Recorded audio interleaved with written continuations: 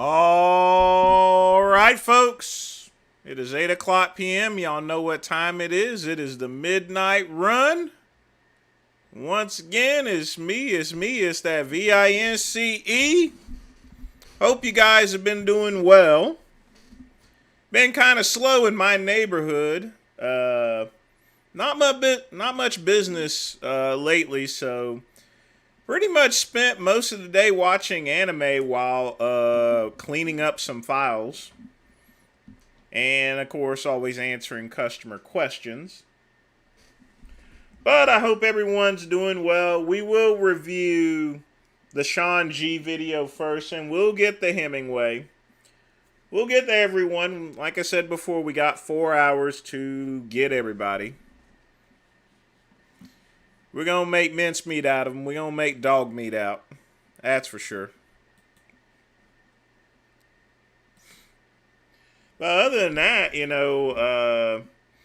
it's nice to have a good lazy day every once in a while. So it'll probably be slower this weekend because of ad rates and stuff. So everybody's spending a whole lot of money on ad rates, and I'm not going to fall into that game. So, as usual, I got my hand-rolled Dominican cigar, and I got coffee. No alcohol, folks. Of course, I got water, naturally. Nice and cold, real cold. Well, living is not only a state of being, but, he's breathing. My thing about it is, I'm sure he used to enjoy what he did before, and now he really doesn't.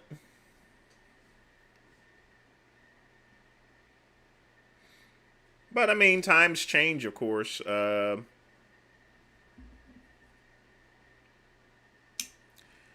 I used to think React videos were a waste of time, but now I see everyone doing it. A lot of channels do it, so I'm like, eh. And I just have my own. I just have to make my own version of it, Everyone else's is all over the place. I like my stuff organized. I start at 8 o'clock, I end at 12, or sometimes I carry it over, but, I'm pretty much time-oriented on things.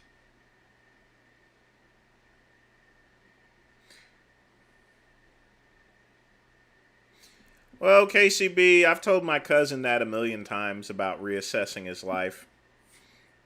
Here's the thing, it'll finally hit him when he truly has a mental breakdown. He'll have to take a break eventually.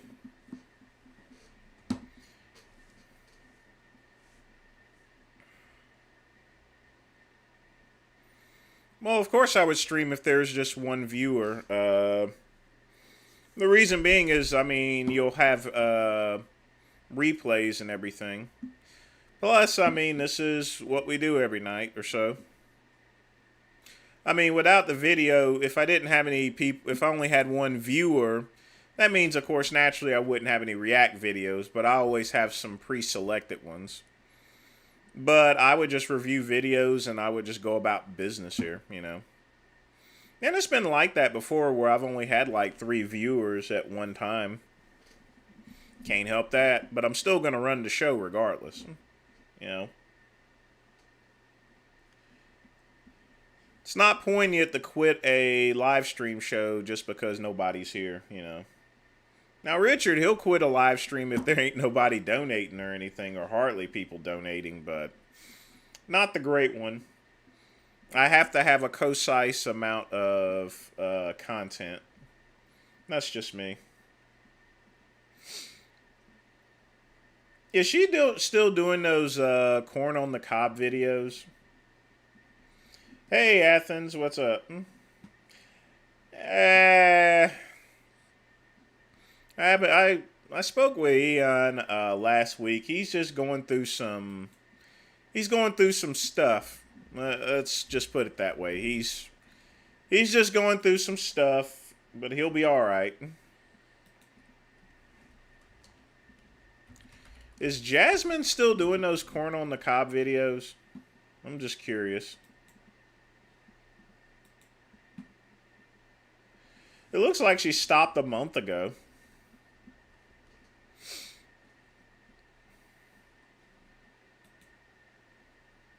Honestly, I don't even see the point of her eating some freaking corn. What's up, Lionheart? How you doing? Well, the mints will begin in just a minute there, Ryan. You know, just like the Tonight Show, that's another thing, folks. You know, I want to be like Johnny Carson when I do my show, so there's always got to be a nice monologue for about 15 minutes, and then we get started with the goddamn show. Just keeping it real and telling it to you like it is, you know. I'm going to be like Johnny Carson, you know. I need to get one of those shaman hats. Oh, wait a minute. I do have a hat. Here we go.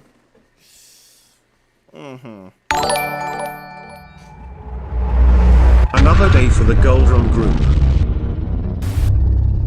Vince Goldrum with a $500 donation.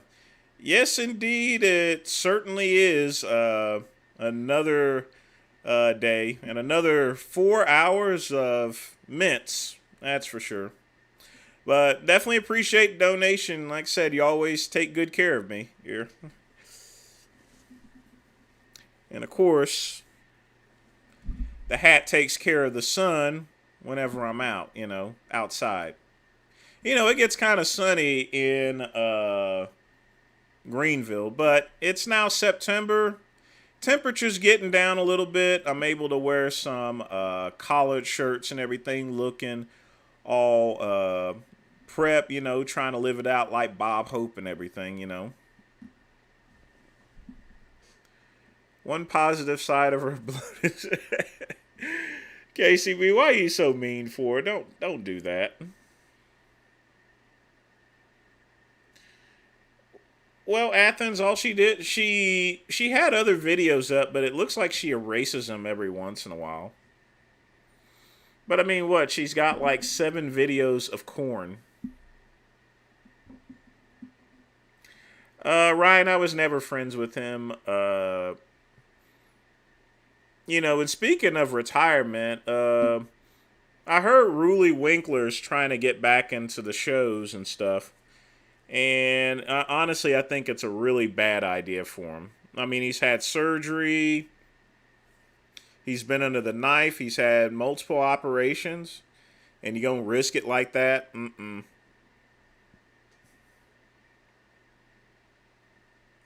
Hey, Aaron, what's up? Oh, I'm always grateful because Aaron, for any donations for Vince Goldrum donating. You know, I could put that back in the channel and do other things, you know.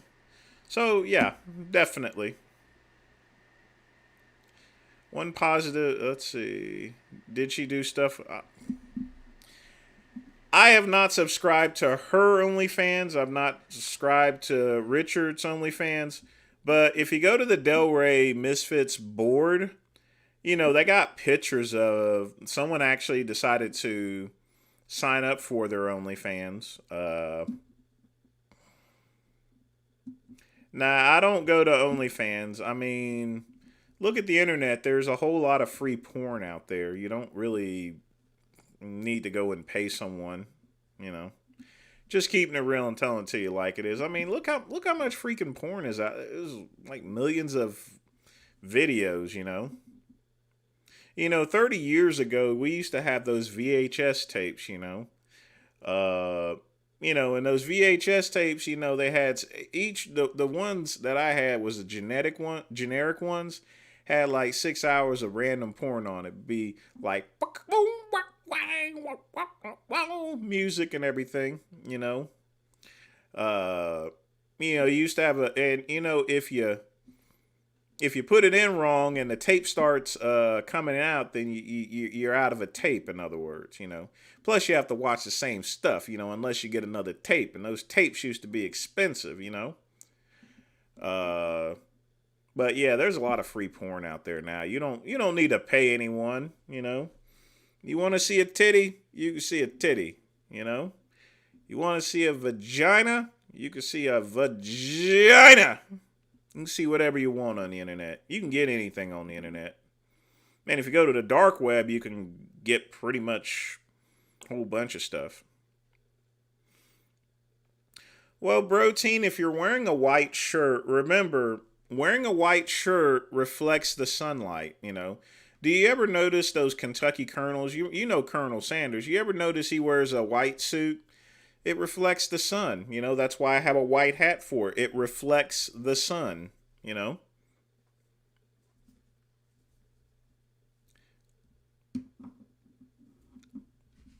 So if you want to, so like I said before, if you want to be all right, you got to go white, you know.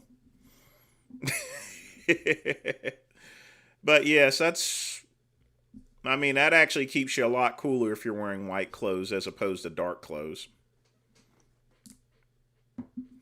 Jasmine dropped her OnlyFans. I mean, there's only so much she could show, and she didn't have no tig fat biddies, so.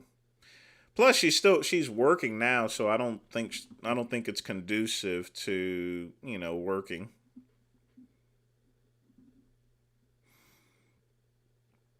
I don't know, KCB. I don't know. We're gonna review Blaha's video orc massage. I think that's down the list. We're gonna start with the Sean G video since that was placed up there first.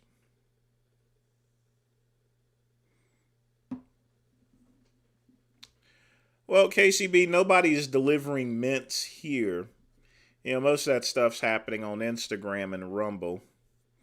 There's too many rules these days. That's why I'm working on my own little project,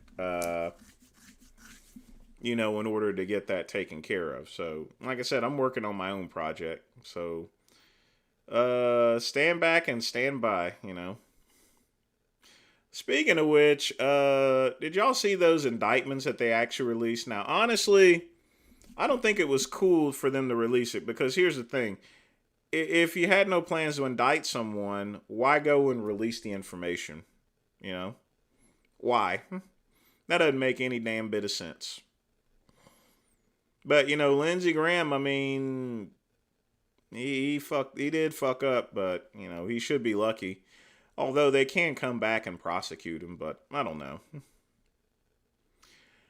I don't think Blaha, but get back to Blaha, he's not going to do shit, you know. He's not going to risk losing his channel. You know, Work Massage, I've heard very little about Noble Natties. I've heard the name, but I've never actually watched any of what they had, so. Like I said, there's a million creators out there that I can't keep up with every single one of them. But I have heard, the only thing I've heard is the name and somewhat what they basically do.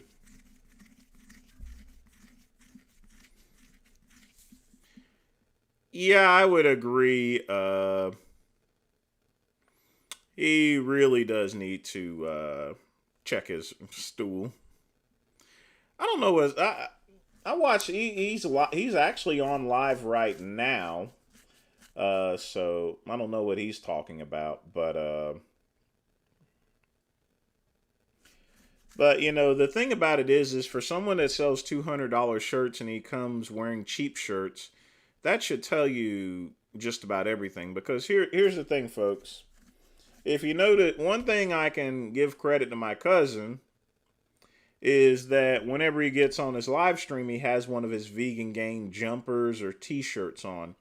So at least he's promoting himself. Sean G, you know, I've only seen him wear one of his $200 shirts one time, and that's it. And that ain't gonna work.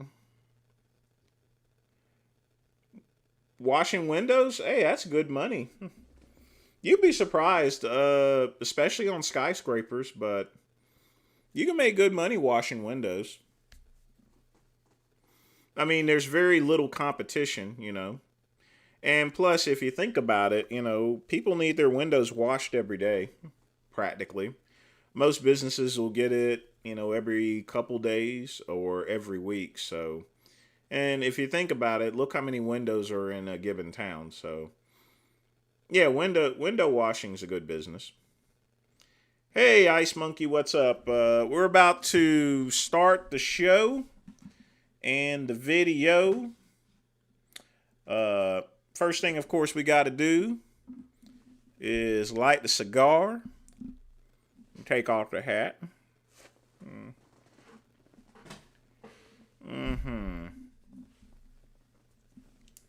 Now, remember, folks, you always got to toast your cigar. Yeah, some people ask me about their cigar, and one person showed me how they lit it, and I told them that they need to keep it at least an inch away in order to give it a light toast before you actually light it, and then you rotate it.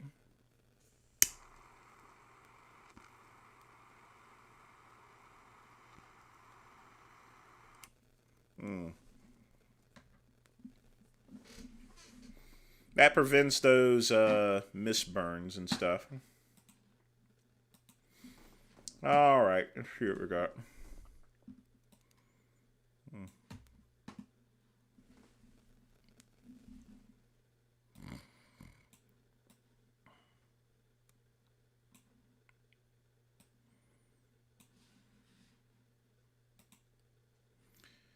A little more. See, Big Lenny's up there streaming live. Someone go in his live stream and tell him he's interrupting the Great One show. What's up, John Zach? We're getting the party started. We're gonna start with Sean G. Let's go get something to eat. You want to eat something? Let's go eat something. What y'all want to eat?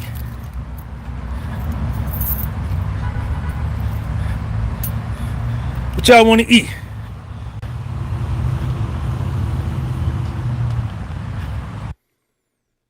I'm working on streaming on my own network, Matthew. That's what I'm working on. I'm gonna stream on. I'm gonna create my own. I'm planning on creating my own streaming network. It'll be a premium membership. Man, shout out to Latif, man, from the house, man. Crimson. But that crimson, that Mars, it couldn't do nothing with that purple and black, though. Couldn't do nothing with that purple and black. Man, shout out to Latif. Shout out to you, John. Shout out to both of y'all. Shout out to Morehouse College, man. Shout out to Clark. Shout out to Spelman College. And definitely shout out to Morris Brown. You understand?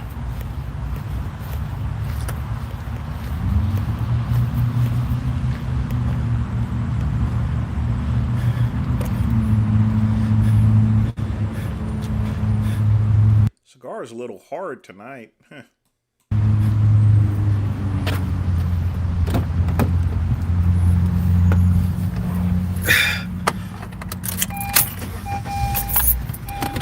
What y'all want to go eat, man? Let's go eat. You know, folks, it's important to put a shirt on because all he's doing is getting sweat on the seats. As a result, it's going to smell pretty bad. Unless you're out in the woods, Ryan, don't drink instant coffee. Now, it's good to use instant coffee with a protein shake, but no, that is cookie cutter. That's not non-cookie cutter, Ryan. That's the only time you use instant coffee is if you're camping. No, if you're in a house, brew some goddamn coffee, man. For real. I've not watched that interview with Roseanne Barr. All right, Johnson, thank you for that super chat, man. Get some coffee on Morehouse. Shout out to Morehouse, man. Let's go eat something, man. What y'all want to eat? Let's go eat. I really ain't that hungry, though, tell you the truth. Okay, if you got protein in it, then you're okay. Then that's good, at least. I ain't that hungry. You want to go get some coffee? Let's go get some. Now, he says he wants to get something to eat, but now he says he wants coffee. So are you hungry or are you thirsty? Coffee, my nose running. Good workout, Sean. Good job, Sean. Love you, Sean. Good workout, Sean. You look good, Sean. You strong, Sean.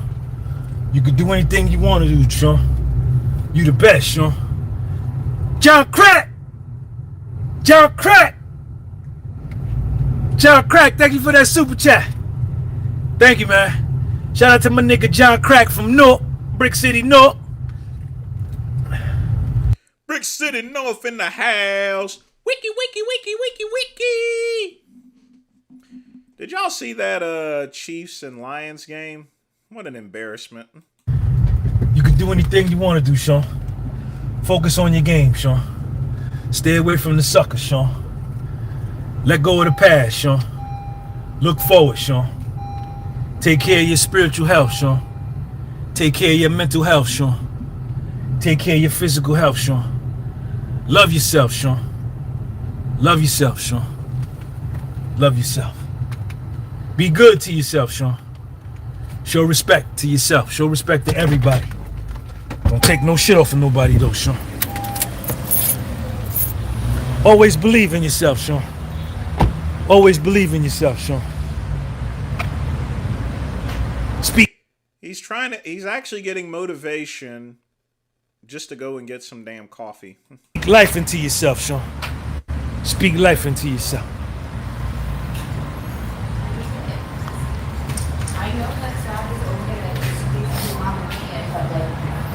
Yeah. Let me see if they're gonna let me in here with no shirt. Everybody in here, these ladies in here looking at me. Folks, if you go into a restaurant, by the way, put a goddamn shirt on, you know. This ain't New Jack City. You're not playing basketball with G Money and Nino.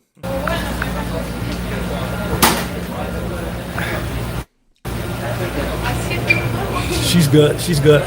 Oh, man, sure, y'all. You see it. Goddamn. What?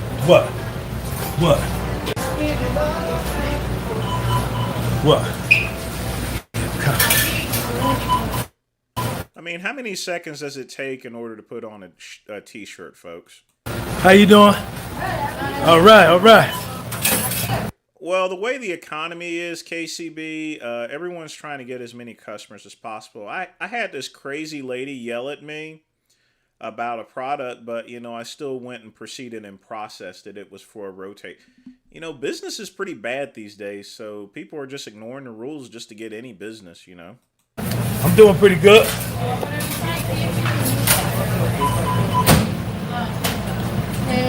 Hopefully this video clears up. Wow, I look like this. Look at that vein right there. You ain't got no vein right there. You ain't got no vein right there. See, Mozzie, be a better man. You better than me. Man, see, Mozzie, thank you for your ministry. Look at the white woman over here. She's thinking, man, this nigga crazy, you know? Look at her just glance like,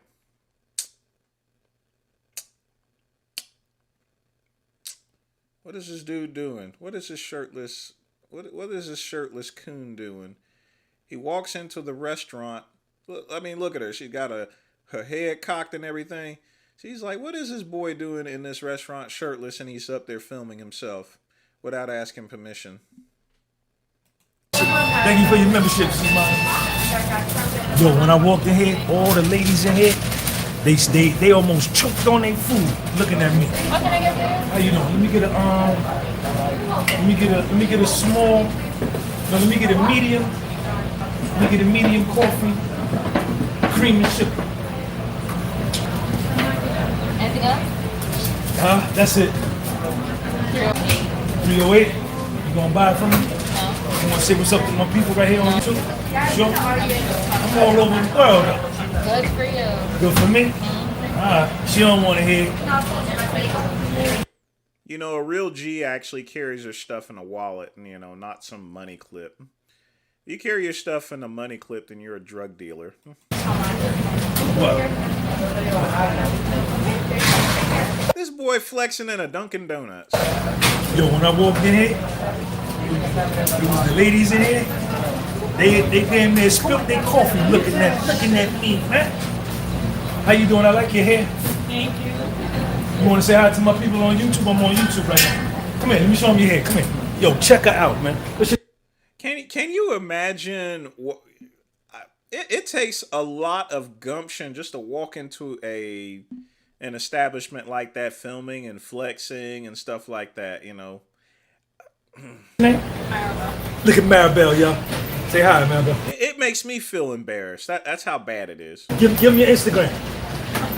You got this? How you get your hair like that, Maribel? My hair is naturally curly. Listen, I bet you she Puerto Rican. What nationality? Puerto Rican. Huh? Puerto Rican. I told you. I knew she was Puerto Rican. Yeah. All right, Maribel, enjoy your day. You too. All right. No, he is an ice monkey. It's like Chris Rock said. There are black folks and there's niggers. Listen, man. Got the dope life. How you doing? I got the dope life, man. Yeah. Other girl hating over there. Other girl hating. They hating. Listen. You gotta have a dope life. You gotta have a dope life. Right? When you look like this, your life be dope. I told you that girl was Puerto Rican. I knew she was Puerto Rican. Puerto Rican girls, man, they love me, man.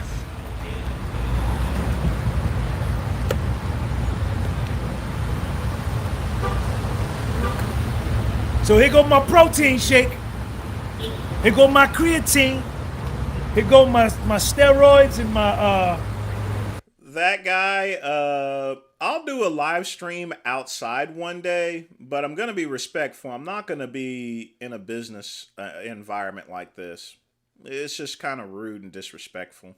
my TRT, HGH, all that. How you doing? I'm live on YouTube. You want to say hi to my people? You sure? Come here. Say hi, come here. You don't want to say hi? Yeah, nigga, man. Well, why I look like this? Y'all see them abs? You see them abs?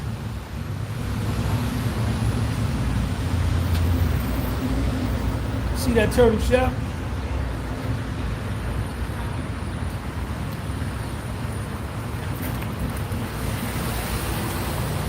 What's up?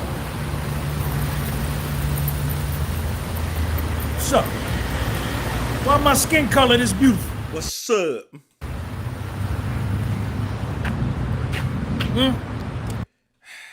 The arrogance of these light-skinned niggas, you know. You see us dark-skinned niggas like us, the real dark ones, the, you know, chalkboard niggas, we don't act like the light-skinned niggas. Light-skinned niggas think they can get away with shit, you know. True, you know. I mean, he acts like that because he's of the lighter shades. And when you're of the lighter shades like this, you're a little bit more arrogant. Man, shout out to my man who joined the channel membership. John Crack, thank you for that super chat. Art Johnson, thank you for that super chat. Shout out to my man Brooks World.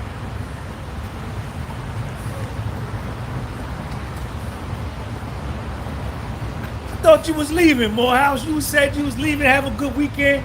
Then you back. Tell Latif I said what's up. I'm gonna be down at Morris Brown's homecoming, October 13th or 14th. I will be on Morris Brown campus for Morris Brown's homecoming this year in about 4 weeks. That's my alma mater, Atlanta, GA. Atlanta, GA.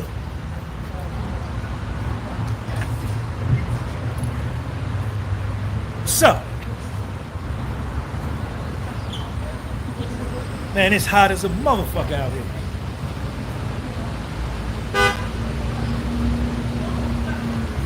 How hot is it in New Jersey, man? It's gotta be 90-something. Easy, 90-something. I'm gonna be in Atlanta for Morris Brown's homecoming, so if you wanna come and kick it with me, I'm gonna be on the yard Saturday, Morris Brown's homecoming. Be there.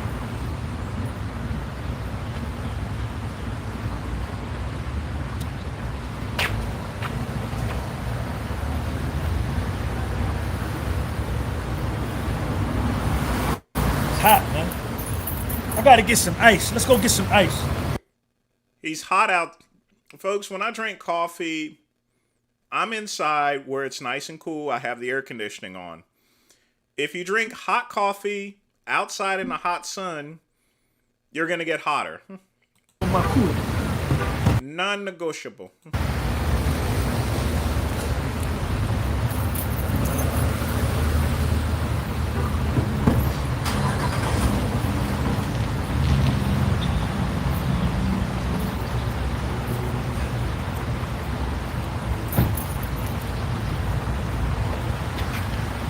Let's go get some ice, man, for the cooler. Keep my waters cold. He went to prison for some financial stuff. He ain't hard. He went to minimum security, too. Minimum security is like a daycare center. I mean, it's nothing. But he went minimum security. He didn't... He went to the Aaron Singerman, P.J. Braun type prison.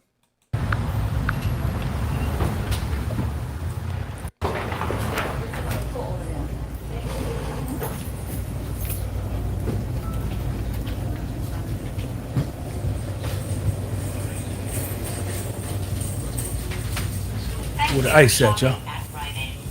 Where the ice at? Look at how fortunate we are to live in America, man. All these different,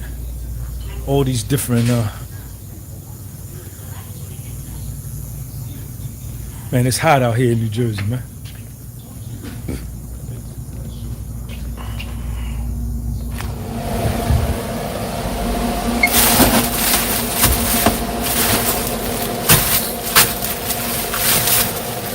It's a half a bag. I'm gonna see if they're gonna let me.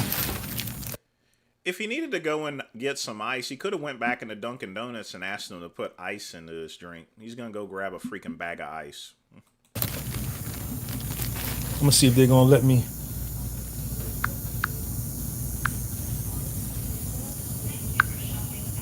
I'm gonna see if they're gonna let me have this other bag of ice. They're not gonna do it. They're not gonna do it. They're gonna see a nigga with his shirt off and they're gonna be like, hell no, you can't have that. They might call the police on me and tell them I'm stealing. They're not gonna call the police on you for not having a t-shirt.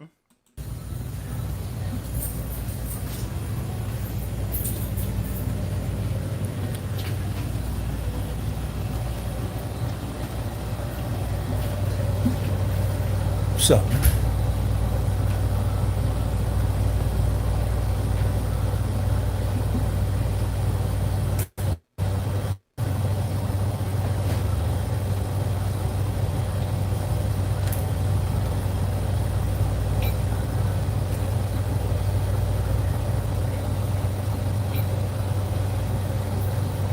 What does it say on the back of his shirt? Hat? What's up, y'all?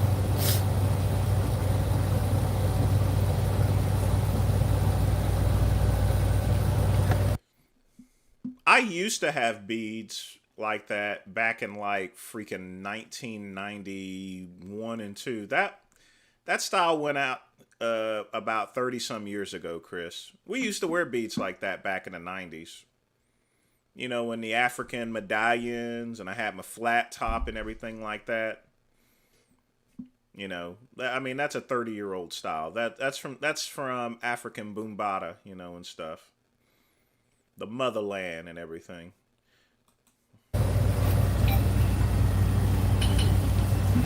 So I got a bag of ice.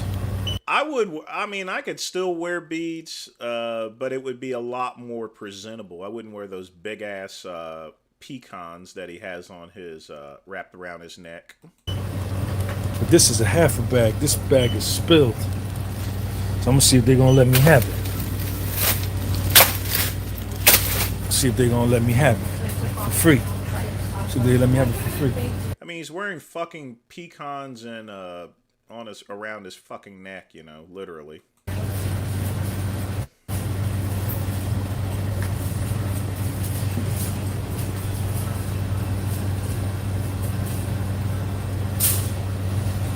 What's up with y'all, man?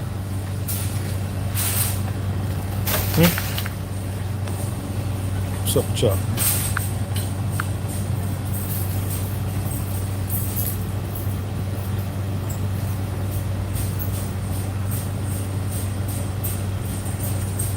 a little bit older than I am. I think he's like 52 or something. I'm not for sure. But he's definitely older than me. The reason being is basically his language is reminiscent of mid 80s, and I'm more or less a very late 80s person, you know. So I'm just basing it on the dialogue that he's older than I am. The way you can always tell how old someone is without actually asking is basically how they speak and the dialogue. Now, both of us are Gen Xers, but he speaks of a little earlier version of the 80s. I would have been a child at that time. I mean, like 7 or 6.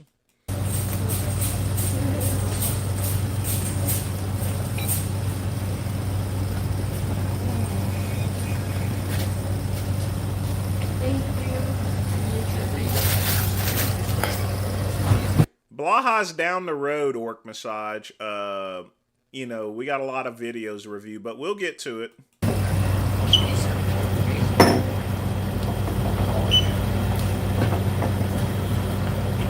What's up, y'all? Says he was born, yeah, like I said before, he's about, so that would place him around 54, actually. Like I said, his dialogue is of the early 80s, and mine is the late 80s. So I already knew he was older than I am based on his dialogue.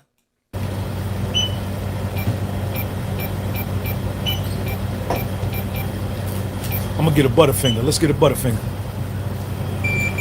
Let's eat a Butterfinger. But he's about 4 years away from being actually a baby boomer, you know. Y'all want to get a Butterfinger?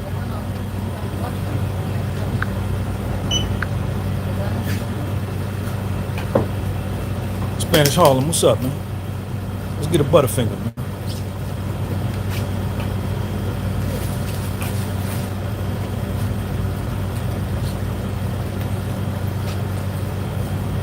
I'm 46.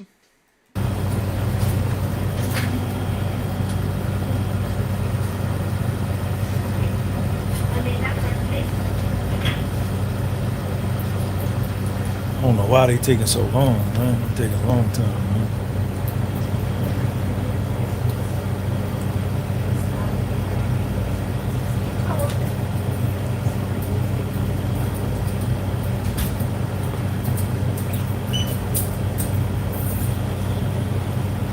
Yeah, someone sent me an Instagram about that, Athens. I haven't played that back as of yet.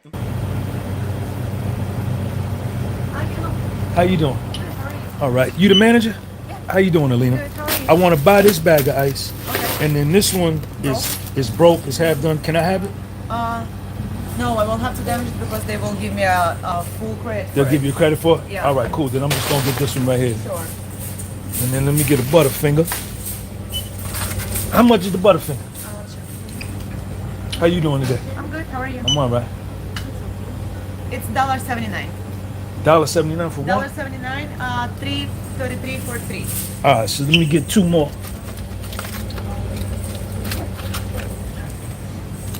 So these is $1.79 each. But if I get 3 of them, I get them for $1.10. Do you have your credit card? No, I don't got it. Let me see. I might have it. Sure.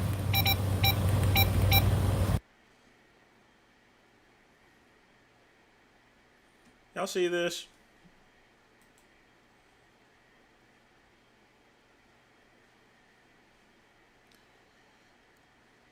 He's in a store. He's filming himself, and we can see all that. Thank you for the visual there, Mr. Shanji.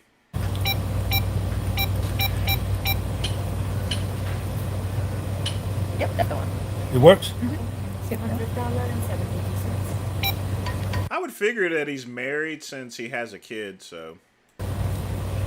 Someone, of course, naturally, someone around his life would have fucked him, so.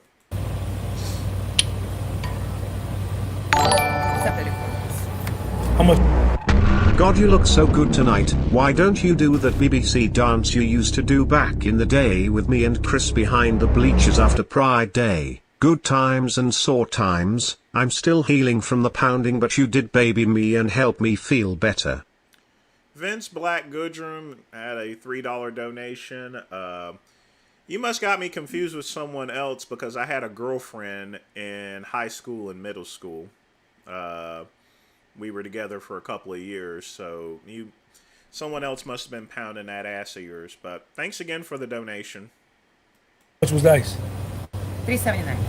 $3.79 for a bag of ice. $2 to $1.40. Yeah. It's all right. I got it now. Too late now. All right. Thank you, Alina. You're welcome. All right. Have a great Enjoy your day. All right.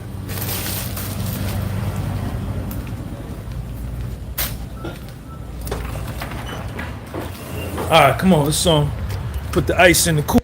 I've already been married once, and I think that's enough for a lifetime.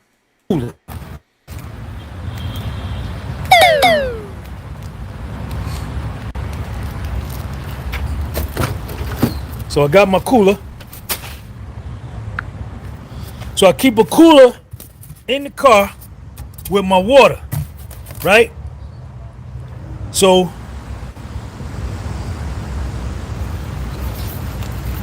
let's pour the water out.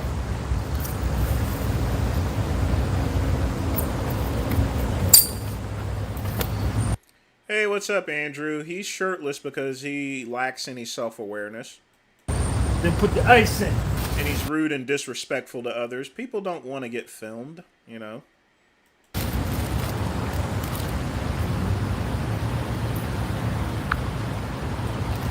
So then I take my ice. So my water always be cold when I'm in the car. See what I'm saying?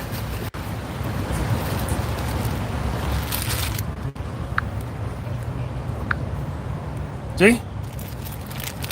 And take my top, put my top back on. Then I put my tripod on top to keep the top down. And that's how we do it. That's how we do it. So my water's always cold.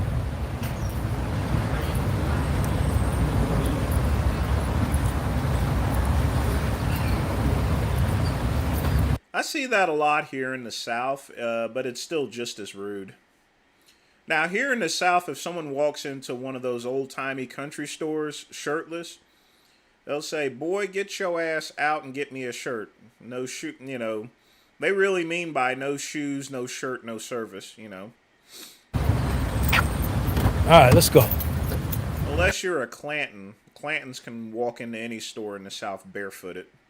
He doesn't appear to be a Clanton, so. I got the Butterfingers. Kais JP, hit my man with the wrench right there. Asking me about my socks. Hit him upside the head with the wrench right there, Kais JP. Get him up out of here. Watch Kais JP hit that nigga with the wrench.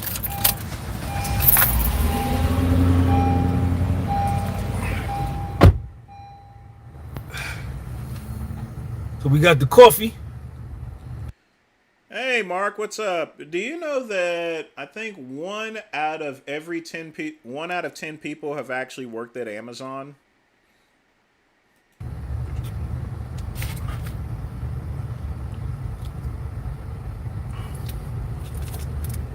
Butterfinger. Kais JP, thank you for the super chat. Got the Butterfinger. This is my protein shake. This is my creatine. My creatine is the Butterfinger. That nigga got hit upside the head with the wrench. Good. Come on here talking stupid.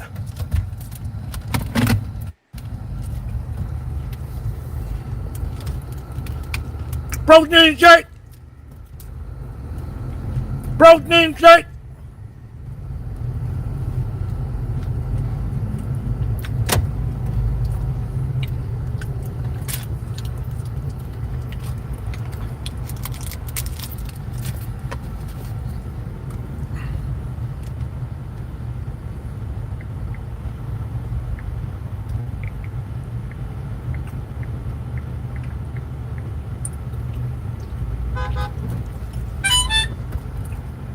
say seeing is believing, but with Stearns and Foster, that's only part of the story. We handcraft every Stearns and Foster using the finest material. Indulgent memory foam and ultra. Check this out. We've come to the last and final record. This is Dr. Dre in full effect. That cigar was okay. I need to check the humidor. That's in one of my glass humidors or plastic ones. It's a little hard, so I may need to change that out a little bit. Yep. He's getting sweat all over his seats, so they're probably going to smell pretty bad. If you guys want to know what that is the last song on NWA, Niggas with Attitude. That's called the grand finale. If y'all want to know what the next part of the song is, the grand finale, yo, my turn to bust, so let weak motherfuckers turn to dust. Almost forgot. This is the DOC. This isn't NWA, Niggas with Attitude. This isn't Straight Outta Compton. This is from the DOC. I don't know why I got that mixed up for. NWA started Ice Monkey. They didn't have any money whatsoever to produce records. So they found a major drug dealer by the name of Eazy-E. Eazy-E was a major drug dealer. So they contacted Eazy-E. Eazy-E got a hold of his friend Jerry Heller, and they helped fund NWA. Eazy-E put in like about a little over $100,000 for formation of the group. The truth of the matter is, folks, you won't know this here, but Eazy-E didn't even know how to rap. And then one day he decides to get on a record because he was just the front man, the finance man. He gets up on he never had any experience rapping whatsoever, and he just tried it out one day and he just kept going with it. And Michelle A was once married to, you guys know the name, Marion Suge Knight. And we're done with this video. But that's how I knew he was in his 50s, especially listening to, something like that,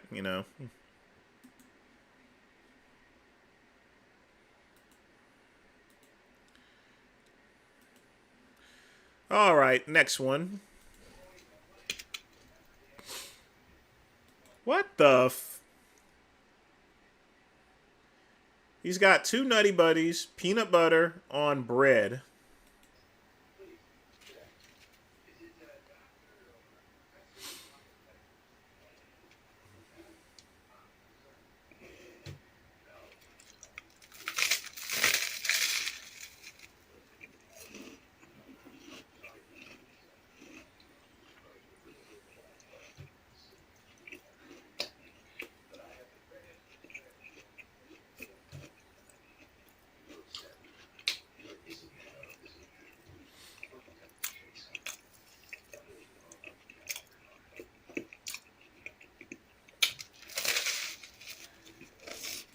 Aaron, I don't love peanut butter that much.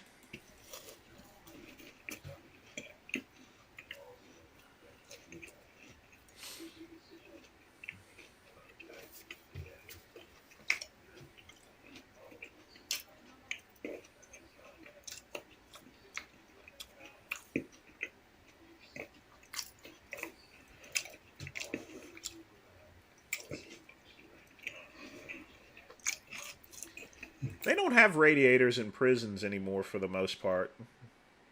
Usually it's a cooling condition, although some of these jails don't have any air conditioning at all.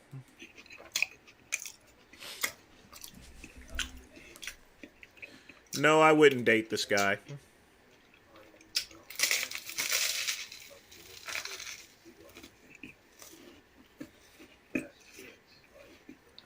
But at least he's in good shape.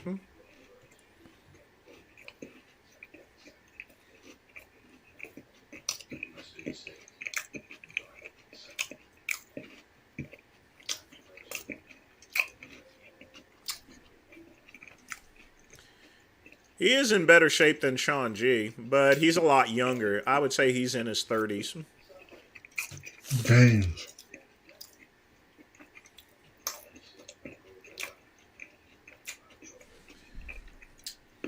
called a do-rag. It's what you use in order to get waves in your hair. Vince McMahon wore one. Hey, Darren, what's up?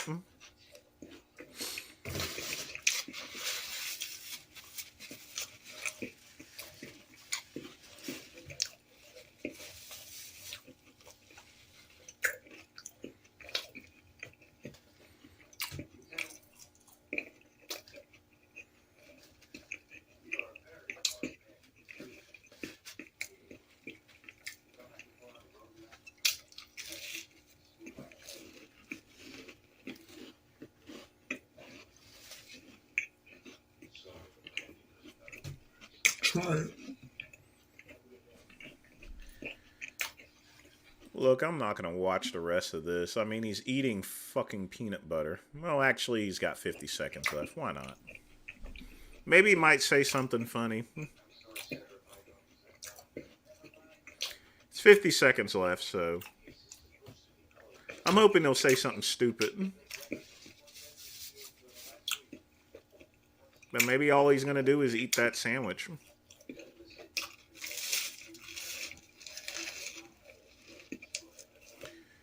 God damn, will you swallow your food? You're going to choke on that.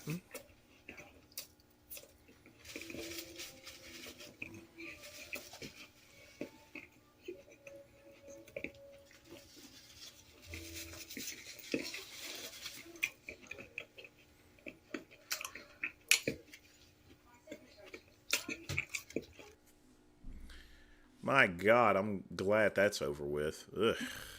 Jesus Christ.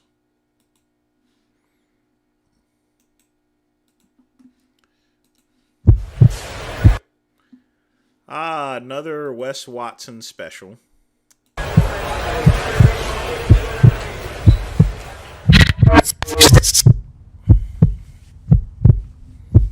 99 point. People will post anything to YouTube. There's all sorts of content, so that's what makes YouTube so popular. Whatever you're looking for on the internet, you can find it on YouTube. 9% of everybody's idea of living in the moment is actually an act of them escaping their fucking reality. It's crazy. You're supposed to create a life and an individual that you don't need to escape from. Because so many people say, money doesn't give you a good life. I know. You can have plenty of money and still be a fucking loser, shitty fuck who never answers the call of their conscience, is shot the fuck out. Well, besides the cussing, he's exactly right about that. Does not adhere to their body or respect their physique, their life, their aesthetics. Don't pull up to people looking your worst and expect them to respect you. You did no work when they did it all. They get the respect because they fucking worked for it. Everything is earned. You fucking motherfuckers. The most coveted shit in this universe, the most coveted feeling on this fucking, in this existence is inner peace. That shit's earned, motherfucker. Like, I continually say I want a family. I continually say, like, I would like a loving relationship. But goddamn, you guys, I don't think anybody really, very few people on this planet have ever been in my position. Single, no kids, making millions of dollars a month, not even seeking fucking meaningless sex from women, not even really seeking a relationship, just diving deep into their purpose daily, wearing themselves dry, and then passing out again. I don't think you understand the piece to this. I have nothing that deters my inner peace except me. I'm the only fucking... Single with no kids. I mean, this is an example of him basically demeaning someone that decides to have kids, you know. You should be free to do whatever you want. Some people want kids, you know. If that's their desire, then what does he sell? He sells motivation, I guess. I mean, the motivation industry is pretty big. I used to do public speaking as well. Not at that particular point. I used to do marketing speeches and seminars and stuff. So I may actually go back to that one day, but that's what he does. He's in the public speaking business, I guess, and coaching business. One. Best way to describe it is he's essentially a life coach. Who can ruin my day. And that's if I choose to react to situations outside of me that I can totally control by just fucking leaving. Because I can essentially just come back to my mansion here, or I can make money from anywhere. I don't have to be anywhere. And I can talk to you guys. I can work with people I respect. I have such a massive community of people I love and respect that I don't have to lie. The sad part is that even in your family, there's massive lies. Most of you guys have settled for your partner. Most wives out there do not want to be with their dude. There's no fucking way. There is no.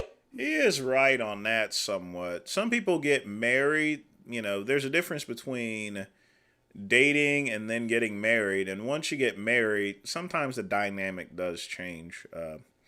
Hang tight, folks. I'll be right back.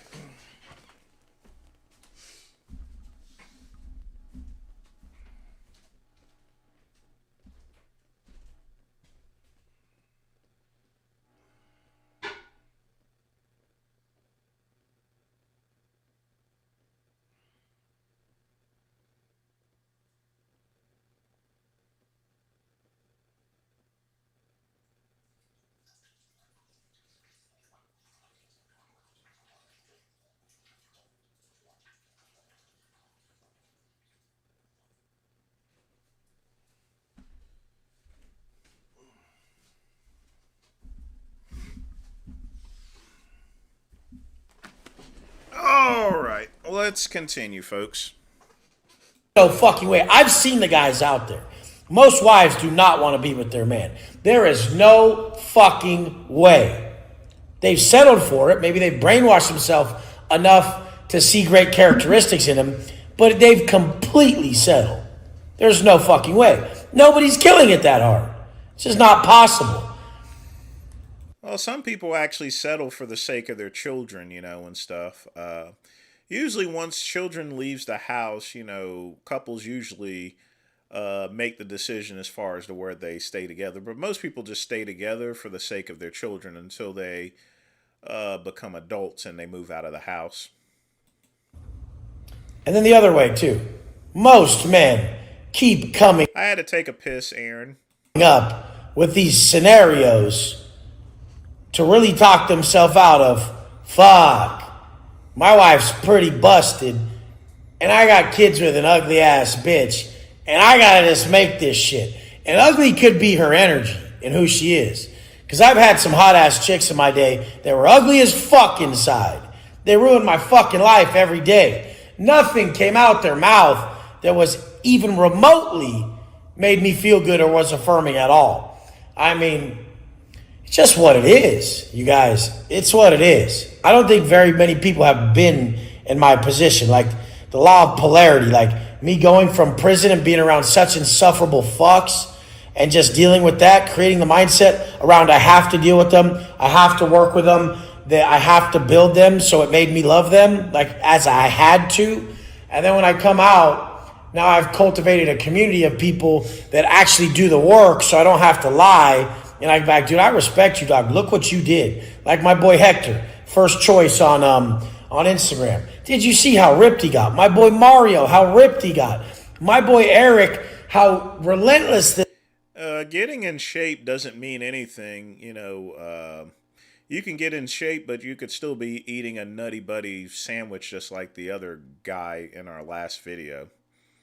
Getting in shape doesn't mean anything.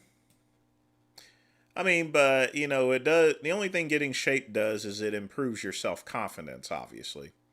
But beyond that, being in shape doesn't make you any more or less money unless you're a personal trainer. This guy is at learning different things online with business. It's crazy. Like, you guys, people take it to a level of earning respect Now, it's up to us to say what area we've earned X amount of respect in, and what other area needs a lot more attention to. So a lot of people get stuck in one area. So we need to be across the board with our... I think he uses his prison mindset in order to market. I wouldn't consider him so much as having a prison mindset. He's just using stuff that he learned in prison in order to build his whatever life coaching business. You know, with our abilities, with our success has to be across the board. You're hypocritical if you're just a one-trick pony standing on your fucking strengths. But anyways, you guys, I tell myself I want people around, but at the end of a long day of working with people all day, I don't want anyone around. I don't know if I could even have kids running around here right now. It would just be madness. Most moms, most dads who have kids and families and stuff, they love their kids, but I know they're waiting for any moment to get some freedom from that fucking just constant fucking saturation, which is a family. It's beautiful. I look at my ex's daughters, and they're so fucking beautiful to me. My stepson with Valerie before, he just was so fucking, he was like a gift in my life. You guys, but I just think that it's so difficult to really live a life of purpose while having so many distractions like a family. I don't know if someone like that could ever really operate at the capacity they need to. And fucking, I give all the respect to them. Superhuman fathers. How the fuck do they do it? Oh my fucking God. You know? Aaron, prison doesn't turn people gay. But if you're locked up for if you have a life sentence, for example, you're going to have to get your rocks off, and the only thing you got in there is men. So, you just do what you got to do in order to get your rocks off. But generally speaking, prison doesn't turn people gay. They just, but anyway. But it's just for me, I'm starting to think it ain't even worth it. Bro, I'm at peace. I'm gonna go to bed right after this video. I shot this late. I was on the boat all day just helping people, working with people. Did 5 different calls with dope motherfuckers. I helped one of my guys, Danny Torres, really look at, how powerful he needs to be for his daughter. That was his message. I love helping people see their families in a different light. And God, if I did have a little girl or a little boy, how amazing would that be? It would be just a next level thing for me. But so one minute he's bragging about not having kids, and you see, this is exactly what I'm talking about. Eventually, at some point in time, someone like him would want to have kids, Basically, they're representative of them living on even after they're long gone. You guys, don't rush anything. You don't need to rush. A lot of people get into a bad position with having kids too early or this or that. Obviously, I'm getting older, so not me. But you youngsters out there, get ahead first a little bit, I'd say. Because now it'd be pretty cool because I got some money and shit like that. But when it comes to inner peace and my purpose, and I think at some aspects I'm supposed to be a martyr and not get what would be so amazing. But the thing is what I'm trying to say is I'm really okay with it either way. It's not fucking bad to just be chilling alone and really I'm big chilling. I fucking love it. Complete peace. But really need you guys to pace yourselves and figure out you first. A lot of people jump into families and all this shit. They're not ready, and the family suffers. I think that's what I was really getting after. And if you're not really ready, I think the family suffers. I think the kids suffer. I'd probably, if I don't have kids within the next 5 years and they would let me, I'd probably adopt or something. I don't know. But I wouldn't actually recommend adopting unless you're really willing to take on the responsibility. Because if you have kids, it's gonna affect your lifestyle. Wonder why I got the sneezes for. But I think he probably would need to just find himself a woman and have his own offspring. I just love you guys. I really just know, get where you're really in a place of growth, when you can really control your impulsive behaviors. Because, I mean, fuck, man. There's nothing more beautiful than a great mother, and there's nothing worse than a bad one. Fuck. Holy shit. A lot of women are so fucking addicted to comfort and negativity that they have done no growth. It's not even possible. Like, I see someone like Superhuman Father, Kyle's wife, and she's so strong with her fitness and her dedication and everything. I see a woman who's like pushed herself that hard. That is true. A couple or a married couple that works out together stays together. You know, you can't have one or the other. It's like my friend Don Allison and them. You know, they've been married for so long because they work out together. Yeah. Oh, Dawn and Brandon Best. Both of them have been married for, you know, and the thing about it is they never actually met each other before they got married. They just conversed with each other on RX Muscle, and I think they've been married now for like 15 years. So, and both of them have the same interest in working out. So, like I said before, a married couple that works out together stays together. In some areas that could have experienced a lot of growth to be like really in control. And I think it takes a high level of fitness to really get to that mental place every day to where a woman can be very strong and be a great mother. But most of them just really don't push themselves to the level. They just really don't. When they do, they'll see how much control they can exercise, and they don't have to be flipping out all neurotic and erratic all the time. And people may think that about me, but if you were around me all day in my house, I don't say shit. I don't need shit. I'm not jumping around trying to do shit. I'm fully focused on exactly what I'm doing, locked in. I only shoot the videos when I'm turned up and have the energy, but I live the most peaceful life you could ever fucking imagine. Literally, 100%. You guys, long story short, if you're not doing the best as a parent, as a person, as a role model, seek more discomfort. And then check your bitch ass when you're crying about the discomfort that you fucking need. Love you guys. Well, at least his advice was about 60% correct. I'll give him that, but man, the cursing, God oh mercy.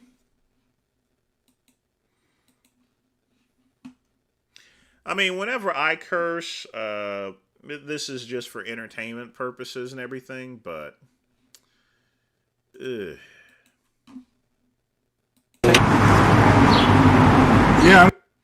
You know, I actually have this tape, actually. Only a couple of days later, he passed away. So. I'm going to do a tape on the technique and form stuff. Yeah. I'm going to get a shirt like this and draw a white line. Draw white lines on my sleeves to show.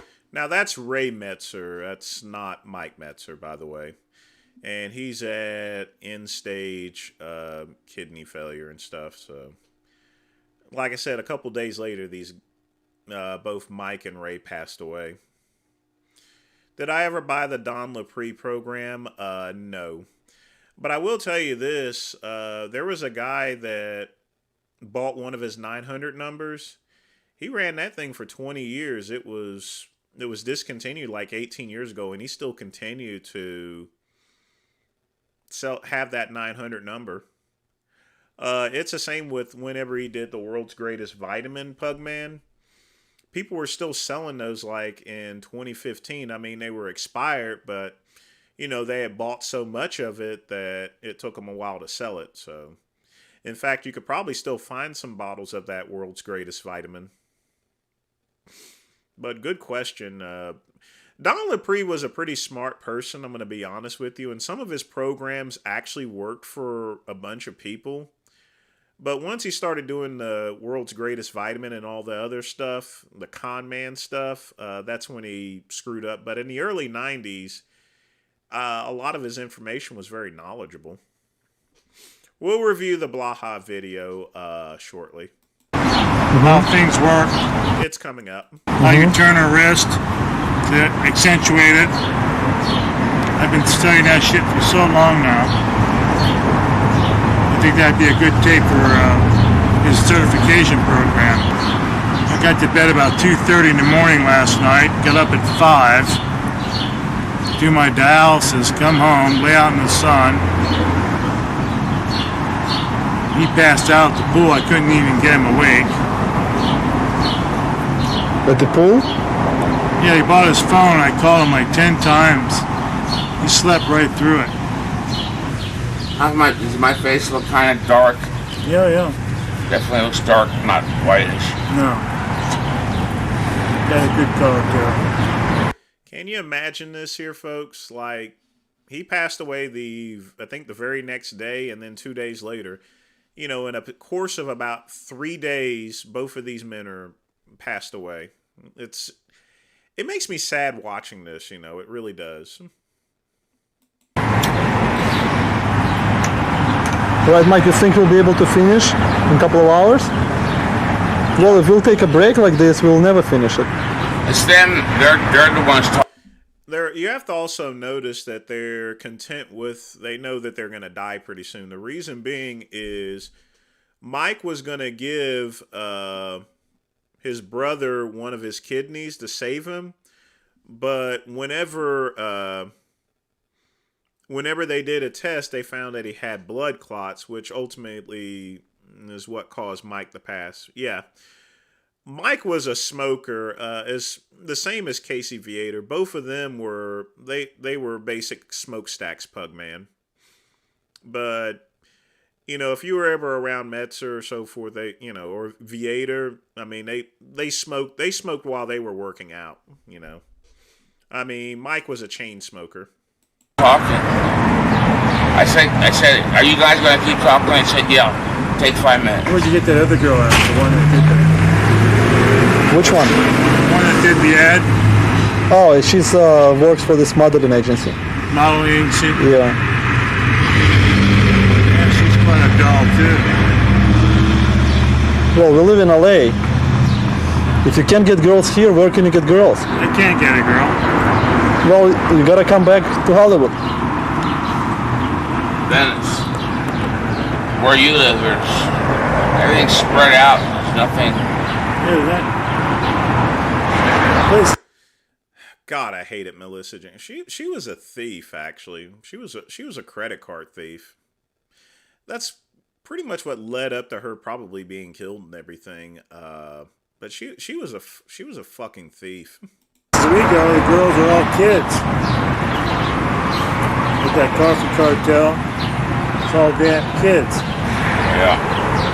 I never liked Melissa James' quick pump. Most people didn't because she was a thief. You know, I mean, I hate to speak bad of the death of someone being dead and everything, and it's pretty sad how she was killed and burned out in the middle of the desert. But you know, that's who she was.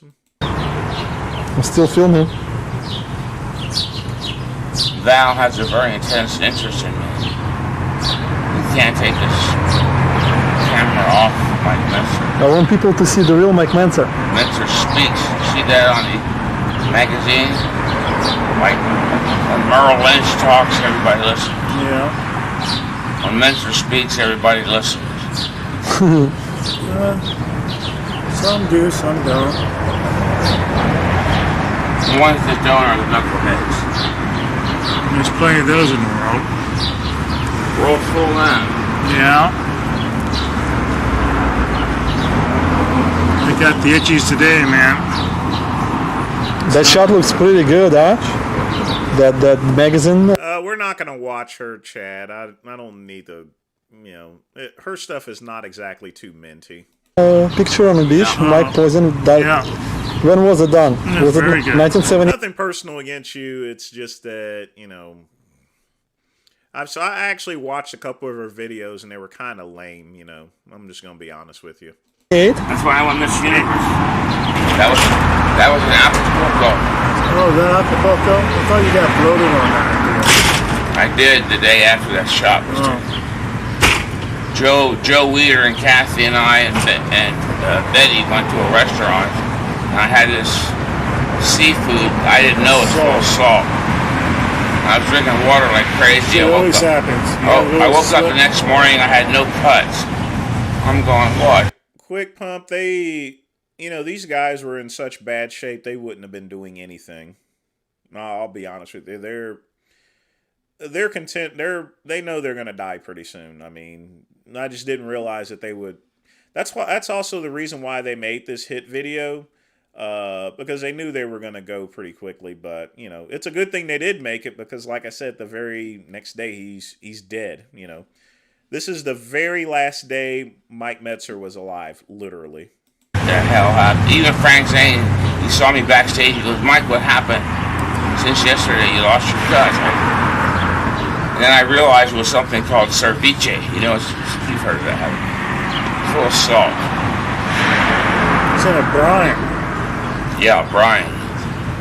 Luckily for me, my two top competitors just didn't have the shape. Is Will Coach in here? Will Coach, that guy from Canada, I forget his name. Oh, yeah. I'm doing an ad for a cigarette commercial. Marcus was telling me about Wilson, how crazy he is. Oh, yeah? So during gym hours, he'd walk around the gym naked. What? And Gottlob obviously died and left the gym to him. And he blew that. Who? Will Coach. He was a top bodybuilder back in the His wife died and he flipped out. late 70s, early 80s. He was very good. They weren't taking any DMP. I can tell you that right now. They weren't taking. Ray's already on dialysis. Mike has blood clots. The only thing they really did was cigarettes, but they weren't on They definitely weren't on DMP. But apparently after his wife died, he went crazy. He snapped. Okay, guys, so ready? Let's come back. Let's go back. Yeah, a guy came in to turn off his electricity, and he tied him to a chair, strapped him down. Yeah. Martin's so good. So he's just doing really weird shit. I heard, according to Chris Lyon, Dorian is doing weird shit. Like what? Just saying things he wouldn't ordinarily say. Yeah. He's wild. See, he's about to light up another cigarette. So in, of course, 7 minutes, he's grabbing for his second one. Like I said, he was a chain smoker. Going out and fucking every girl he can find. Traveling the world. Women want him. Women want him? Well, he's not a very good looking chap. He's not that bad looking, actually. He's not a teratological case. Teratological means monstrous. In case you didn't know. Mike, let's go. It's a second cigarette, please. I don't have $200 an hour pay if we get late. They're the ones who are disgusting. No, Mike, you're smoking for 20 minutes, man. Come on. 20 minutes. Let's go. All right, let's go. Let's wrap it up. Yeah.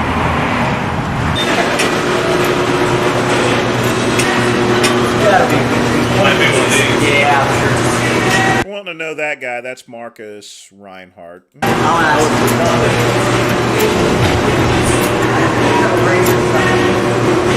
Unbelievable. I have my own.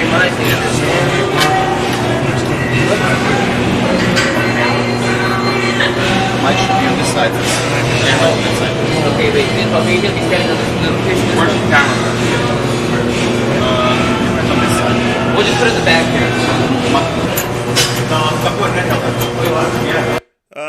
Metzer was 49. He He was only a couple of months before he turned 50.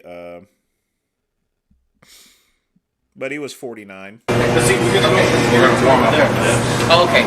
All right. And I'm gonna leave you cabled up if you wanna. Okay. Are you ready? Here we go. Wish I had my Coca-Cola though. I really tried. It likes. But the back we're also gonna do.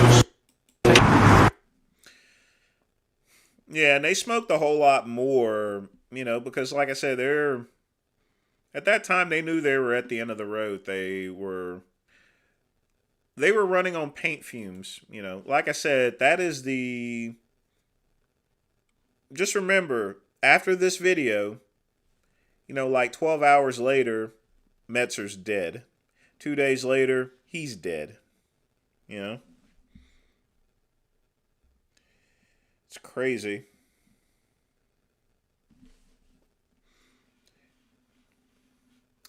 And Ray actually, he was on dialysis. He had Berger's disease, actually.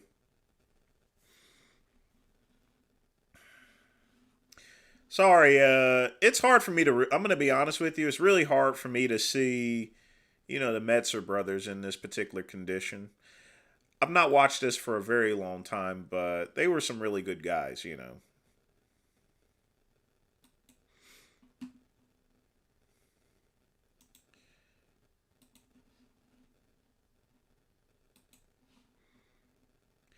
All right, we're going to get to the Hemingway video now. Hey, everybody. Here's Hemingway. It's Jason Blaha here, and today I'm just going to cut to the chase. I'm going to not be passive-aggressive. Well, folks, this is why it's important to do everything you possibly can in life. That's also why they shot that last hit video. You know, what if they waited another day? This video would not, their last hit video, it would not have been made if they had waited the very next day. So that's the most important thing that the Metzer brothers probably taught their very last days.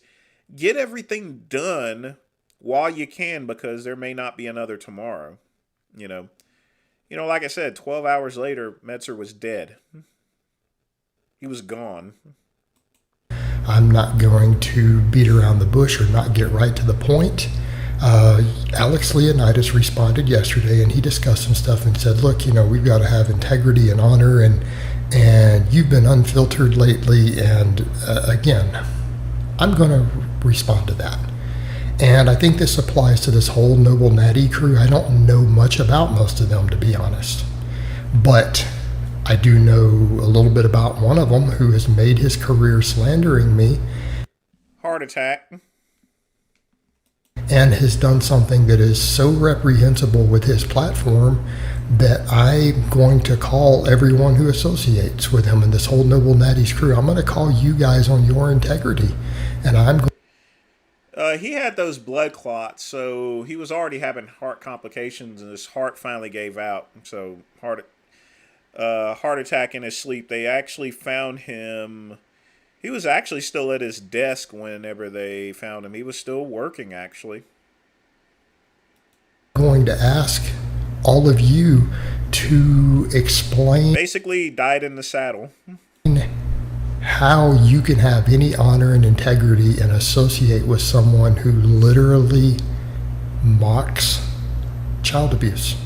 Literally is using his platform to do it, right there with his audience of over 100,000 people.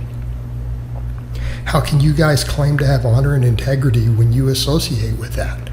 Now, I will be the first to admit I did some silly, stupid stuff 8 years ago, okay? I have owned up to it. I have taken my public humiliation. I've taken my licks for it. And I have humbly apologized to people over the fake mark thing. I have said in public that it was stupid, it was embarrassing, and that I was ashamed of my behavior.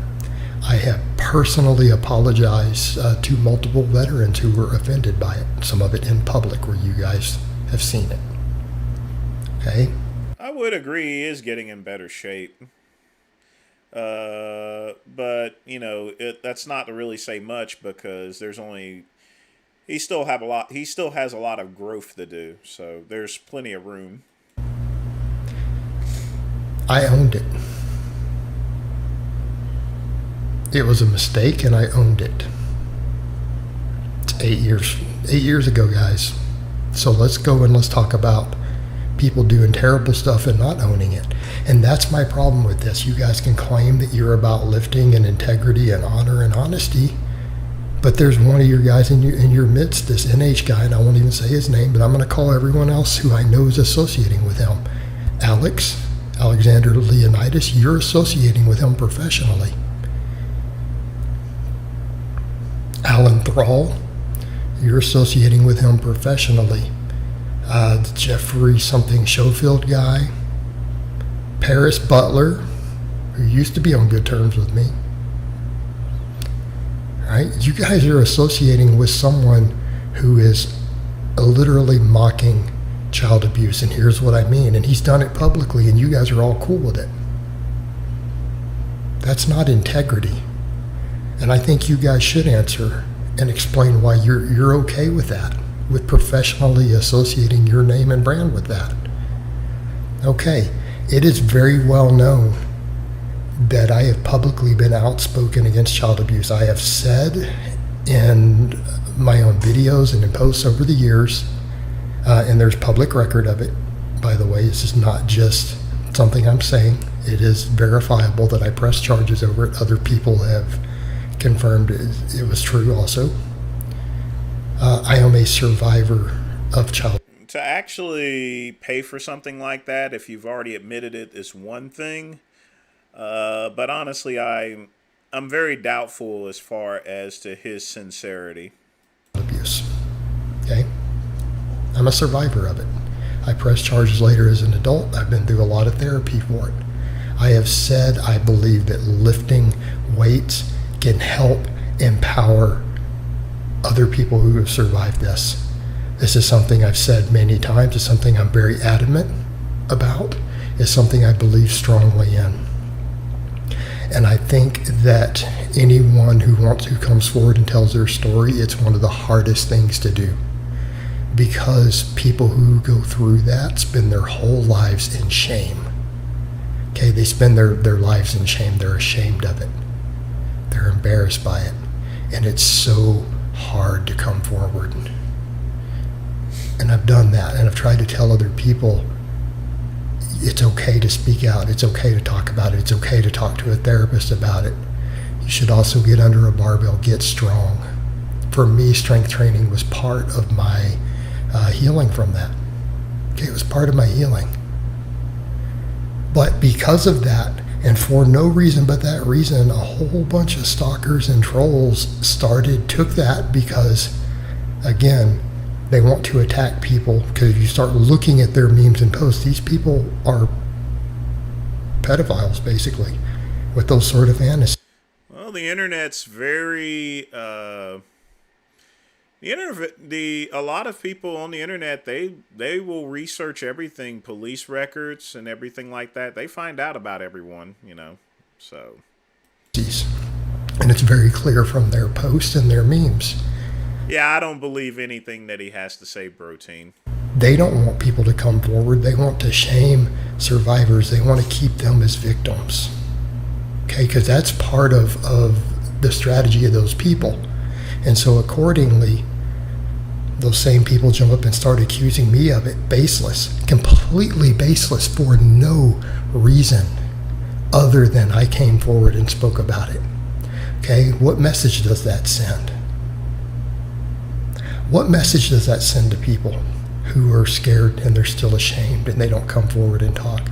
That tells them this is the consequences. You talk about it, we're going to shame you. You talk about it, we're going to accuse you of the same thing because there's something wrong with you, right? Because all of us who endured that, that's what happened. We were told it was our fault. That's what we were told. We were told it was our fault. It was something wrong with us. I think think anyone out there who's been through that, they know. They may be crying just hearing me say that. And the audacity of this guy to make a video, because the people made me aware of it recently. I only found out about it within the last few months, because I don't watch his stuff. The guy built his whole career slandering me. I refused to watch it. He literally accused me of it. Literally accused me of the same thing. And then tons of people followed suit. Yeah, I mean, I really can't say too much as far as commenting is concerned because, like I said, I'm not too familiar with what the Noble Natty said. Like I said, I've heard of the name before, but I've never actually really checked out their content. For me to actually say a lot about it, but, you know, the thing about it is that he's being called out for stuff that he claims that he's already admitted, but he's not being truthful as far as everything. He's not been open with everything. He's been selective as far as to what he's actually saying, you know, in other words.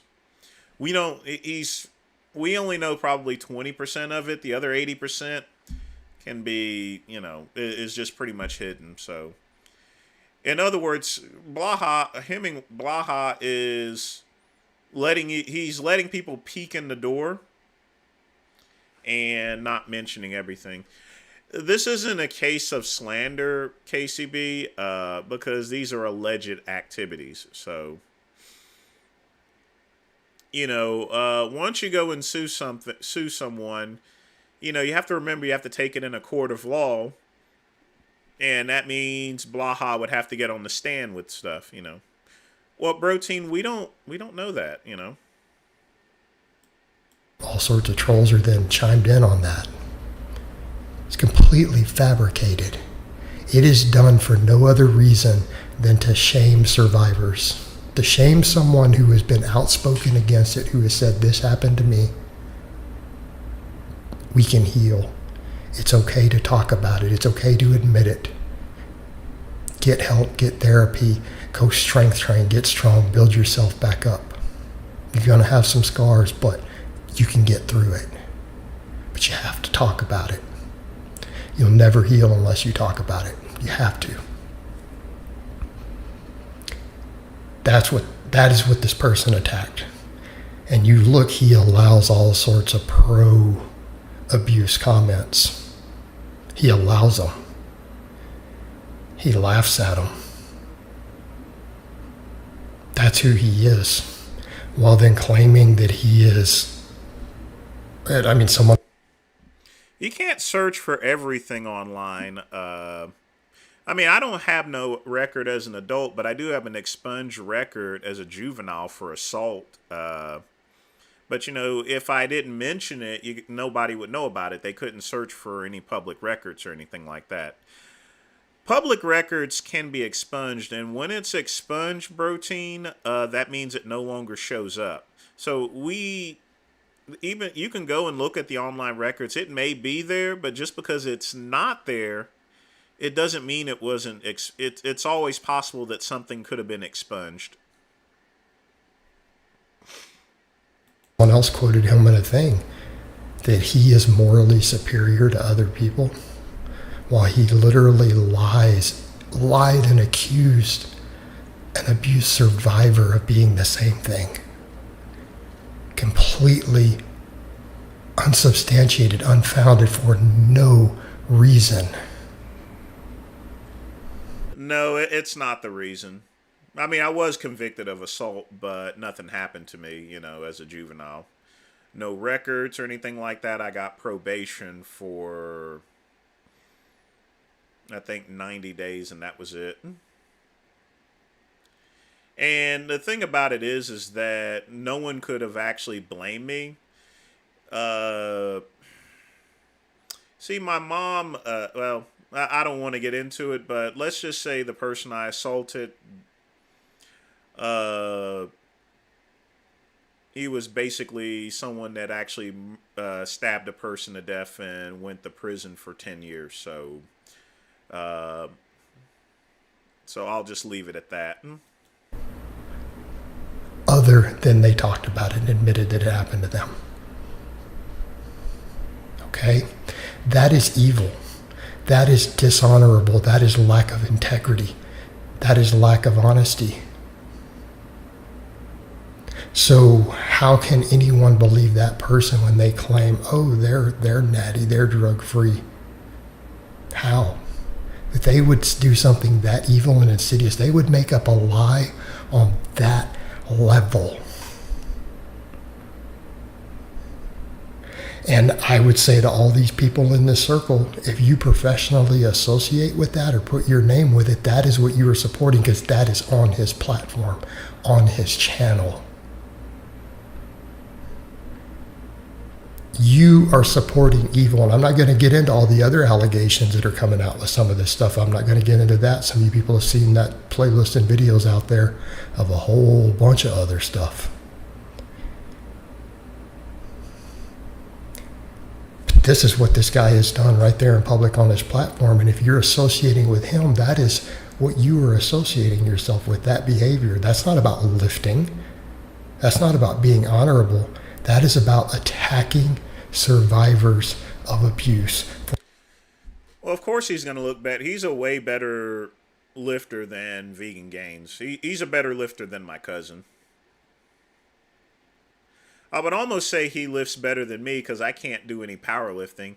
Except the one thing that I do have that he doesn't have is something called genetics. For coming forward. And that is absolutely evil. That is insidious. And I would like each of you guys, I'm going to tag all these guys into these channels. I want you to explain why you're okay with that. I think that that's a fair question. I've got a big platform. I've got a big following. I got a check mark. I want you guys to tell me why you're okay with that and how you think that that is honorable or integrity for your brand, because I'm going to hammer you guys on it. I'm not. Hey, could someone post up this where the Noble Natty crew actually said this? I tried to look for it earlier when someone mentioned it, but I can't seem to find it. So in the community section of my channel, if you guys can find the video to where these allegations are coming from, I can give better content from it. But as far as everything I know right now, you know, it's kind of wishy-washy because of Hemingway's previous record. Why would I interview EDP for? But hang tight for a minute. I'll be right back, folks.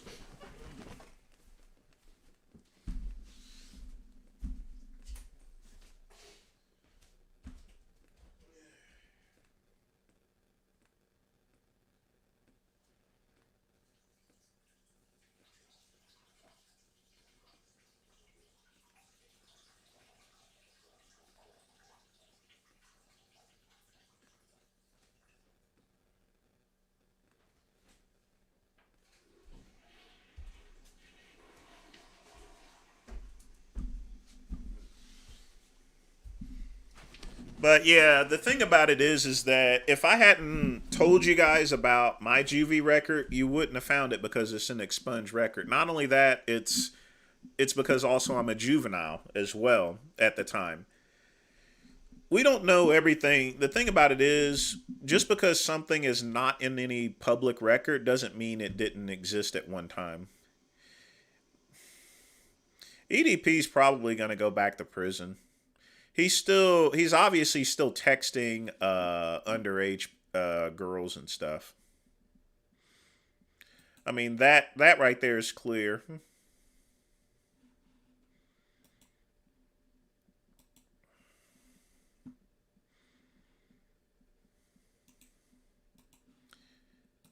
EDP has made a... Oh, this is an EDP video. Let's see what we got here. response video. Take a look. You know what I mean? You got mother out here that are doing anything for views. I'm gonna cut straight to the chase, man. You know what I mean? I'm talking about Gideon, right? Now, this guy is the definition of a, you know what I mean? He's the definition of everything I... Absolutely, Tim. That's what they do in the Army. Push-ups and sit-ups and pull-ups. You know, so yeah, you can definitely build a good physique. Did not want to be. If it's good enough for our soldier, for a U.S. soldier, it's good enough for anyone. Fake Merc character study part 2. You'll have to send the link for that, Orc Massage.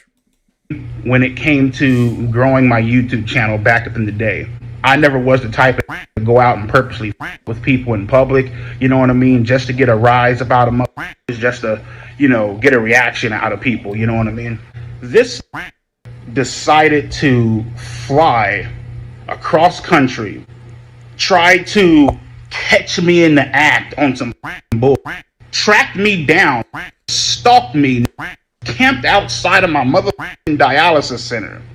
The fact that you flew cross country, you feel me, to with somebody, not to mention, this is my motherfucking dialysis center. This is life or death, bro. Don't understand that I need this to live. I couldn't receive dialysis that day because my blood pressure went straight through the roof. But hey, you know what? Hey, man, according to Gideon, hey, it. You know what I mean? It's all about the views. It's all about... Now, I don't think it's proper for someone to fly all the way out there and show up in a cupcake suit. But at the same time, it's already been proven that he's at the very least communicating with underage girls, allegedly. Well, I wouldn't say so much as allegedly because, you know, you have to take everything with a grain of salt, especially that emo chick girl, which honestly, she was doing it for clout, but, you know, this person was indeed communicating with this person, you know, and had the full knowledge as far as to... Now, he's claiming that she was 17, but that's still underage, folks, you know. But whatever. Off the money, I guess if the price is right, might probably be down with becoming a sucking in front of the whole world. And, you know, hey, as long as they slide me my $5 million check, I'm down with, you know, turning on the camera. I'm down with, you know, laying up on my back and getting my sucked by another guy. You feel me? It's all about the... It's a little too much information, even with the quacks. Money. It's all about the views, right, Gideon? Right? And then it didn't end there. I had to go to the surgical center, right, to have a chest port put in my chest. This mother followed me. You know, I don't know why people think I look like him for. I mean, I really don't. I don't have a beard. My head ain't shaped like that. And again, I'm much older than he is. Across town, 25 miles across town. Hey, EDP, man, we just want a fucking word. Really? I just came out of surgery. Videotaping me without my consent. Videotaping. You were videotaped outside of a public arena, so yes, you can be videotaped.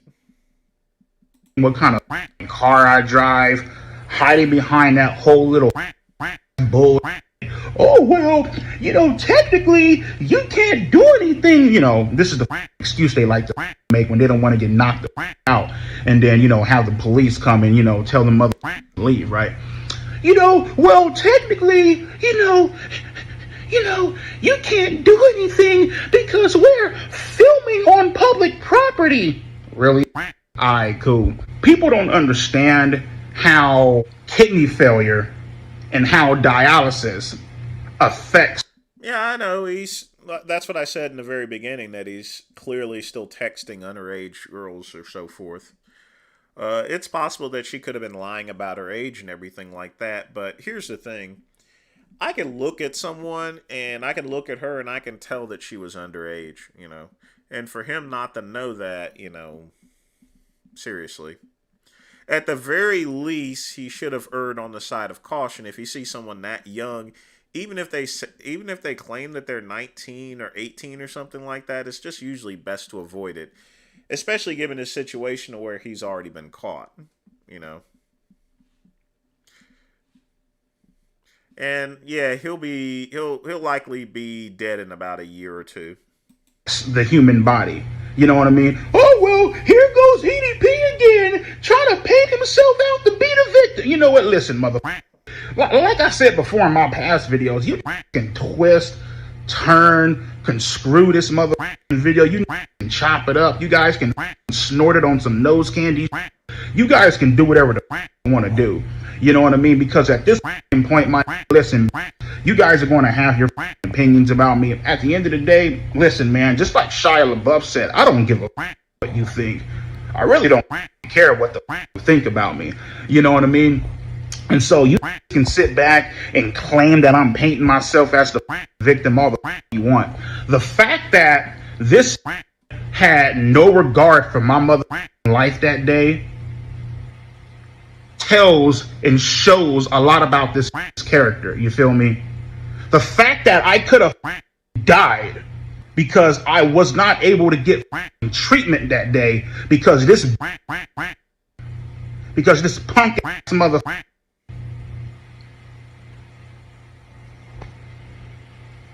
just goes to show you that this generation is. Now, I'm gonna fast forward to the live stream because I was doing a live stream on TikTok. What was it? Yesterday, day before yesterday. Oh, aren't you banned from TikTok? I'm not sure. I know he's banned from YouTube. Oh, by the way, my TikTok account was banned. No, saw that coming. So all you motherfuckers who don't get no, you guys are probably chattering amongst yourself, posting on Reddit and my God, we got He curses more than Wes Watson, actually. his account banned. Not really. I saw that coming regardless. That's why I got my mother website. So suck my friend of mine decided to come on the stream and decided to blow up my mother Facebook Messenger. And he wanted me to address all the, you know what I mean? Oh, you should go get help. You should do this. You should do that. You know what I mean? You should address this publicly, you know, this and that. Maybe I don't want to address it publicly. Oh, folks, by the way, this actually reminds me. You may notice there's one person that I've actually banned, and I'm going to tell you this right now. I understand that they were trying to send some transgender person, but don't send me any underage kitty shit. I'm gonna tell you this right now. Anyone that sends me any kid stuff there, anything like that, you're automatically banned. In fact, I may even turn you over to the authorities. Don't send me that stuff. You know, I don't care if it was public or published or anything like that. I don't want to look at no damn kids. Kids smell. You know.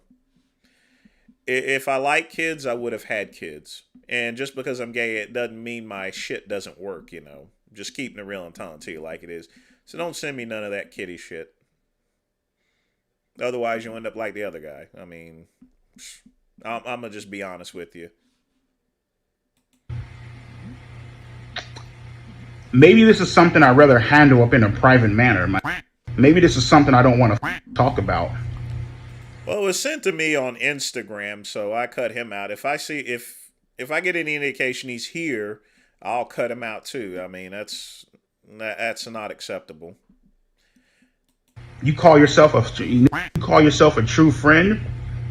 If you were a true friend, you would understand and you would respect my wishes, as opposed to pinning me in a corner and forcing me to talk about something I don't want to talk about. Oh, well, you should go get help. Oh, I just want to see you get better. Who's to say that I'm not already talking to somebody? Who's to say that I'm not already going out and, you know, talking to a counselor, talking to a therapist?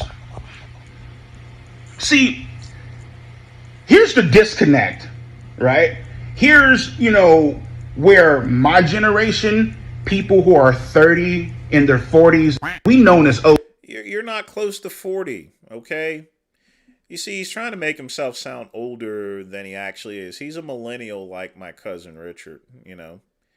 You're you know, I mean, you're an older generation than Generation Alpha, but that's not saying much. OGs now, you feel me? All the little punk motherfuckers who are 28, 27 years old and younger. You're 32. You're like 5 years away from. You're both millennials. What is he talking about? Right. This is the disconnect that the OGs, ages 30 to 40, are having with these little young motherfuckers. Right. Being 30 to 40 is not being an OG. Even me at this age, I'm a juvenile OG. In other words, you become an OG when you start collecting AARP, which is at the age of 50. When you turn 50, then you can call yourself an OG, you know. But not 30 to 40. That's, come on, get the fuck out of here. Not everything has to be done on camera. Goddamn, if I'm going to go see my shrink, motherfucker, do I have to video camera that too? Do I have to record that? What if I want to do it privately? I just wanted to come on here and let you guys know how much of a piece of shit this motherfucker Gideon is. You know what I mean? Don't give a damn. You know, I could have fell over and died up on the 11th. He wouldn't have given a shit. Let's bust out this camera. Let's record EDP's lifeless body up on the ground. Hey, it. As long as we getting views, that's all that matters, right? EDP's response sadly didn't touch on any of the allegations made. Any. It's crazy. He just keeps trying to avoid them. Most of the duration of the video was about guilt-tripping Gideon for confronting. I mean, let's say he did respond to it. I mean, I don't think it would have been a pointless. I think it would have been pointless to comment on it because it would just, you know, no matter what, those two they may have probably ended up spending it. But at the same time, you know, he's one dumb motherfucker for actually communicating with someone that's clearly young at that particular age. You just don't do stuff like that. And besides, what would a 17-year-old, emo like her want to have anything to do with some big black motherfucker like this? A fat one that's on dialysis. I mean, really. He should have known that, that she wasn't interested in him in one way whatsoever. Him in front of his dialysis center. Like, that's the bulk of it. There was another criticism that EDP made in response to this being all about the views and the money for Gideon. However, at the same time, before any of this happened, Gideon approached EDP for an interview, and EDP said that he would do so in...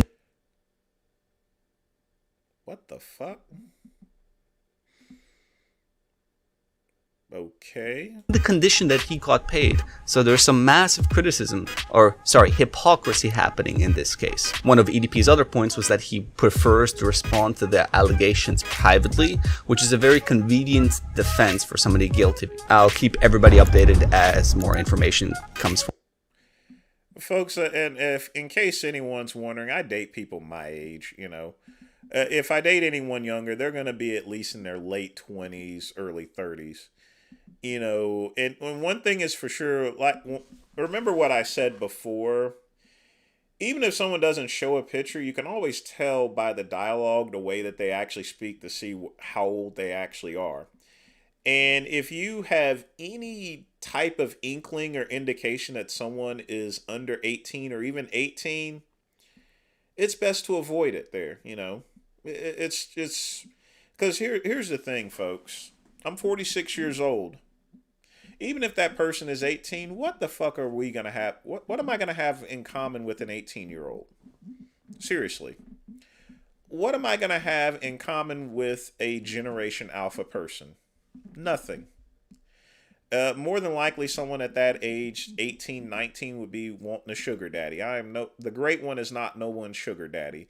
And not only that, if, they smell like, like I said, kids smell, and if I could smell the baby boo-boo on someone, if I could smell the milk that's on their mouth from sucking on their mama's titties, I would avoid it, If someone looks or sounds even young or so forth, just avoid it, And that's what this fat motherfucker should have done, obviously has some attraction to super young, and he's up there communicating with this. I can tell that she was definitely underage. And even if she happened to be 18, I still wouldn't have communicated, because he has to know that that girl was not going to be attracted to a fat black motherfucker like him. That's on dialysis. He's and the type of communication he was doing is just quite crude anyway. So yeah. Oh well. But that's my thing as far as dating is concerned. Because you never know, folks. Some people like to date people that are way too young and everything like that. I'm not attracted to that, I want to make sure that if I'm dating someone, folks, that it's someone that I can actually have a real communication with. And again, what am I going to have in common with someone in their early 20s? Like I said, the most I'll go down is the very late 20s in dating someone. Someone in their early 20s or 18 or so forth. What the fuck am I going to have in common with them? They're going to be annoying as hell anyway. That's generally the way kids are anyway. So, fuck. That's just me, honestly.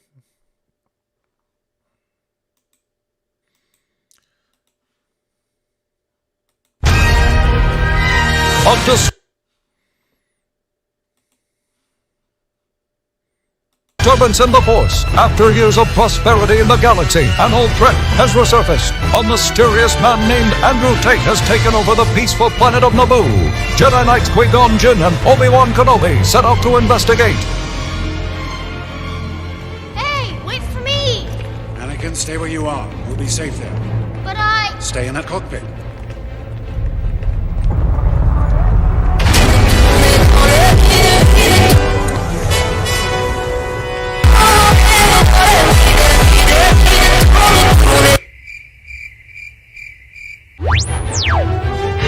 I don't know who you are. I am Andrew Tate.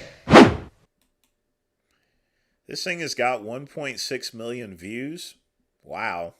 Lord of all beasts of the land and fishes in the sea, I know everything. What I say is gospel. Are you an angel? I will kill you.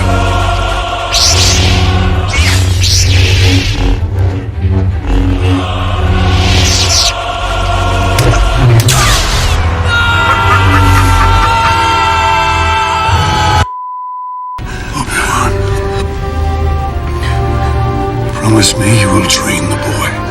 Yes, Master. And watch out for Andrew Tate. He is a bad influence. Yes, Master. Meanwhile... I don't know where the trigger is.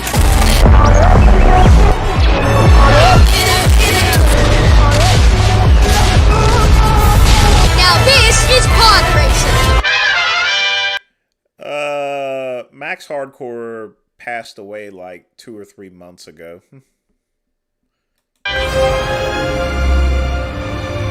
Allow this appointment lightly. The council does not.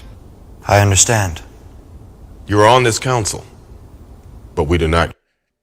Generally, I keep my face clean, and like every couple weeks, I do the eucalyptus mud mask. I want to make sure that I try to keep wrinkles to a minimum. I grant you the rank of master. What? Someone has to cook the fries, dumbass. You're broke! You're fucking poor! This is outrageous. It's unfair. Take a seat, young Skywalker.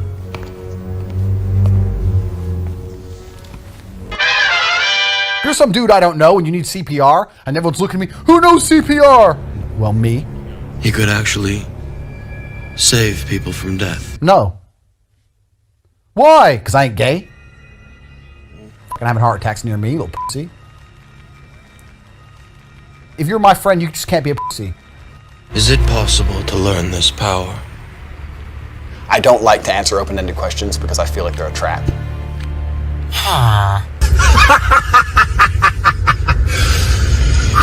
I'm that guy, you need my help. You have two choices. You either sell your soul to Tate and say, I accept Tate is all-knowing.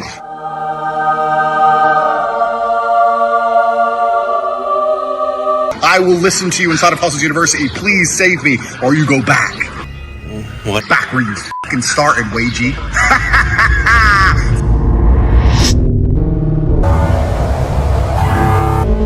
It's something I sell on my websites, Quick Pump.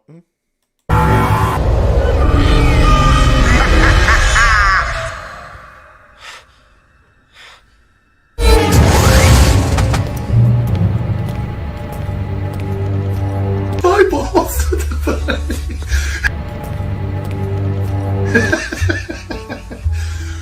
Sorry. In the name of the Galactic Senate of the Matrix, you're under arrest. What the fuck?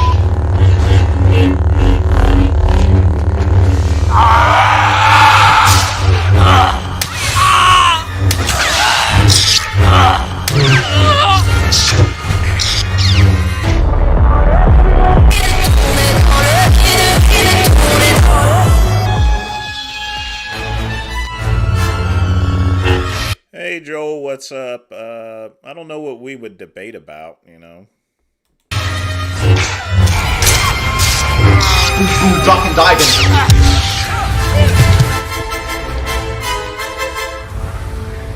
You are under arrest, my lord. The Matrix has attacked me.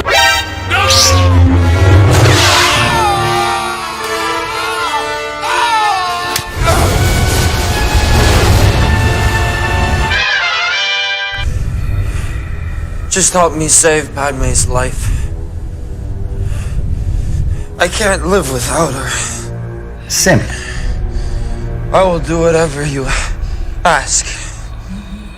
What I want you to do is just be pleasant and smile and comply and obey. I pledge myself to your teachings.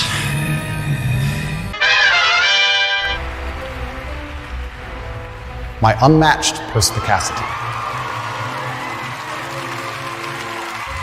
coupled with sheer indefatigability, makes me a feared opponent in any realm of human endeavor.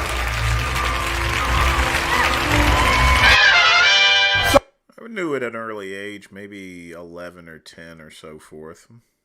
It was a very early age. To re-establish balance in the universe, what I'm going to do is invite all of my girlfriends, all of them, to the house today. Let's get a move on. We've got a battle to win here. Yes, sir.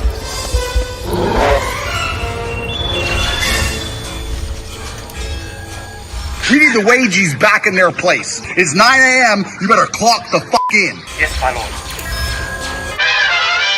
Anakin, you're breaking my heart. You're going down a path I can't follow because of what you've done, what you plan to do. Stop. So why not lose her as a man, sticking to your fucking guns instead of losing her 7 months later behind her back? You brought him here to kill you. No. Just to clarify and let everybody know, it was nothing but a consensual foreplay that I wanted.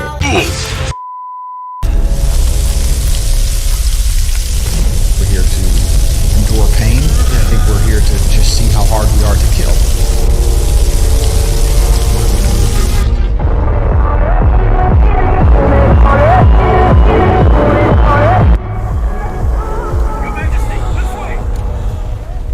Get the fuck up. What's wrong with you? Go hospital later. Have a drink. Cigarette, cup of coffee. Get back in the game. If you're so fucking stupid, you deserve what happens to your dumb ass.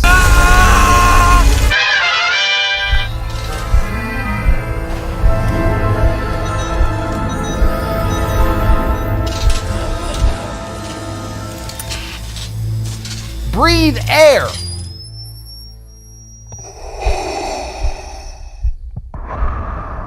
Vape comes out in the motherfucker.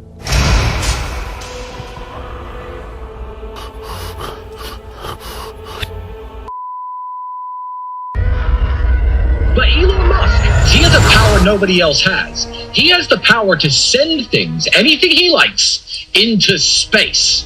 Now, if you give me that power, I'm not going to send some tape merchandise into space. I would send a giant statue of me wearing no pants saying Tristan owns space.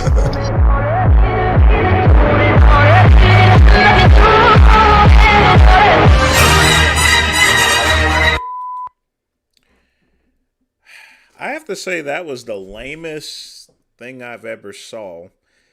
I think the only reason why it has 1.6 million views is because, number one, people like Andrew Tate. Number two, people like Star Wars. So why not put those two together? I think I need to pour myself a little cognac. I'll be right back, folks.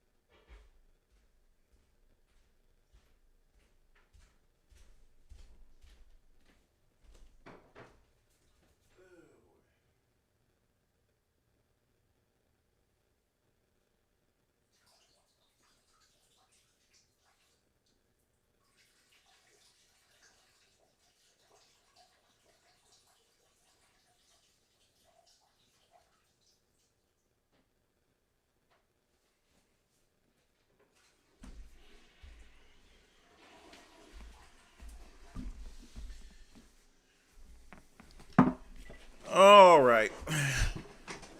We got cognac. So with that, let's turn off this lame ass video and see what we got next. College football.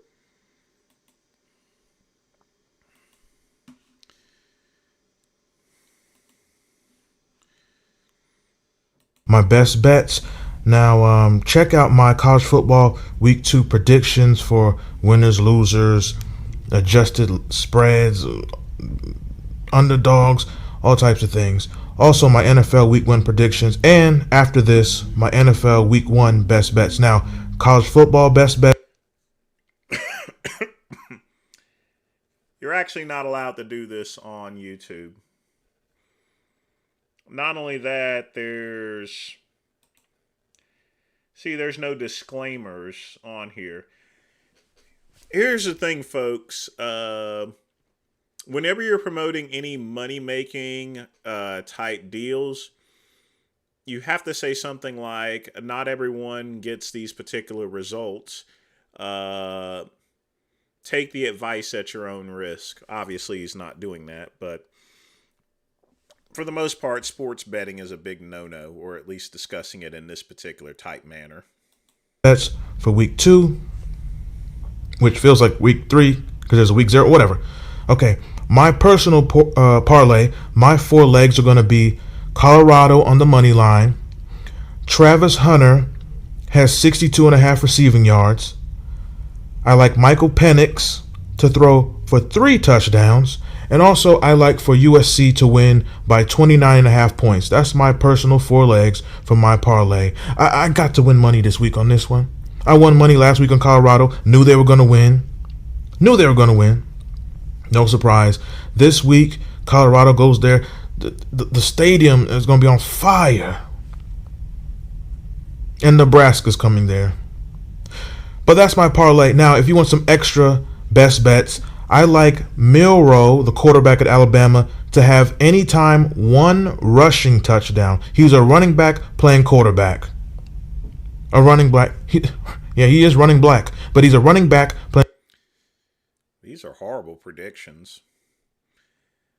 When you hear someone that says that a team's going to win by 29 points, that's usually bullshit. Quarterback. So I like Milroe anytime rushing touchdown. I also like I think I like Marvin Harrison Jr. over 3.5 catches. I don't trust Ohio State's quarterback. I like him over 3.5 catches.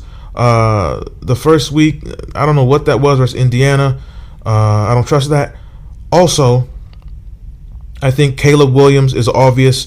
2 passing touchdowns. If you want to go 2.5, that's probably great too. And I probably go 2.5 on Caleb Williams passing touchdowns, and probably Bo Nix. I think Bo Nix 2 passing touchdowns. Another one 2.5. See if you like that. 2 if you can pick 2 on whatever sportsbook app you use. I go 2. I think Oregon. I think this might be a week where Oregon gets a couple special teams, defensive, rushing touchdowns, and maybe he doesn't have to throw that much to score. I like Bo Nix at 2 touchdowns. And I think that I would probably go with Dylan Edwards, running back, Colorado, anytime touchdown. I like him to score. He had 4 touchdowns in week 1. I like him anytime touchdown. I like him to score a rushing touchdown. Last week, a lot of them were, he did a lot of work receiving. And maybe even, Travis Hunter, I think definitely anytime touchdown. Shador Sanders, this good Lord, this is Colorado heavy. I'm wearing a Miami jersey. This is ironic. I like Shador Sanders, 2 passing touchdowns, and that's my best bets. Once again, my personal 4-leg parlay, the 4 legs I'm going with to win money, is Colorado money line, Colorado money line, Travis Hunter 62.5 receiving yards, USC wins by 29.5 points, and Michael Penix throws for 3 touchdowns. He's out of his damn mind if USC is going to win by 29 points. Game's going to be a lot closer than that. Like, share, comment, subscribe. On your ass. Well, obviously this guy isn't an Ace Rothstein. Let me give you guys some advice. There's really only 2 people that actually win games. Coaches and quarterbacks. Everything else is a toss-up, in other words. I've never heard. I don't think I've ever heard of anyone making a prediction to where a team is going to win by more than at least 15 points. But 29 points? Come on, man, really? If a prediction was like that and you betted on them, you're not going to win any money anyway. The way to really win money is on the long shots. But like I said, this guy ain't no Ace Rothstein. The only thing that wins games is coaches and quarterbacks. The coaches call the plays. The quarterback follows the plays. Everybody else does what the coach and the quarterback does. What the fuck this? I don't know why, but making a prediction that a team is going to win by that type of large margin, you go with that. I mean, wait until you see what happens next week, and we'll find the excuse that he gives for that team not winning by more than 29 points. I mean, he could get very lucky, but I would never make a prediction like that. 29 points. What the fuck is wrong with that nigga? Jesus Christ. You're not even supposed to be given that type of information anyway. So I don't know what his deal is to begin with.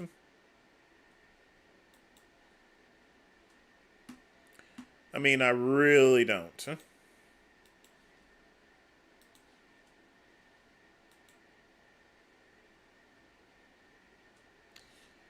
See, I got something from Lamar. Let's see what we got here. Sometimes you gotta walk before you crawl. You feel me? Sometimes you gotta do what you gotta do in life. Run over people, I guess, or something. I don't know. Sometimes you gotta walk.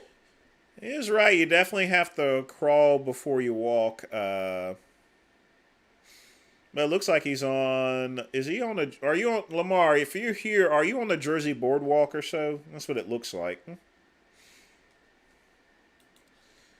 All right. Since I don't have any videos, we're gonna play the restraining order video.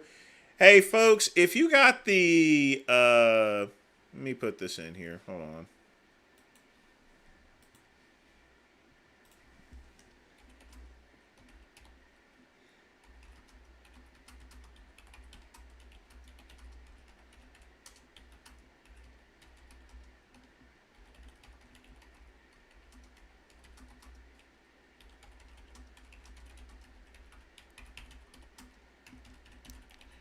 If any of y'all got the link to the Noble Natty allegations, go ahead and put it into the link, okay?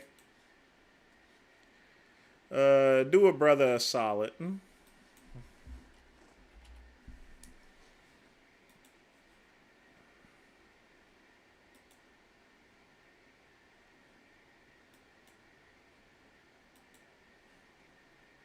So let's check out this restraining order.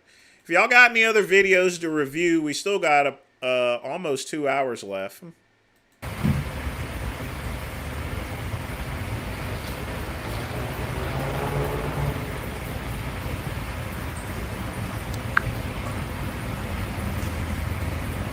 Meantime, I'm going to sip on my cognac. Just a little splash, folks. What's up, y'all? What's going on?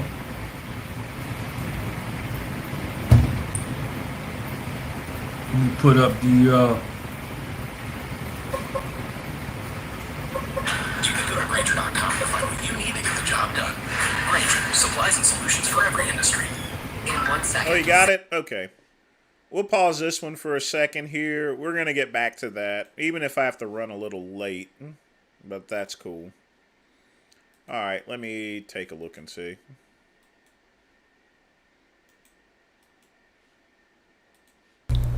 Hey, everyone. Well, no, that's the Blaha one.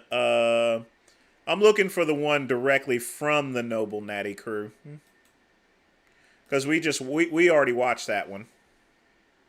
What I'm looking for is the video from the Noble Natty crew where they made these allegations. Get a job offer somewhere sunnier. Relocating in weeks. Yeah, weeks. Gotta sell the house, don't worry. Sell the home. Alright, here we go.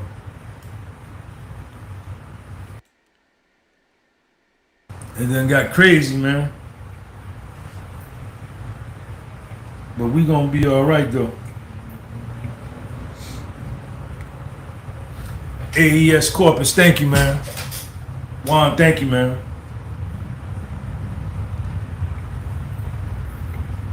So look, I just pinned. You know, seeing this here, folks, if y'all want to donate, if y'all want to put something in the collection plate, just click on the donations on the top of the chat. You know, help the great one out, keep the channel going. I just pinned this. You don't have to. I started a GoFundMe. To help me with the legal fees. You don't have to give. If you can. If you don't, it's still cool. You understand? So this weekend, today is supposed to be my day, my weekend.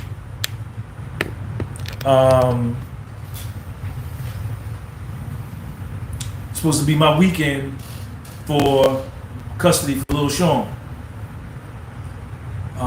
So I'm calling him all day. I can't get in touch with him. I'm calling his phone, a phone that I bought, a phone that I paid the bill for. And he's got a baseball tournament tomorrow.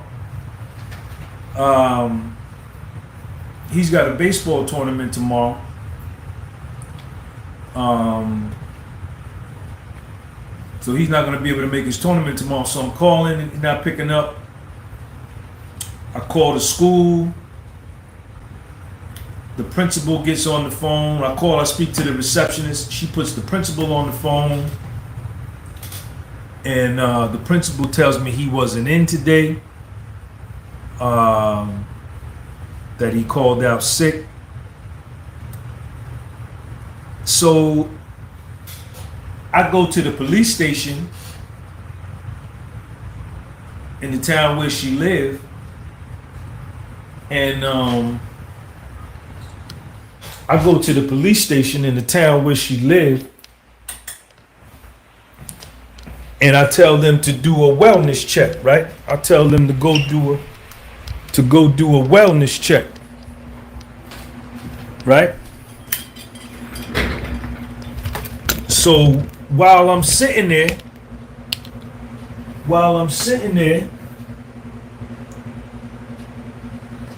the cop comes out and says, yo, I did, Kai's JP. Thank you, man. I got the donation. Thank you, Kai's JP. I appreciate you, man. Shout out to my man, AES Scorpus. Thank you too, man. Both of y'all. So the cop comes out and gives me a restraining order. I haven't seen this woman. I haven't seen this girl physically. Been nowhere near this girl.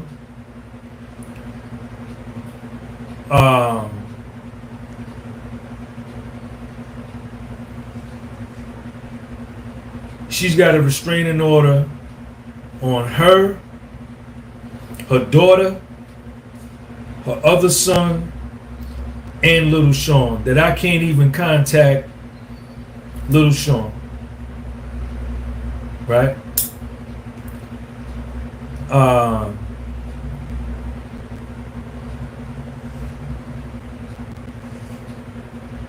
So all of this stems from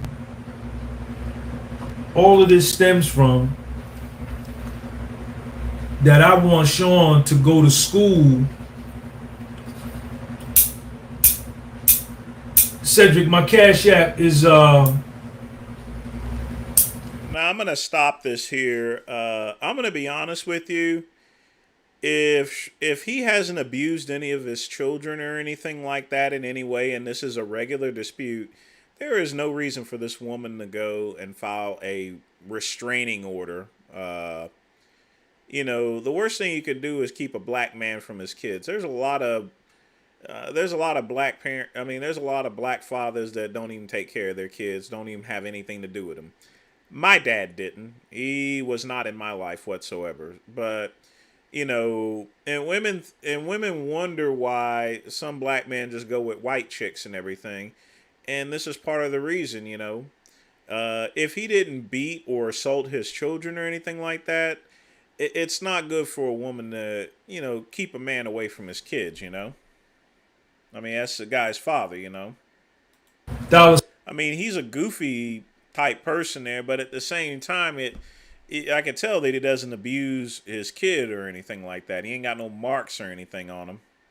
Sign astigmatism in my soul, man. Thank you. Pugman, we're reviewing the Sean G. What I was looking for earlier was the Noble Natty's allegations that Blaha was talking about. So we got joint custody. We went over this yesterday. If you was on the live yesterday, you know. So everything is split 50-50 down the middle, right? TK MCK, thank you, man. Shout out to TK.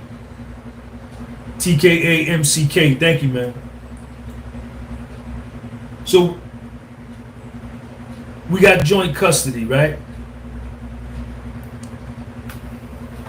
And I got 15 overnights, and she got 15 overnights. This is Sean's room. This is Oteka. Okay, Oteka, thank you, man. Oteka, I got all of the stuff. Thank you for sending all of the kitty cat stuff for Luna. Thank you for the wipes for Luna. Do you guys notice he talks so much about supplements, not trying to make light of the situation? And look, his son clearly drinks the Prime drinks, which is Logan Paul's drinks. That stuff is very high in caffeine. So, you know. So while he doesn't take supplements, obviously his son does. Man, shout out to TKA MCK. And by the way, that right there, I used to use that wave grease back in the day. That's African Pride hair grease.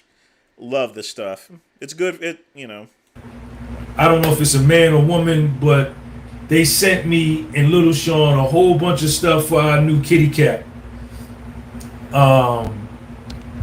Here's the pointer. Let me show you the cat and all the stuff you bought. So there's that thing. Then here's your wipes. Here's the wipes you bought. Thank you. And what else? Where's that other stuff? I got this stuff right here. Pet gloves. Thank you for sending that. And what else we got? Everything you got. We got this. Got that thing. Thank you for sending that. Let me show you Luna, because you did say you wanted to see her.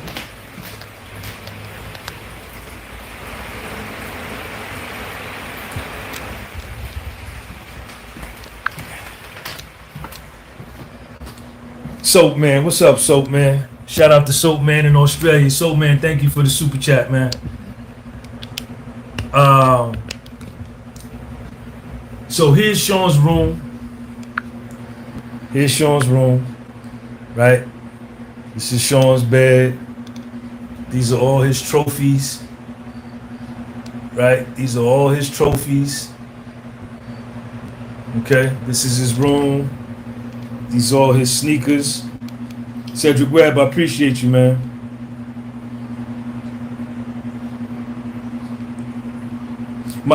My Cash App. Thank you, Al Ra. Appreciate you, man. The GoFundMe link, Cedric, is right there, pinned to the top of the live chat.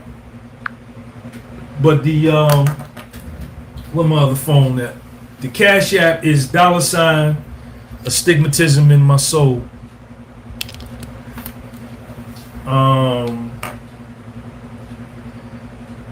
So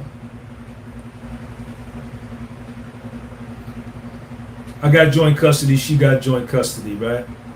I don't have nothing to do with this girl. We don't date. We don't fuck. We don't kiss. We don't talk on the phone. We don't text. I don't want nothing to do with this girl, man. Nothing. And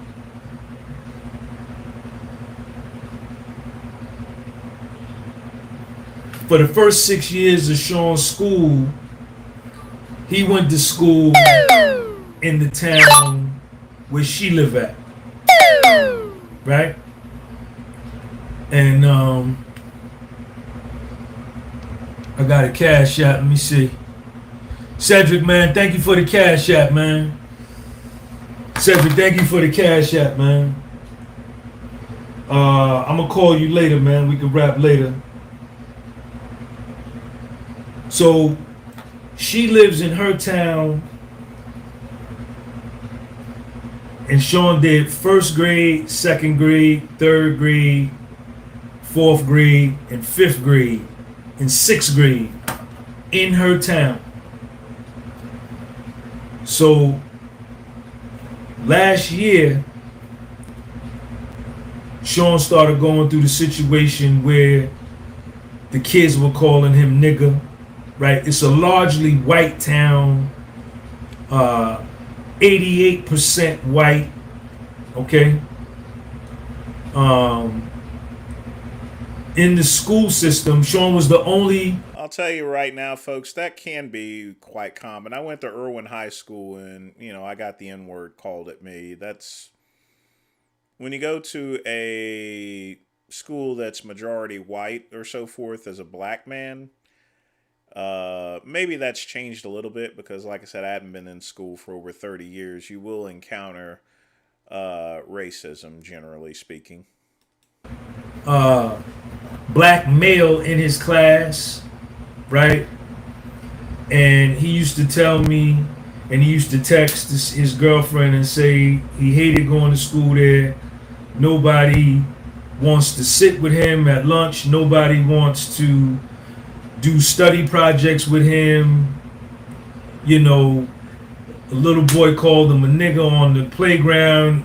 He beat the boy up. The teacher embarrassed him in front of the class. So they kicked him out of the Olympics. So I saw the discrimination. Right? And not only did I see the discrimination, I know all about it because I went to an all-white public school system here in New Jersey, in the 70s and 80s, right? So I know what comes with that. And diverse, right? And more reflective of. So I'm trying to talk to her diplomatically, co-parent. We have been doing a good job co-parenting. And, you know what I'm saying? She just not hearing it, right? And somehow she think that she run this, right? She thinks she run this. And I'm getting upset, right? Because you disrespecting Sean. He's telling you what he want to do.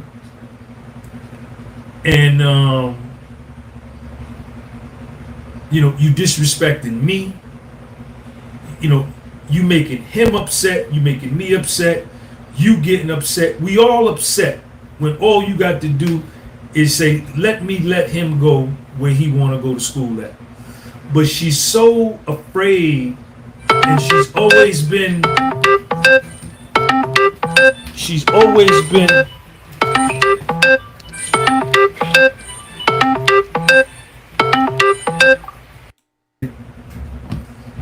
trying to figure out the section. I'm not going to play this in full. I just need to, folks, I'm not going to play this in full, so you're not going to have to sit through an hour and 13 minutes of this. I'm trying to figure out what this general situation is, and then that way I could properly respond to it. And so jealous of me and Sean's relationship, she feels like if he comes and goes to school in Bloomfield, where I go to school at, where I live at, you know, which probably would be the case. He's going to make friends here. He's going to, you know, be over here. But he told her, he told his mother, just because I'm... Trumpet fight video, have you posted it in the community? I didn't see anything. Going to school with my dad, I'm still going to come and stay with you. It's still going to be the same joint custody arrangements, the same thing.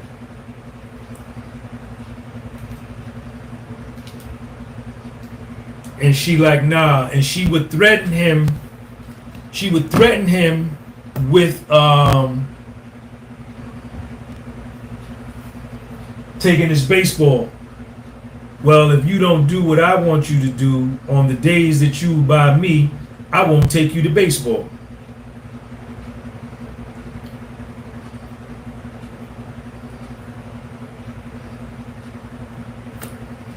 This is what she used to tell him.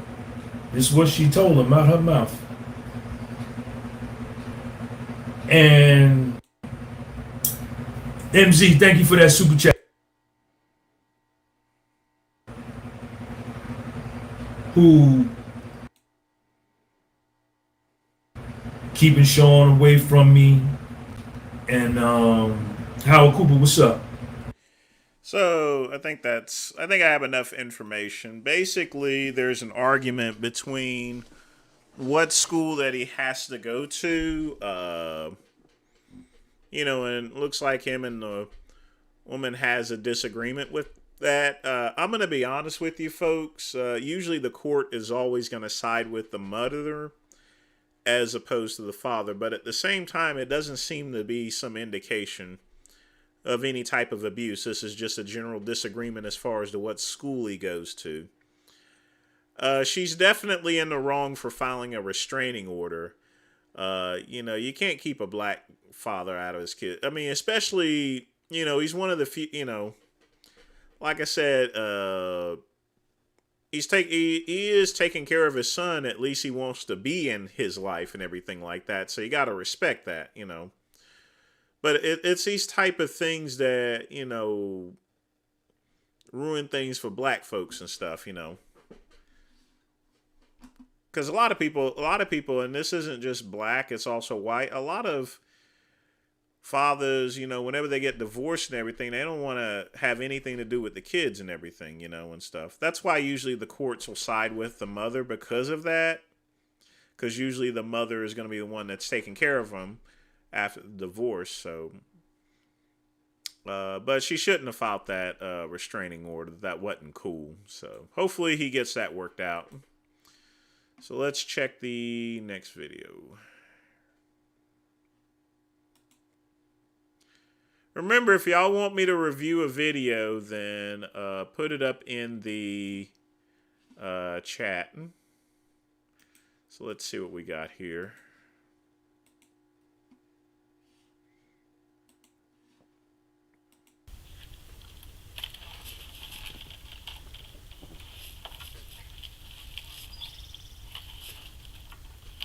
This is clearly an off-grid facility, and that's a water catchment system, so...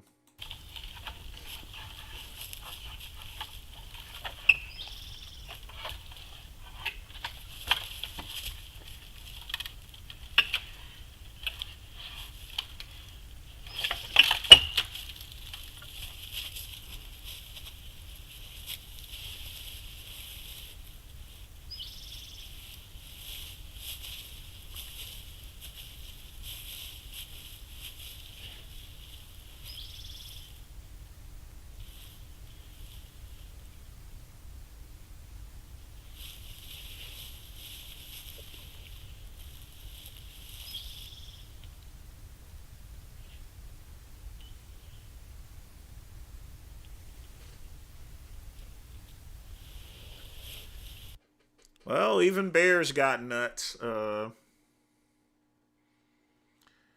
What is this trumpet fight video? Did you put it in? Well, let me see if I can Google this trumpet fight.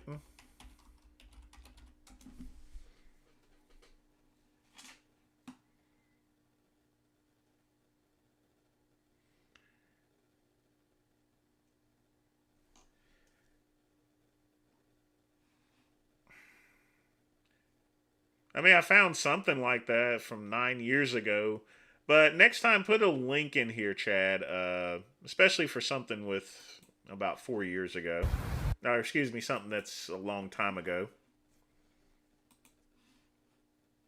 Let's see what we got here. Yeah, you suck.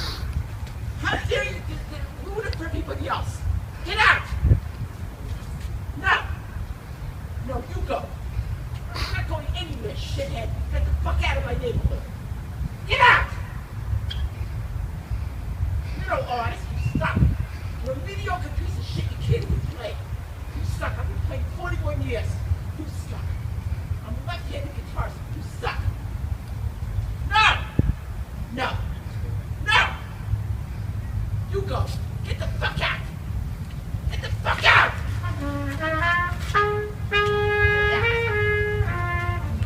Get out!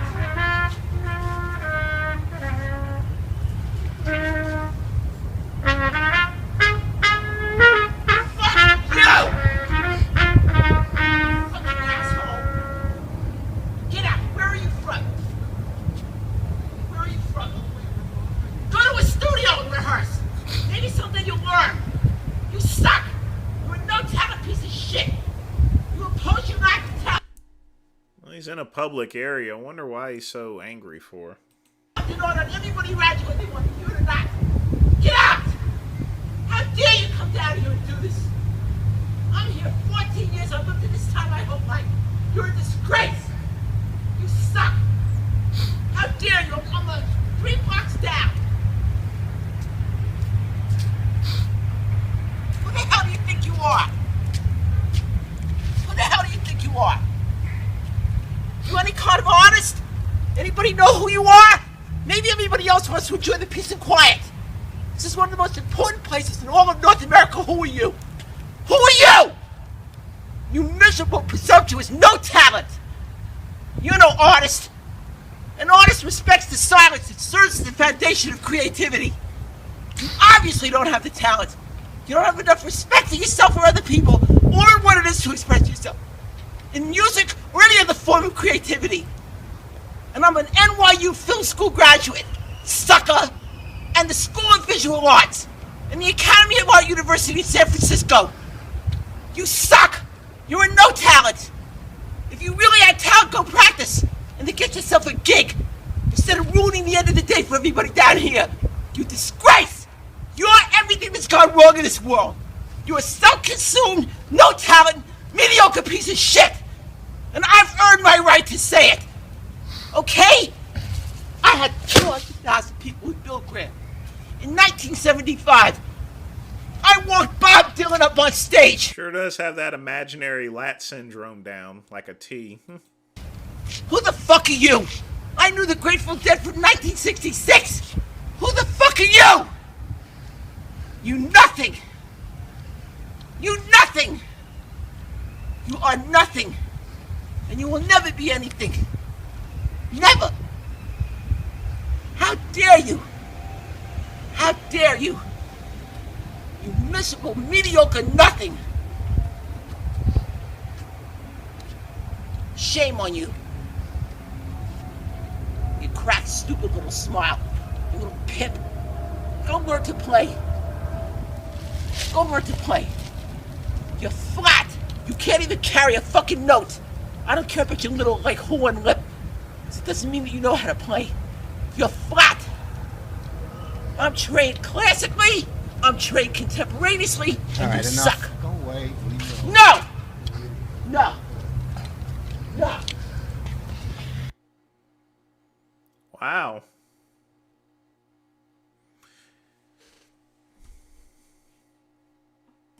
He's probably not, I mean, this was like 9 years ago. I wonder where he's at in this day and age. Ooh, let's check this out.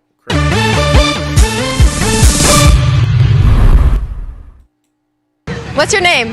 My name? Oh, let me tell you my name. I'm confused because, you know, like we're supposed to... Oh, sorry I missed you, Andrew.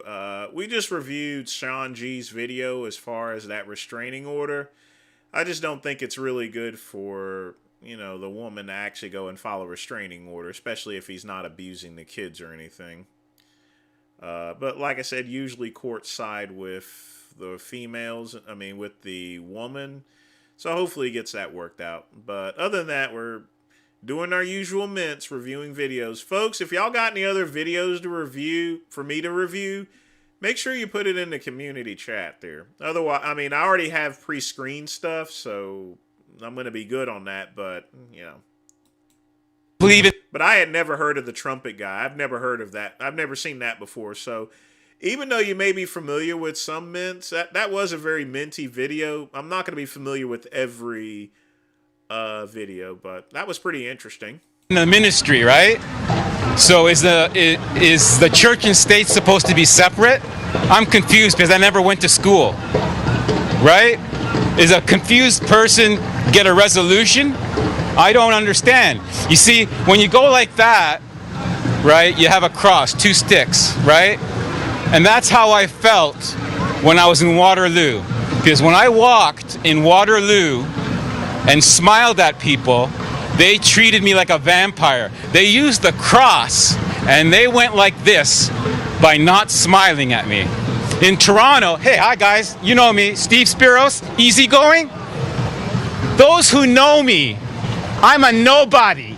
You understand? And you can't kill a person with no body. So why am I afraid? I'm not afraid. I'm afraid of the boogeyman. Who's the boogeyman? You figure it out. I'm getting out of here. I'm going back to Waterloo where the vampires hang out. And I'm going to wear my sunglasses at night. You know why? Because women show their tits, have short skirts, and then they feel violated when I look at them. Why? Because I have sunglasses on and I'm weird. I'm from Humberside. I'm sorry if I made a fool of Humberside, but all those people who called me a sleepwalker, I woke up. Now I'm going back to sleep because I'm going to be committed in an isolation room because I'm going to go back to the ministry and allow them to perceive me as I am, a fuck up. Goodbye. Hey, Toronto the good. Look at this square. It was a shithole when I worked here. Now it looks like New York, Manhattan. Where are the bums? There's no bums here. Toronto doesn't have bums. But Waterloo, they're creating bums. They created me. Why? I don't know. Maybe it's the church. Talk to the Pope. He knows everything. I had it. I'm gonna die. How can you die when you're dead? Oh, wait a second. I'm gonna be crucified, right? I'm not gonna raise my voice because I'm committed to the Lord. Well, that was a weirdo. Hey, Chad, we've already watched the Lindsay Hunter video like 2 or 3 times for you. If you want me to watch it for a third time, you'll need to put in maybe a $10 donation for another Lindsay Hunter video. $10, you'll get the video played again. Otherwise, I would just watch it on your own.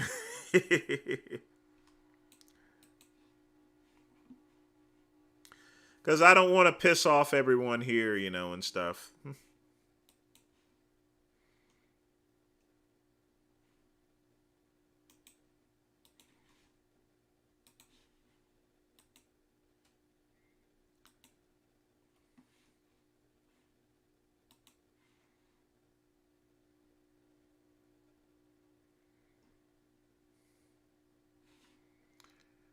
Yeah, hopefully this doesn't blank me out or anything. The weight is just about comparable. So is the reach and all the other measurements. Round 1 underway. Norton on the right, Cooney on the left. The tactics of Ken Norton in the early rounds will be interesting to say the least. I remember this knockout. Whether he decides to pace himself, whether he decides to go after the #1 challenger. 10 rounds, 3 knockdown rule is in effect. The bell cannot save either man. A right hand buckled the knees of Norton by Jerry Cooney. First punch of the fight buckled Norton's knee. Left hand to the stomach, and another right hand to the side of the head of Norton, who stands on the ropes. Left hand to the heart by Cooney. Norton bangs away now at Cooney in Norton's corner. And another left hand scores it again. The legs of Norton wobble. Norton is hurt in his own corner. Cooney trying to measure him. Misses 2 uppercuts, but scores with combinations of left hands going straight up. Norton is about to drop. Norton is on his knees and finally slumps in the corner. He is not going to get up from this. The fight is over in 54 seconds.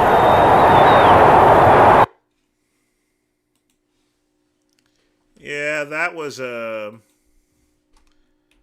bad day for Ken. But you have to remember, folks, as brutal as that knockout was, you know, Ken was at the end of his career. I mean, you're talking about someone, you know, that's like 42 years old. I mean, that's old in the boxing industry. So you're talking about, I mean, this is also, like I said, I remember it because it was Ken's very last fight, you know. I mean, he's 42 years old at this point in time. I mean, he's at the end of his career. It's no different than Mike Tyson being knocked out in his last fight, or actually refusing to get up, you know. At that particular age, and Ken Norton was an awesome boxer. But, you know, he did that for the money, obviously.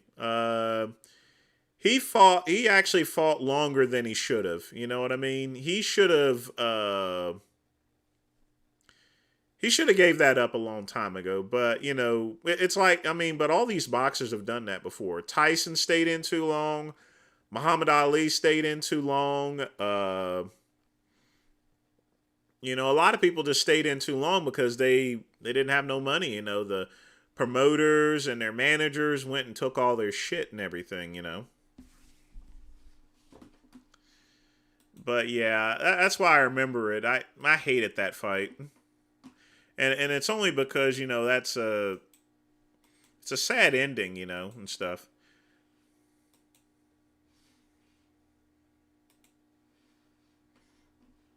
Hey guys, debt is debt, okay? I don't believe in this whole thing of good debt versus bad debt. Debt is simply just debt. Now, some debt is more tolerable than other debt. Some debt I just can't tolerate. No, Ken Norton's dead. He's been gone for maybe like a decade or so. At all. I don't want to owe money on anything that's going down in value. Cars, credit cards, whatever it may be. Those type of things that are going down in value, I don't want that type of debt. But I'm okay with, and I can tolerate debt on appreciating assets, debt on something that's going up in value. If I have debt on a piece of land that is gaining appreciation every year and going up in value, I'm cool. If I have debt on a piece of real estate, a house or something, it's going up in value, cool. That debt is tolerable. But I don't get into the good debt versus bad debt and horrible debt versus wonderful debt. Debt is debt. I can tolerate some debt if it's on appreciating assets. Check out Smart Money Bro. Well, he is right on that. If you have an appreciating asset that goes up, that's good. You just have to make sure that the amount of debt you're taking on is less than, it's definitely not going to be, if you have debt and you're taking on more debt than it's worth for an item to appreciate, then it's not a good idea. But for the most part, yeah, you can take a little bit of debt in order to, for an appreciating value. Because if you buy a house for $100,000, you fix it up and then you sell it for $200,000, then you've made money. That's what house flipping is all about. So I think he's referring to house flipping. But again, you have to be very cautious there, because with the amount of money you can make, you can also lose a lot of money. And a lot of people that have tried to get into this flipping, they've really got themselves messed up. This happened during... So another EDP video here. Let's see what we got. Well, if I came out, right? Well, there's no if, because I mean it's out. Like, well, no. I'm saying before, back up in the day, right? Yeah. It's to say, for example, I came out, talked about it, right, and addressed it, all that good stuff, right? And then all of a sudden, are you bailing me out? Haley bailing me out? Is Jason bailing me out? Is Chris bailing me out? No. like, you know what I mean? So it's like, you know, and I'm not trying to throw you guys under the bus. That's not what I'm doing, okay? I'm trying to get you guys to understand where I'm trying to come from here. You know what I mean? Dude, I've even talked about this multiple times with my sister, man, and like actual family. And they're all like, listen, man, you know, it's not just one attorney who's telling you, hey, keep your mouth shut. There's what? Have you guys heard me say this a million times? If an attorney tells you to keep your mouth shut, keep your fucking mouth shut. You should keep your mouth shut even if an attorney doesn't tell you that, you know. That's what I was trying to tell Big Lenny, you know. You don't talk to the cops, you know. Period. Several of them. You know what I mean? Because when you're faced with a particular situation like that, I don't need to clarify it because people. I mean, I think it's just trolls that try to play it out, but it's pretty clear that I don't look nothing like EDP, or that I'm actually his age, or even sound like him to begin with. Obviously, you're going to do your research and you're going to try to you want to try to get the best person. You know what I mean? Right. And one thing I am gonna say, I'm just gonna pause you for a second. Okay. So as you see now, damn, my sound kind of cut out. Hello? I'm here. Okay. As you see now, like as you reflect on it, you can see that the mistake that you made was not like coming out about it, right? Like you can see that the advice from the lawyers didn't really help much, you know? Helped a lot. I'm not in jail. I don't want to see you wind up in jail. I don't want to see you wind up in prison. There's a chance that can happen, right? Like, and granted, what you did was wrong, and anybody who did that does deserve to be in jail. But as I'm saying it as a friend standpoint, like, of course, you don't want to see any friend end up there. You don't want to see any friend end up in prison. You know, that's a load of bullshit. He's not his friend. He's just trying to get views. I mean, I mean, he's really laying on the shit in order to get him to admit it, you know, and stuff. So You look back on it, even if you admitted to it, which, I mean, you were caught on video. You don't have to admit to nothing. You don't have to admit guilt to nothing. Sorry if I'm stuttering. I mean, the proof was there. Like, there was, you know, and just like there is now, who knows when that video from Gideon is going to drop. Like, there's that one, I haven't even watched anything about it. I've just been getting hit up by people showing me things about it. I just think that you should take this time to own up to it. I'm coming from a friend, Brian. Like, this is coming from me. I've known you for 10 years. Bro. Like, I just think that now's the time to just own up to it. Because as you look back on it, you should have done it in the first place. Forget it, man. I'm trying to explain it the best way I can. You're not even, it's not coming out the right way. I understand what you're saying, Brian. EDP saying that if he came out, who is going to bail him out? And that the advice of him not talking by his lawyers is basically what's keeping him out of jail is an admission of guilt. It's the closest we've gotten so far to him actually it's not an admission of guilt. Verbatim saying what he did and that it was wrong. I'll keep you guys updated. You know, it's funny how people play that he's a friend and everything like that. Here's what EDP needs to do. He needs to keep his mouth. Well, first off, he needs to keep his hands off those fucking kids. He needs to quit communicating with them. He needs to get some. He needs to get some counseling. You know, it's not normal to be attracted to little kids or anything. You know what I'm saying?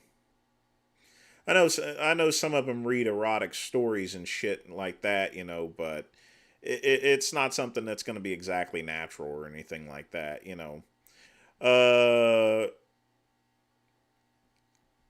that's the thing about Paul Rubens. He had all that erotic bullshit and everything. But this EDP character takes it beyond the limits of that, you know, and he goes and actually contacts these underage kids and stuff like that, which is just it's just a mistake. What he needs to do is I can see exactly what he's trying to do. He's trying to build back up his social media profile, but that's never going to happen. Once you start messing with underage kids and you're trying to contact them or anything, it's over with. What he needs to do is retire, not even come back on this private life. He needs to go private, in other words. He needs to get off social media. You know, he just needs to go pick up a regular job, you know. I mean, but he's just plain too stupid there. He's not going to recover from it, in other words, you know.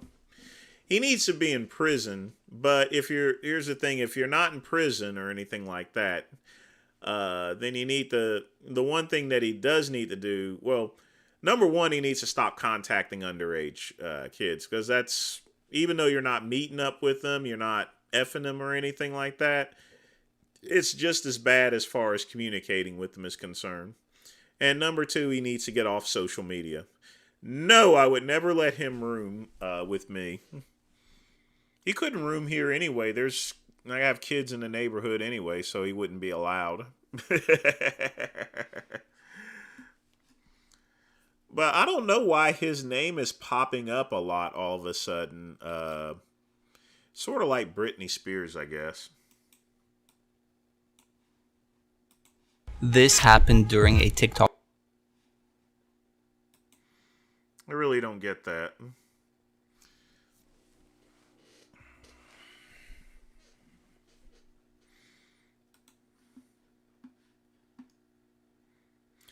But that's the whole thing. There's a couple of levels to this. He's violated those pretty much levels, you know. All of the levels are still very disgusting, if you ask me.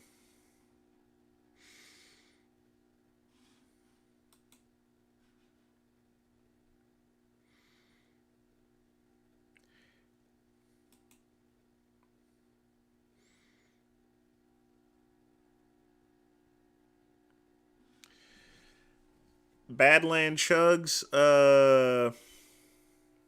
he's gonna kill himself with those challenges.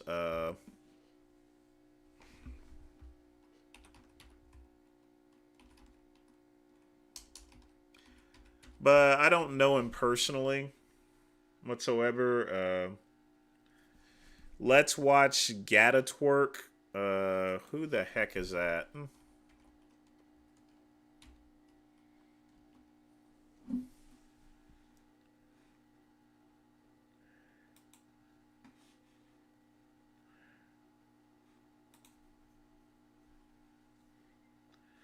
Looks like this person stopped making videos years ago.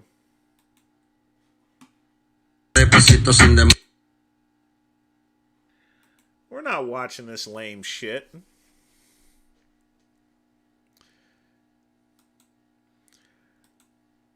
I mean, who hasn't seen a woman jiggling her titties? And she looks kind of busted up too, you know. I would actually play it if she wasn't so damn ugly. You know, I don't want to scare away the viewers that I do actually have. Just keeping it real and telling it to you like it is. Yep, I'm going to go ahead and check it out. No Gata Twerk. Fuck that bitch.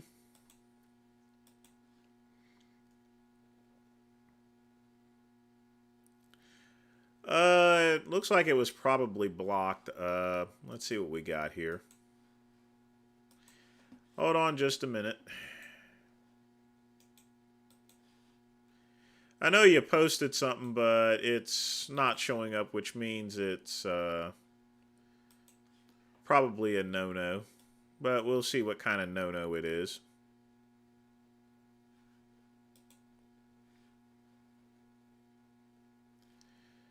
No,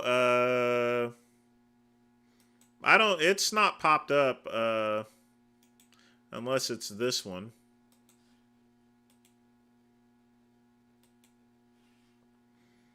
Well, wait a minute, I guess it is this one. Like this cum, you fucking swallow it. So, who cares? Why not do your own thing and let them say what they want?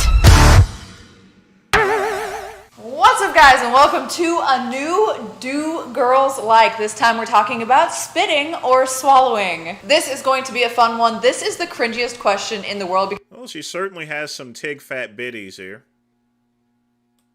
Because in my opinion, anyone who spits is like a 12-year-old who's never had sex before. What I mean is, it's like a 13-year-old boy's idea of a question to ask a girl when he just hits puberty. I don't mean any weird shit that would get me banned out of life, obviously. But yeah, I thought I would ask it to all the girls because I get that question asked a lot and I made a full video about it before. You can check that out here. Baby Tara. Without further ado, let's go ahead and get into the video and I'll give some commentary at the end.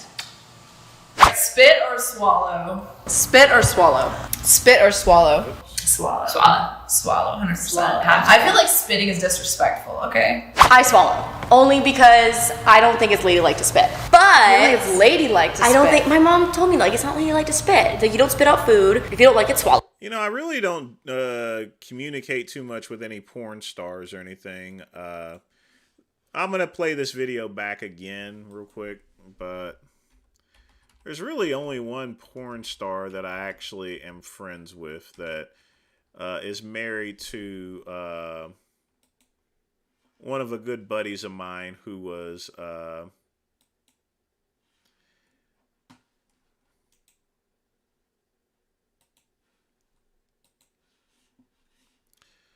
so this here is the lovely Claudia Marie.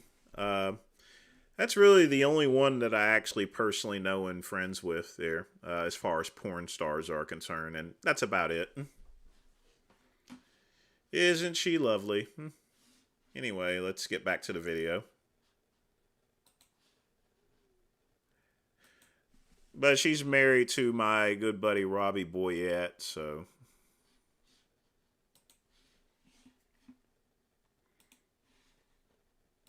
it, like, and all that. Like, it's just same with cum. If you don't like this cum, you fucking swallow.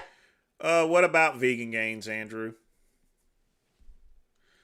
I wouldn't smash Tara. Like I said, I'm a homo, you know. I was not friends with Max Hardcore. Oh, I've never spit anything in my life. Anything. Well, he was before my generation. Other than on like a person. Okay. I've never spit anything in my life. I've never spit out cum in my life, I should say. Same. I've only spit once. And and after I did it, I was like, I should have just swallowed because it got everywhere. And I was like in the car, like trying to like wipe it all off. And why'd you spit that one time? It Like, tasted so fucking bad. It was so bad. It was, and I've unfortunately have swallowed some bad cum. You know, the fact of the matter that they're actually talking about this very casually is the sign of a millennial, you know. Someone from my gen probably wouldn't talk about this In my day, but this one was the worst of the worst, and I was like, I can't swallow it. I physically can't. I was gagging and ready to throw up. You have to like and it was the one time that I'd ever spit, and I told myself if I had just swallowed it, it would have made the situation significantly better, because when you spit it out, okay, first of all, when a guy comes in your mouth and doesn't taste good, you taste it, but when you spit it out, you taste it again. Yeah. So I'm like, if I had just You're not swallowed just like it, getting rid of it or whatever. You're like, who the fuck does this? I wouldn't even know what to do. Yeah, just I'm like I think hold it in your mouth for like 2 seconds and then you spit. Yeah, and what I don't get is like you're holding it in your mouth longer than if you were to swallow it. So Yeah, like, what are you doing? Like, what kind of scenario do you not want the like 1 calorie? Such classy women. Such classy. These are women suitable for me to take to the swordfish. Yes, I'm being sarcastic. That you get, but you like want to taste it more while you like run to the bathroom and like spit. Oh, you know, it might just be that people like, some people like will keep gagging or something. No, I don't get it. I can't relate. I like it. It tastes good. It's great. They may be crazier, Chad, but they look a whole lot better. I mean, that was one busted up chick you showed me. If she wasn't so damn ugly, I would have played it, you know. Well, sometimes. Yeah. Okay. People who do a lot of drugs, it doesn't taste good. I'm not. I feel like, yeah, I think that hurt his feelings. Spitting would hurt, but like I even go so far sometimes where it's like it gets somewhere and it's like I swallow and I gotta keep like you're just fucking lick licking off the You're floor, like come on, I need more. Hell Look yes. at that. And plus, like, it makes you look hot, you know, and it's not that big of a deal. Just take it like a shot. Just throw it back. Like, So you don't like per se swallowing? It's a better cleanup. It's just a better Just a cleanup. better Okay, so cleanup. it's not like a turn on for you to like be like I have swallowed his cum or anything. No, it's not. It for me, it's a better clean. So you rather drink a man's cum so that way you don't get it on your sheets? Not minding all the pussy juice that's going to be flowing around whenever you're getting pounded, you know? Cleanup. It's easier, and they think you look hot doing it. So it's a win-win-win. It's a win-win-win. Yeah, because I like. You mean I like when, you know, I like to be cummed on. I like when people come on me. Yeah, it's great. Just all in the shower with it. But at the same time, it's like, do you know how hard it is to get that off? Like, you're scrubbing in the shower, you're like, wow, just the rinse off didn't do it. I need to like get in there and like sugar scrub it or something. And yes, it makes your skin a little softer because it has a lot of calcium in it. Fantastic, but. I'm like, it's a lot to clean up. It can be annoying. Yeah, it can be very annoying. But like when you're Older men, they don't taste good. That's just aged in those ball sacks. Is this what I have to look forward to in my old age? Aged wine, aged fucking cum in their fucking balls, and then it comes out in your mouth, and I'm like, this is 6 years old. No. And it tastes like sour milk. Oh, what? Yeah. Do you spit? You don't spit that though. You take it like a champ. Yeah, no, I always swallow. Why, hello, welcome back to my wonderful bosom fold. Let me give you a large hug. Yeah, girls don't like swallowing that much, I think. I think, and this is a hypothesis, that a lot of girls have experienced really gross cum. It is true. Some guys with some lifestyles just have the most atrociously tasting cum. Cum that I don't even like to swallow. And I love to swallow cum. So boys, guys, men, please keep yourself healthy and don't do any of the obvious things that make your cum taste bad. Maybe it's not so obvious to you. I have a video here, a sex ed with Tara, about how to keep your cum tasting good. But the 3 basics are drugs, smoking, and a poor diet. And also not drinking enough water. Everyone says, oh, pineapple juice, but pineapple juice, first of all, not everyone I don't live in a trailer park $50. I live in the suburbs. likes sweet cum. Second of all, it's not gonna help someone who is an avid cigarette smoker or is like the biggest fat ass in the world and only eats cheeseburgers. Your cum is gonna be gross. If your cum spurts out and it's like a yellowish tint, I think that guy spent it, you know. I like my boy Chad, you know, and everything like that. But Chad, you got to send me some good looking girls. You can't send me some ugly bitches. tastes bad. If it spurts out and it's got like harder chunks, it tastes bad. And sometimes it just tastes bad while looking pretty normal. But I cannot stand that mucousy, snotty looking cum. I like a nice, thick, white, frothy, healthy load. So the biggest takeaway from this is honestly, I feel like girls are either just... Well, she's a regular cum connoisseur, I see. Very cosmopolitan. mentally freaked out, like in their heads they're like, this is gross. Kind of like if you were to eat like shit or something that tasted like chocolate, you'd probably still have like a bad taste in your mouth, for lack of a better term, because you think that you're tasting someone's waste. And I think a lot of girls are just in that mindset. So if I had any kind of advice for girls, it would be to try to get out of that mindset and actually evaluate whether or not the cum tastes bad, because usually it should taste just like a little salty nothingness, really. It's kind of like salt water if it tastes good. Or it can have a little bit of a sweet flavor, so it's kind of just like a sugar water or salt water. Those are the things that it should taste like. It's interesting to see how many of the girls were just doing it for decorum. They're just kind of like, it's rude to spit, or it's weird to spit, or society would think it's bad to spit, or it's just easier not to spit all over the place. And I think that's kind of sad, because I really enjoy the taste of cum. Still, after all of my years on YouTube, if you remember the OG Tara videos, Wow, I'm so surprised that you love the taste of cum. I have still not gotten my cum toast. It is a sad day. The day that hell freezes over is when Tara will finally get her cum toast, and please do not send me cum toast. That's one of the reasons why I don't have a P.O. box anymore. I can say things like this without getting weird shit in the mail and stalked. Anyway, that was off topic. I hope you guys enjoyed this video. Like the video and subscribe to the channel. Who the hell is Shunice?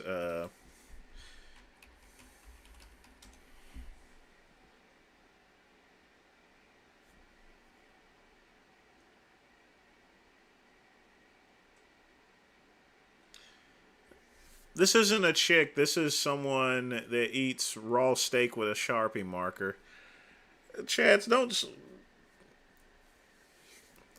I'm gonna have to charge you $10 to show for me to show that. I mean, this isn't even a woman.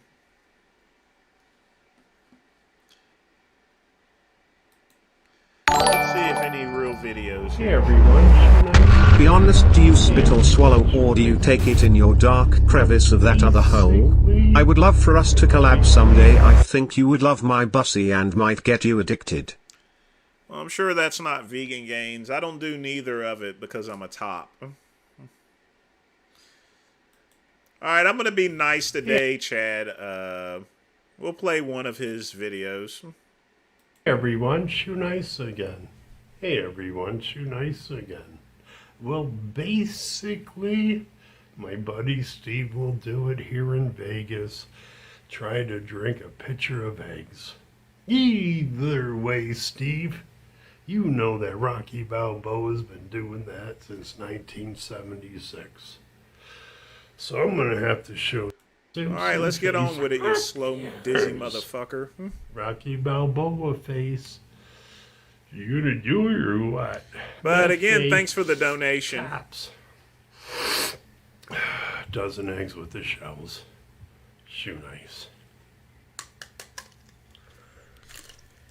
By the way, I almost forgot the answer. In case you guys want to know, I don't care where mine goes. It could go on another guy's ass. It can go in their mouth. It could spray all over their face. It can go up their nose and their eyeball.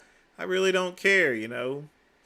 I don't ask or anything like that. You know, sometimes I'm not going to be like a... Well, actually, I ain't going to be like a gorilla pimp. For the most part, I usually ask or so forth. And I'll shoot wherever they want me to shoot, you know, and stuff, you know. Whatever. It doesn't make a difference. As long as when it comes out, I'm not going to give a fuck. I'm going to... You know, once I shoot, I'm going to want a sandwich or something, you know.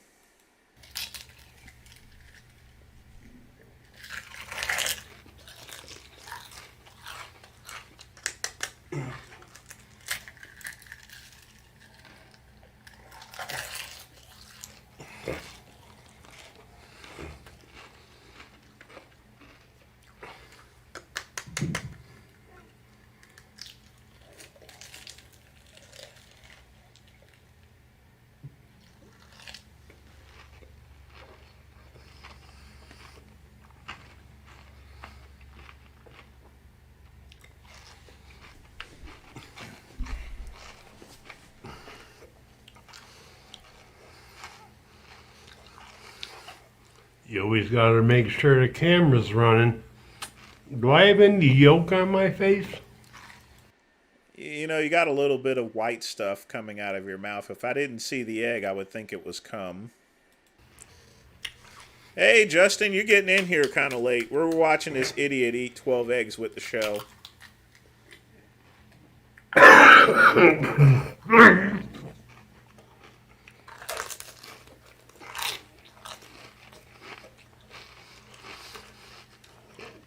You know Muscle Man's gonna try this. Well, I got yolk on my neck.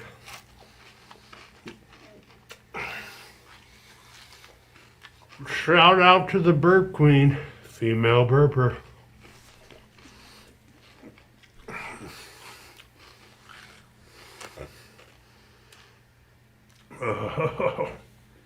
I'm gonna need some help from my buddies, Jack and Coke.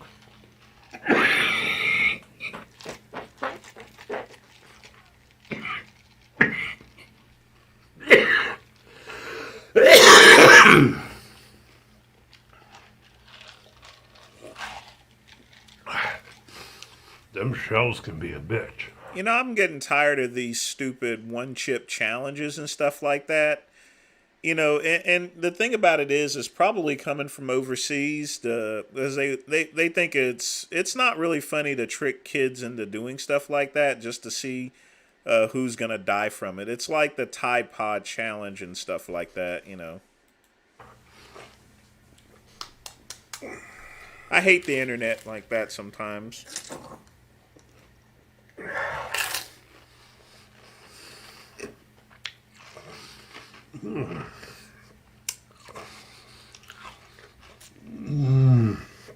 Everybody's got to send this to Steve. We'll do it on Instagram. I'm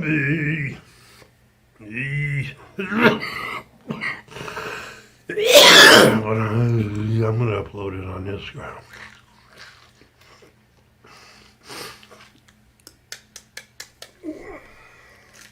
You know, you should swallow first the egg all the way before putting in the next egg. Jump tube, does it really matter? I'm sure he's going to get through the 12 eggs, but, you know. What an idiot. But good question, Jump tube. How many is that anyway? Is that 5 or 6?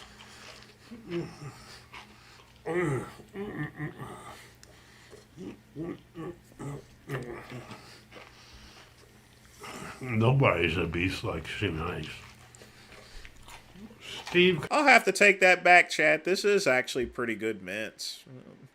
There's nothing like watching an idiot almost choke himself to death with a freaking egg with the shell. Can I borrow 10,000? Mind over matter. I don't have a mind, so it don't matter. Steve will do. Give me a shout out.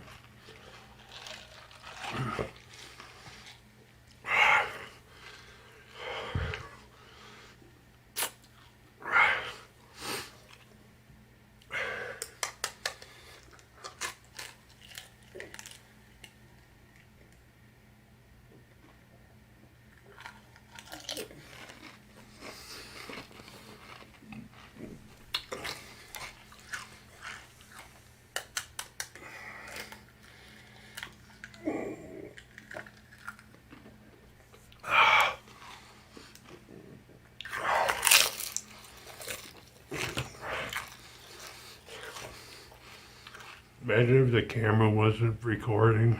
Oh, that would suck. My teeth are as white as eggshells.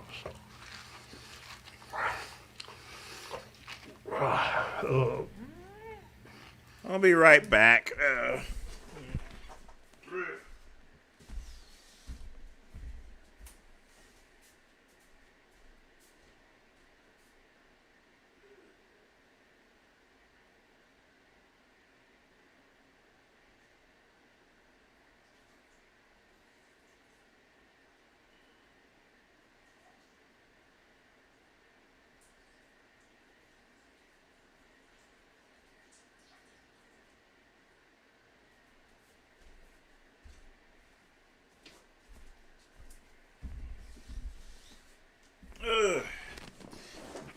You know, if you guys are wondering why I use the restroom a bunch, it's simply because I take hydrothorazide at nighttime. Don't you puke on raw eggs. Don't you puke on raw eggs. Oh, you.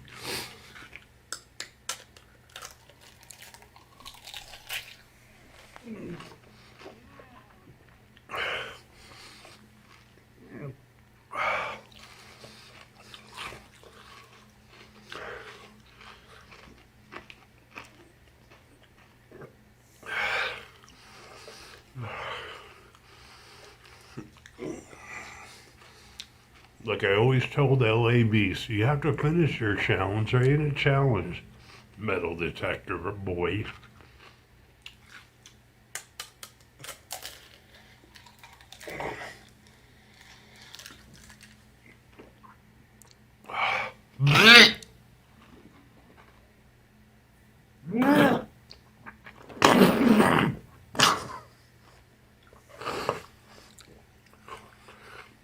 Now Oh my God. Easy boy. Hey, he almost choked to death on an egg, but look on the bright side. He has 182,000 subscribers. You got this, bro. 2 more. Sorry, Chad. I prefer watching the porn stars than this guy, but yeah, well, he is a close second at least.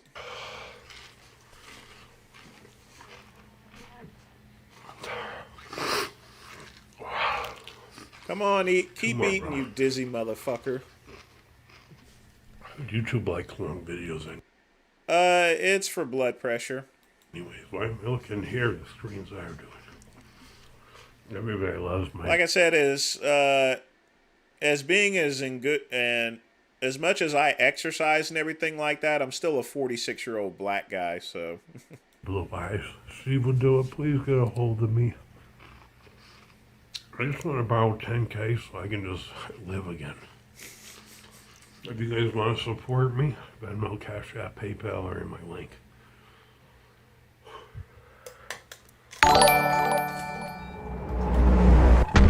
Does this guy turn you on?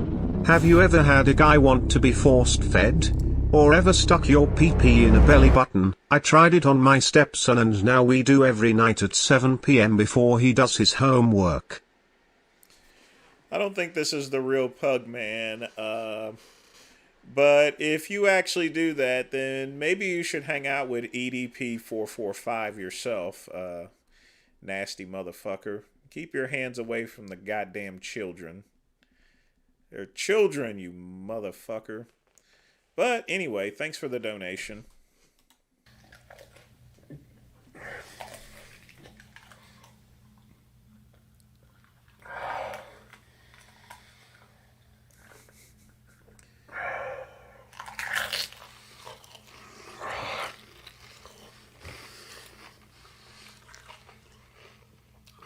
As a Muslim man would say, it's a tough one. You ain't gonna do this, dude.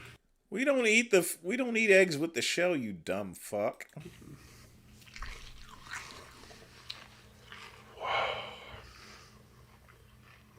I guess it's not gonna be 5 minutes. It's gonna be a rough morning tomorrow. Donate to my next bottle of Jack Daniels, guys.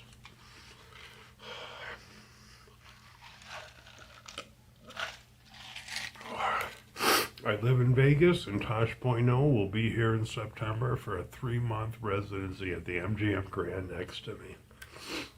Me and Steve will do it. We're on Tosh. Oh, man, the shells.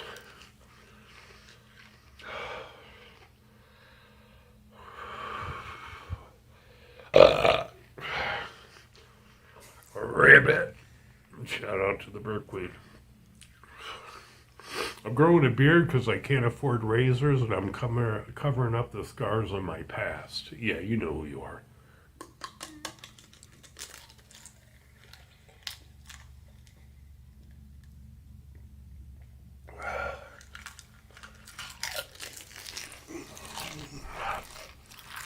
this is just painful watching it. You know, it really is.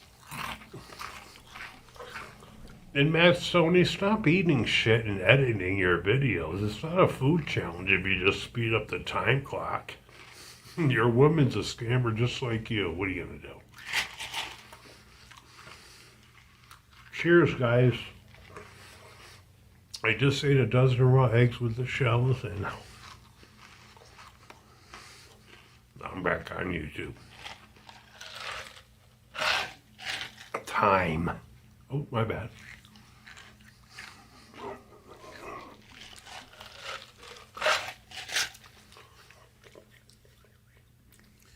Well, he already threw up, Andrew, so...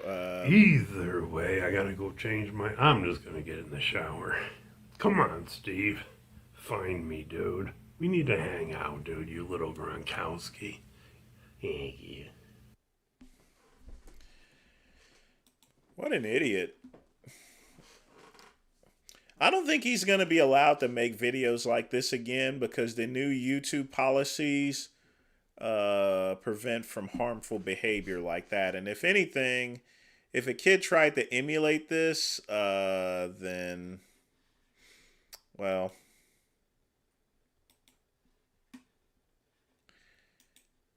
probably end up dying.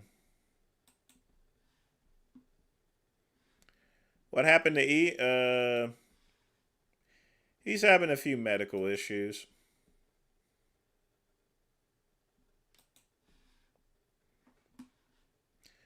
I mean, I wish all the best for him there. I'm going to be honest with you. I think he'll be okay for the most part.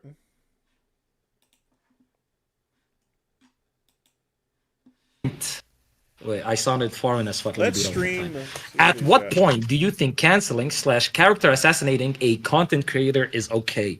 So I'd assume both of you don't believe in like cancel culture in its entirety, but at what point do you think that it makes sense to like completely character assassinate and just fucking cancel a content creator? Let's start with you, Mr. Horse, aka Vegan Gains. So when... Whoops, that's the wrong one. Hold on. Let's see what Richard's doing in his live stream. Yeah.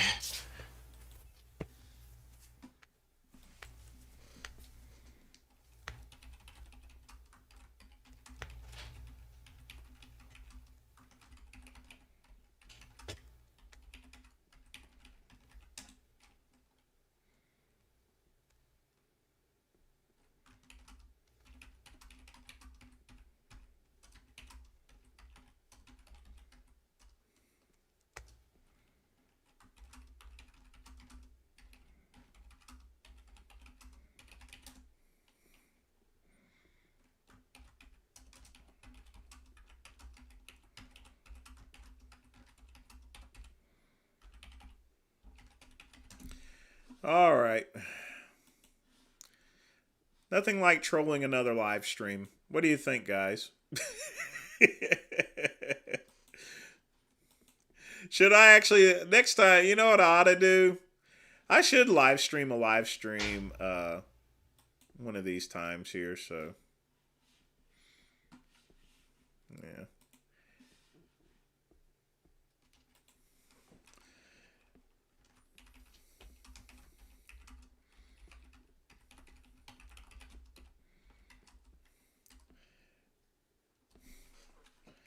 Yeah, well,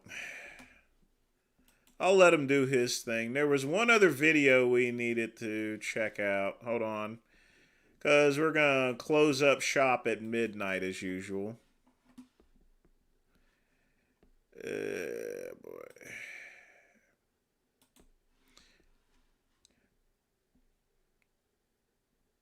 I wish someone had actually sent me the...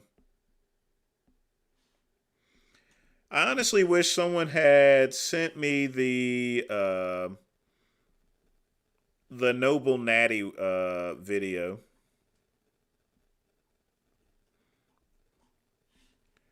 Where was it? Where was it?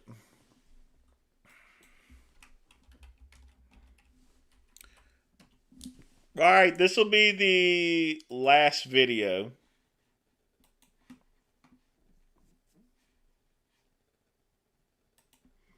And And I'm only going to play parts of it. People like me come along, they try to press it down, they try to push me down into the quicksand, and I ain't Mouth and So I guess the part is come along, they try to press it down, they try to push me down into the quicksand, and I ain't going because I'm here by God. Whoever think I'm throwing the subliminal, I'm talking to you. Talking about a man on the internet. And I went to the hole for working out. Yeah, check my resume. Where y'all resume at? You ain't got one. Where your Wikipedia page? You ain't got one. Big man. Little man. You know, I used to actually have a Wikipedia page, but I had it taken down because I was working at Verizon at one time. But I did actually have a Wikipedia page. But just because you have a Wikipedia page don't mean you're shit. If you put that little, see that? Yeah, what is Big that? man right there, Yeah. boy. Big man stuff right there, boy. Gotta get all them yellow melons. Go to get them yellow melons. We back at farmers markets where we live now, man. That's right. But, yeah, that's right. We gonna have to talk. Cause we looking to get one. That's right. Damn.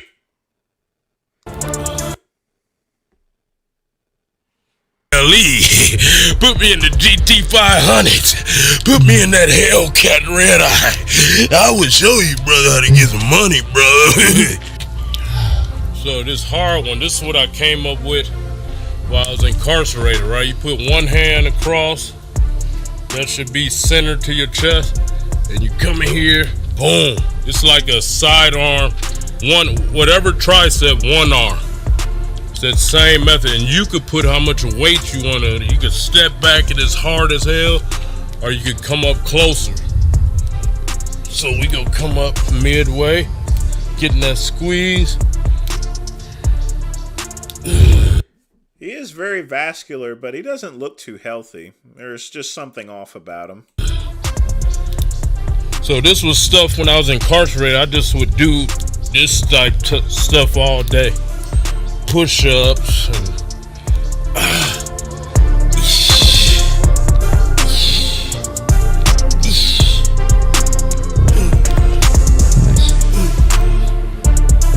I mean, looks like he may actually be on the watermelon diet. And the thing about it is, watermelon is a diuretic, so it's just drying out his skin.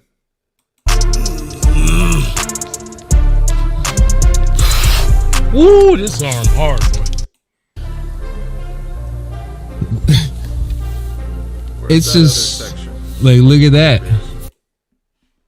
Vegetables to heal and fruits to detox. What the hell? So people think like tri-tip steak beef that's rotted. They think that's okay to put in their body while they're in the hospital. It's just salmon. You think that's okay? You don't know if it got parasites in it, to be honest. So Jesus, you know what fish he ate? Tilapia. Everybody talk crap about tilapia. If anything has a lot of parasites in it, it's tilapia, not really steak. I mean, geez. Tilapia is a trash fish. It has no real nutritional value. The reason why bodybuilders eat it is because it just runs right through the body. It's like not even eating any calories at all. Don't eat it, you see. You could. I was like studying this morning, Bible stuff. I went deep in there, right?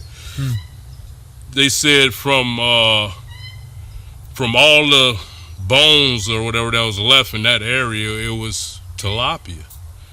I didn't even know tilapia been around that long. 2000 years.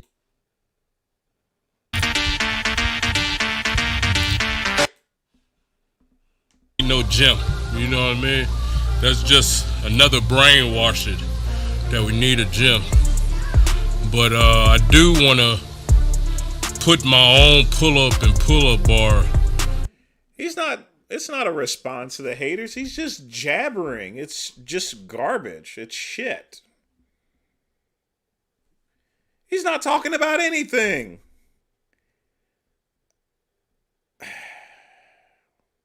Why was this sent? I mean, ugh. Oh well.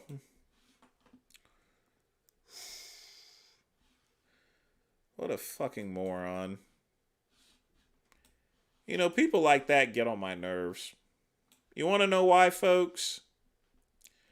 Because he's promoting a specific lifestyle that's basically, as I state in the front of my channel, he's just embarrassing the black community. I also don't eat. The thing about it is, if you're going to eat fish, I understand why bodybuilders eat orange roughy and tilapia because it just runs through your body. It doesn't really. It's almost like not taking in any calories. But, you know, I don't consider it as a way of, you know, if you want to stay full, I would eat something like spinach or something. Not something like like dirt fish like tilapia or so. Not only that, tilapia has gotten, you know, fish has gotten a lot expensive lately. And orange roughy, that's super expensive. It's more expensive than beef. But folks, it is 11:40. We got 20 minutes left, so let me make sure I go ahead and get the soul poll in.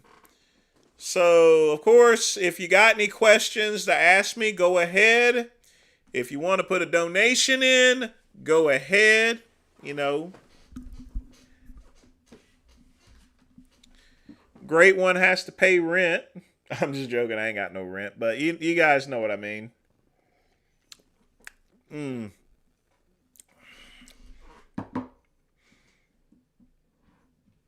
Well, jump to both of them are high in mercury. Regular tuna is high in mercury. Albacore isn't as high. At least I don't believe. I don't really eat tuna or anything like that. But fish is getting kind of bad, and it's also getting kind of expensive too. Yeah, it's because I just flipped it up. It'll clear out in just a minute. But it does that sometimes.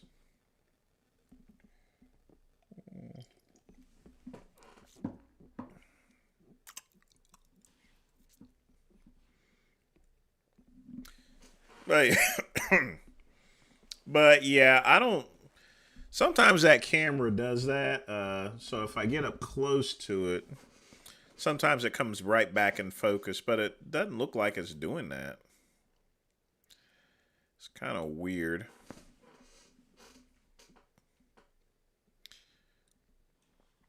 Quick pump, I am not drunk.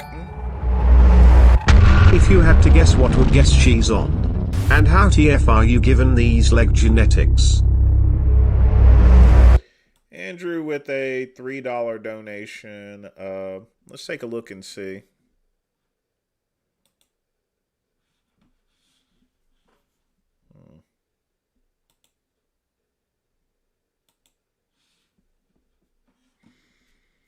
Well, she's got some very well-built legs. She definitely has genetics, that's for sure. I can't tell, however, whether she's competing in bodybuilding or in figure. Well, definitely not figure with those legs. I think that if I had to take a guess what she was without knowing, I would say that she's actually a runner or specifically a sprinter. But again, thanks for the donation. I think she's a sprinter. Some sort of running athlete.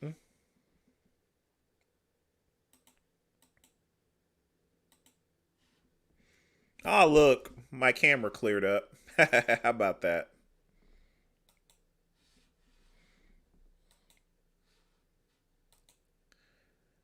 That's awful nice of my camera.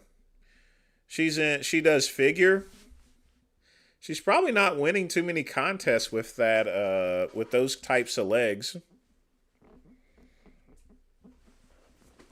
I can't see how she's winning I mean, that's weird. I mean, her legs are way too big for fitness.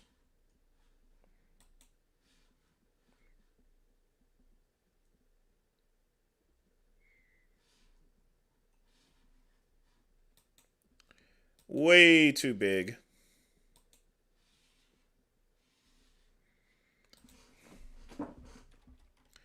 I honestly don't know what's going on with those.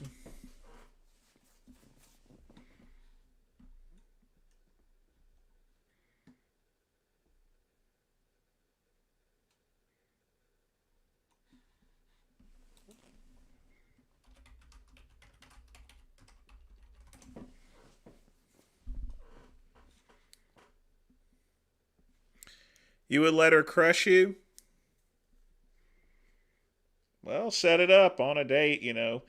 Just just remember, Andrew, if you want to pull some puss like that, I guess, just remember my clothing tips that I have so nicely have given you. If you do that, you'll stand a better chance. But if you come up to her with wearing something from Bart Simpson or at a football game, you ain't gonna get no puss. You know, the only puss you're gonna get wearing stuff like that is a crack whore or a meth whore. You're either gonna get a crack whore or a meth whore, or the wife of a politician. You know, which is about the same as a meth whore or crack whore. So remember, make sure you dress properly. Non-negotiable.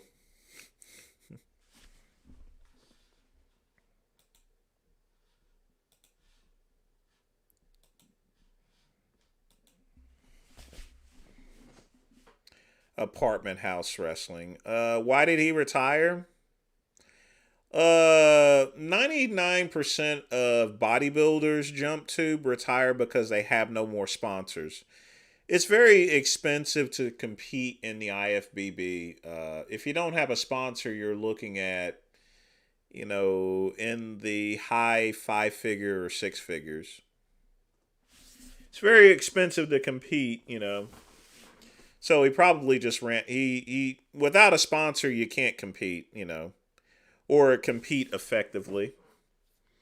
But he may have had some after effects from using all the juice for so long.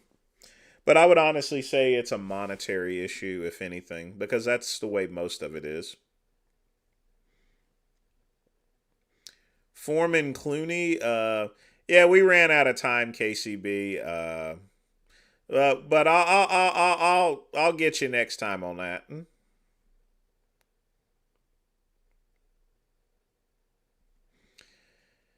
Yeah, it doesn't take much to dress, You don't even have to have it. You don't even have to, if you don't like ironing, for example, you go to Men's Warehouse, you can get non-iron clothes, It's very easy.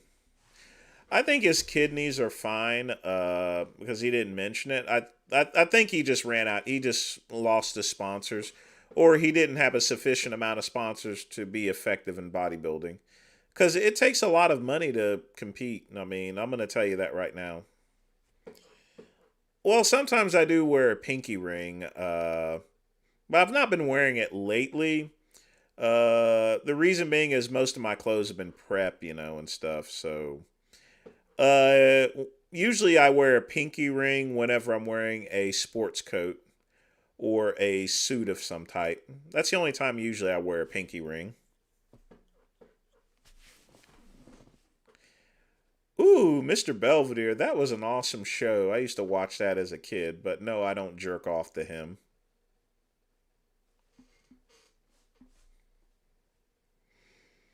Why would I jerk off to a dead person anyway, for that matter?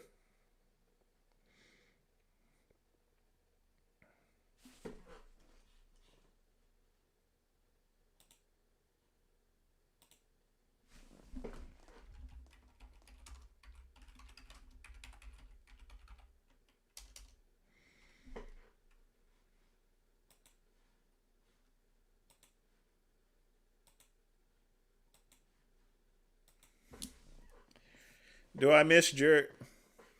I think I've already mentioned this before, Andrew, that we weren't friends.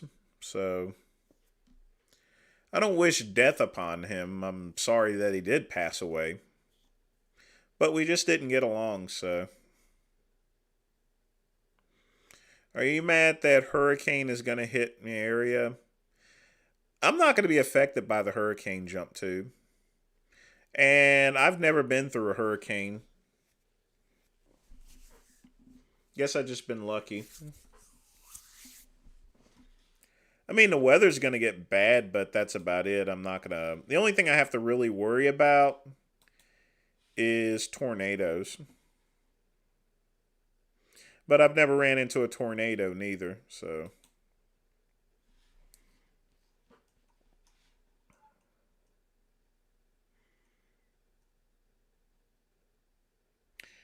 And it looks like Lisa Lyon passed away.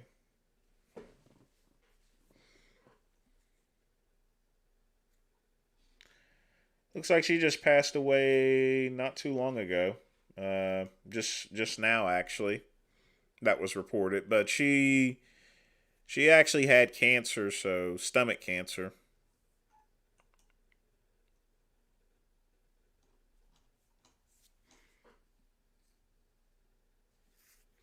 Anna Nicole Smith, yeah, she was kind of chunky, but she was a full figured woman. I mean, she's from the South, so a lot of the women in the South are full figured, after eating all that good Southern food, the collard greens, the fried chicken, the meatloaf and the mashed potatoes and stuff. You get when you have a woman that eats that, they get kind of thick,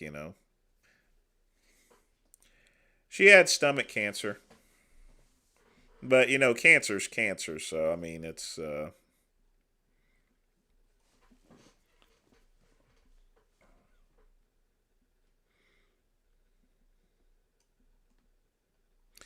But let's go ahead and get some music playing, get your questions in, folks.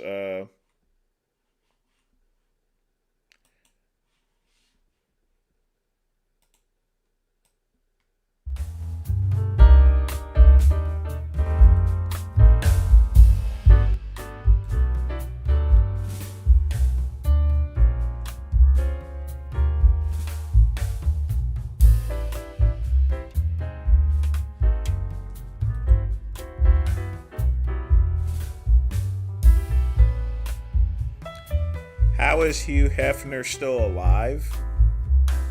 Are you just trolling at this point? I don't even think Hugh Hefner's house is not even there anymore. His house is gone too. I mean, that thing was knocked down.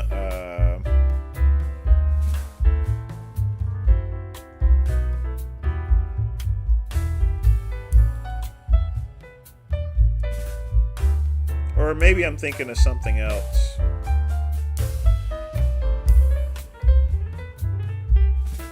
Yeah, I'm thinking of another mansion. I'm thinking of Betty White's house, actually.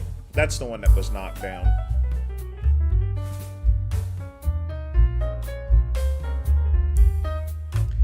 Am I sleeping? I do have work technically, but sales have been so slow, it's only going to take me maybe 15 minutes to process what's in there, Pugman. And then that'll be it. But I'll probably go to bed at around 2 a.m. or so.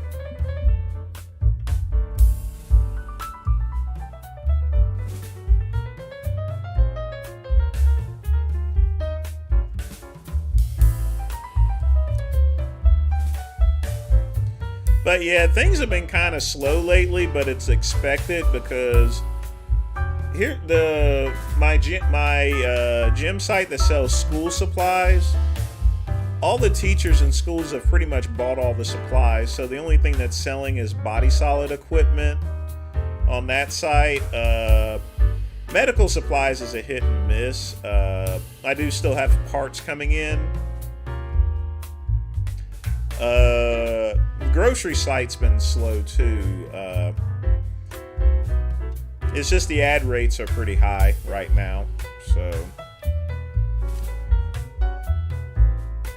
And I'm not gonna play the ads game. I'm not gonna play the ads game with major companies like Amazon. You see, The way it works, Pugman, is whenever I run any of my ads or CPCs, I have a specific time schedule to where I can get the lowest CPC. And folks, CPC stands for cost per click.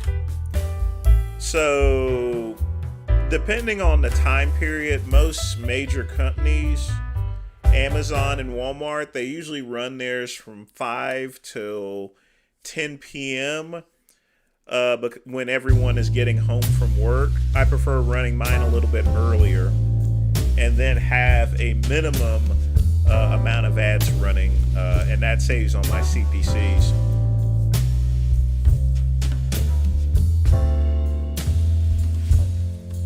But yeah, it is an hour gain, so. But it's not, for what I gotta do, it's not even gonna take 15 minutes. Maybe not even 10 minutes. Just type up a couple things and that's it. But that's the whole thing about a business, folks. It's not just selling stuff, it's making sure, as far as advertising is concerned, making sure that you're getting make sure you have your Google ads set up, make sure that you have your cost per click set up, because if you're spending too much on ads, then any profit that you make is not going to do any good. But right now, CPCs are super high, so I'm not going to go and try to compete with Amazon and Walmart. So I'll just wait until they die down from whatever they're doing.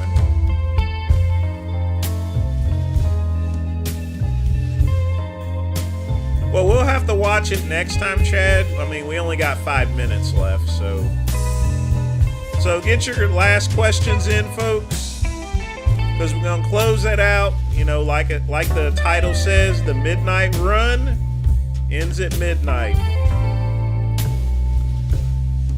and we're gonna just jam it out with the music.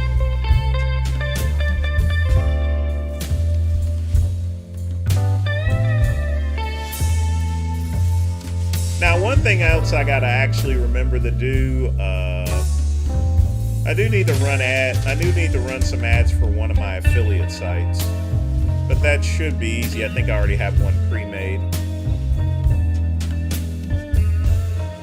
Insert coin.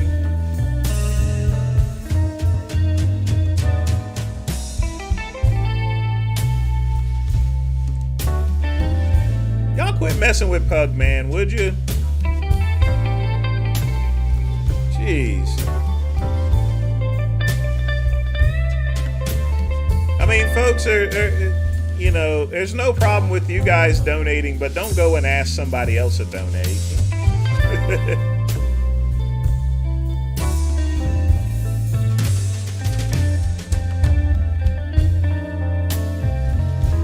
Y'all want me to stay on for another hour?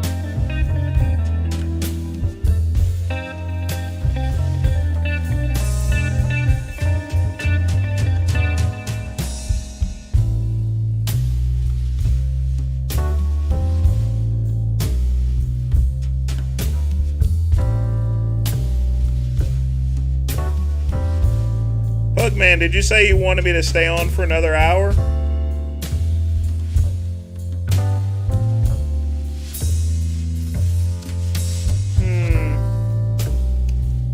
Hang tight for a minute.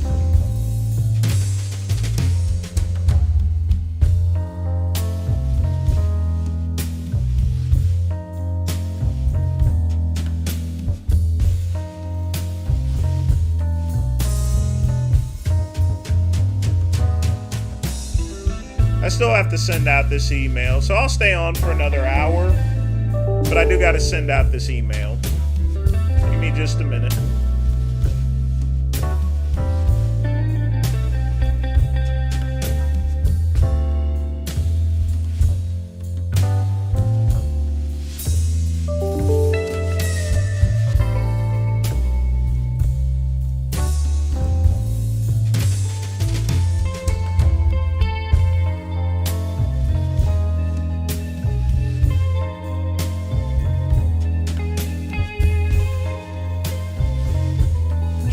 Beating up a coked up Cooney to death.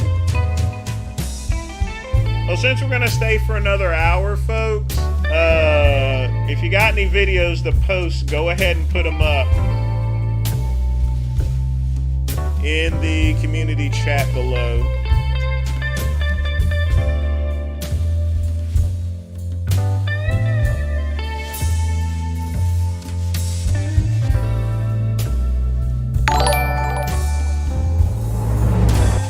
Games.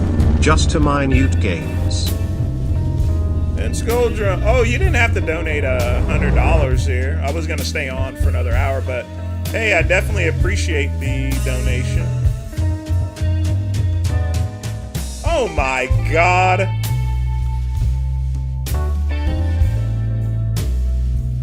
Ah! Why does she keep writing me about this?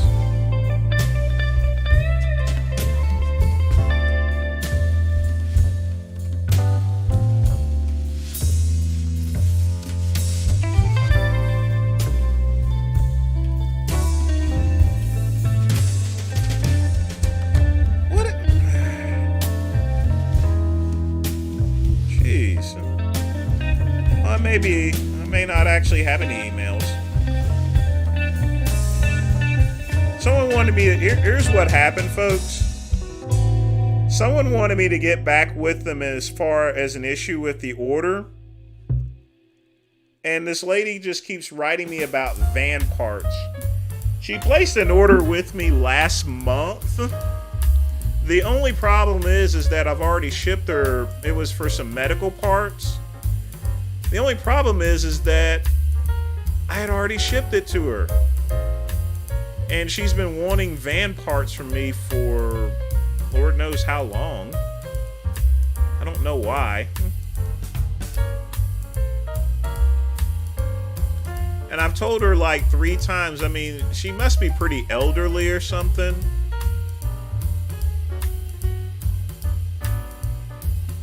She must be elderly or something, but she just keeps writing me about it. And I've told her 3 times, you got the wrong person with van parts. I don't sell van equipment, you know. You got to call your Ford dealer, you know. I don't know. But you know, you have to still be respectful. I'm only telling you guys because we're up there rapping, but you know, I had to respond to her. I'm sorry, we've already went over this. We don't carry van parts, you know.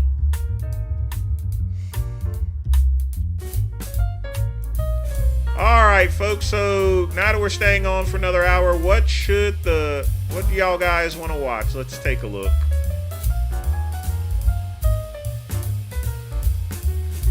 We're not gonna watch George Beanup Cooney. We already watched Ken Norton.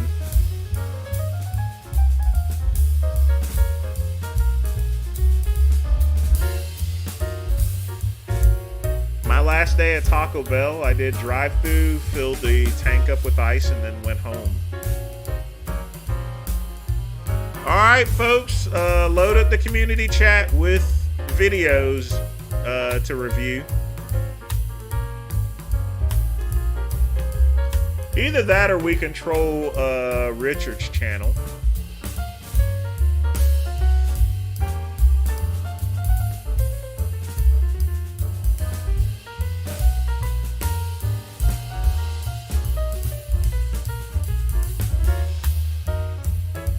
Maybe I should ask Richard for a debate since we got about an hour or so. What do you think, guys?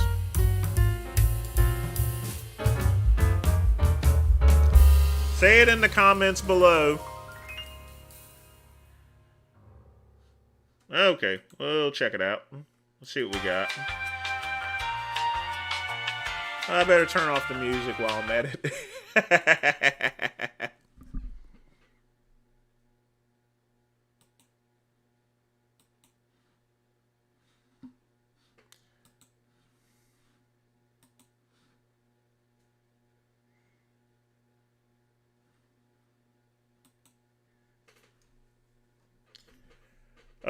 Quick pump, I don't see it as of yet. Yeah, when you work drive-thru at Taco Bell, before you leave, you got to fill up the ice bucket. Now, funny thing is, a guy came in late and he got upset because it wasn't filled. I was like, man, it was filled. It was filled at 4:00. You were here like 20 minutes late, so I'm gonna have customers. I called him a fucking moron before I left. So I do remember that. I mean, which I didn't mind because he used to bully me in school, you know. But of course, I got a lot bigger than him, so I was like, you know, I felt like knocking him out, you know, to be honest with you.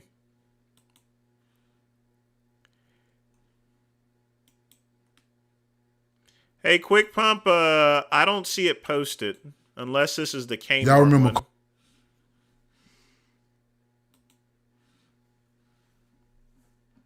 Karl Malone elbowed Isaiah Thomas and split him open. Yeah. You remember that? Zeke was leaking, right? Way before you was even in the league. Way before I was ever in the league. I just want to set this up. And never thought I was going to be in the NBA to begin. I've not been, you must be talking about something else here, someone else here, Pugman. I've not banned. The only person I banned was the guy that sent me that kitty shit. Begin with. But I remember you had him leaking, right? We playing Utah, we in Jersey. On the break, John Stockton dropped that thing off to him. I go right upside Karl Malone fucking head. Boom! Lay him out. And he didn't get up and do nothing. I was like, oh, these motherfuckers soft out here. Like, and Jerry Sloan, God rest that man's soul, you motherfucker, I kick you. And I was like, he tried to take up for him, like, yes, Pugman. Richard did actually unban me. Awful nice of him. So, yeah, I'll go in there and troll him sometimes. Early, I usually used to see what he's doing, but I mean, he banned me because of those old school videos back then. Carr didn't do nothing. I was like, but that was physique. You know what I'm saying? However many years later. Way later, Yo, dog. that's crazy as a motherfucker. Wired. Also need to turn off the emails too while I'm at it.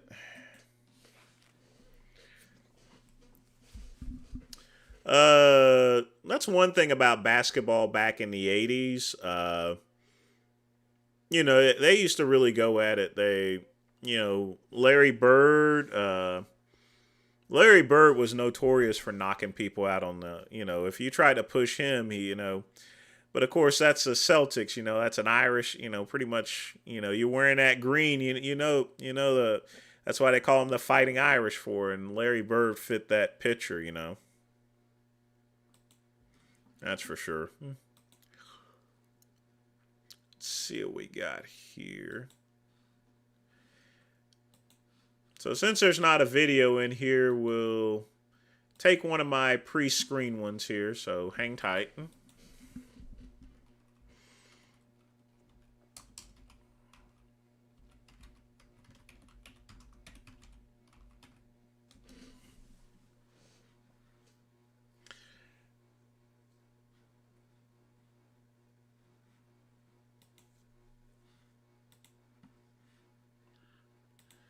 Yeah, got new.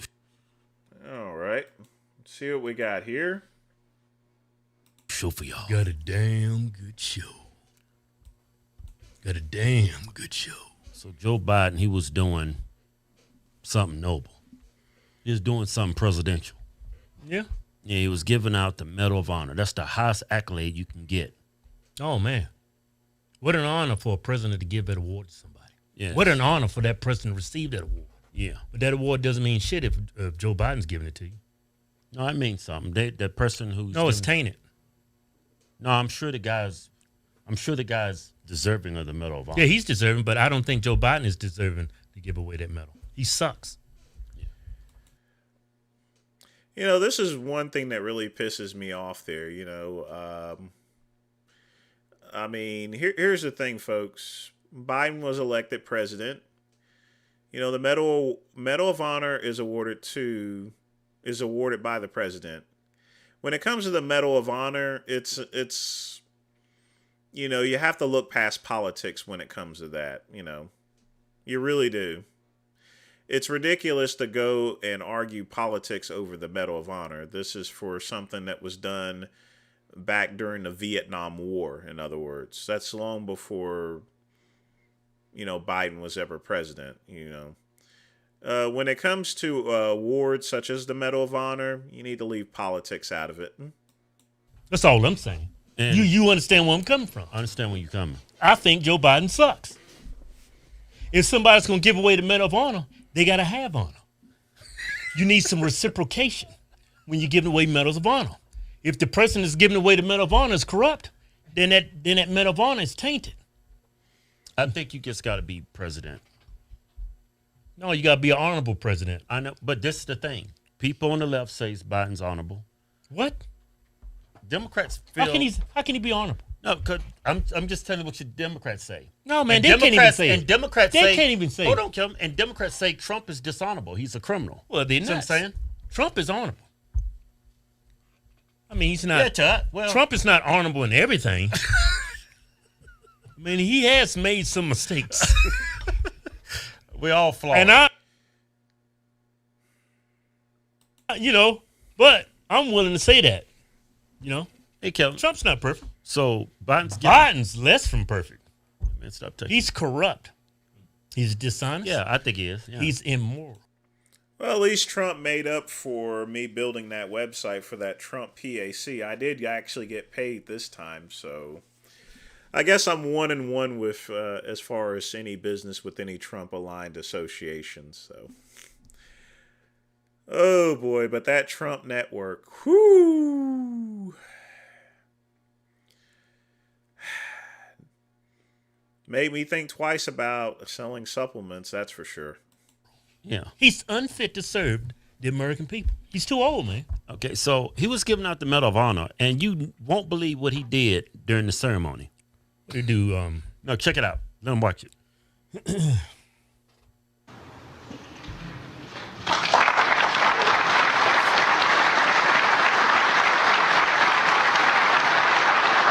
Look, he wouldn't even salute him.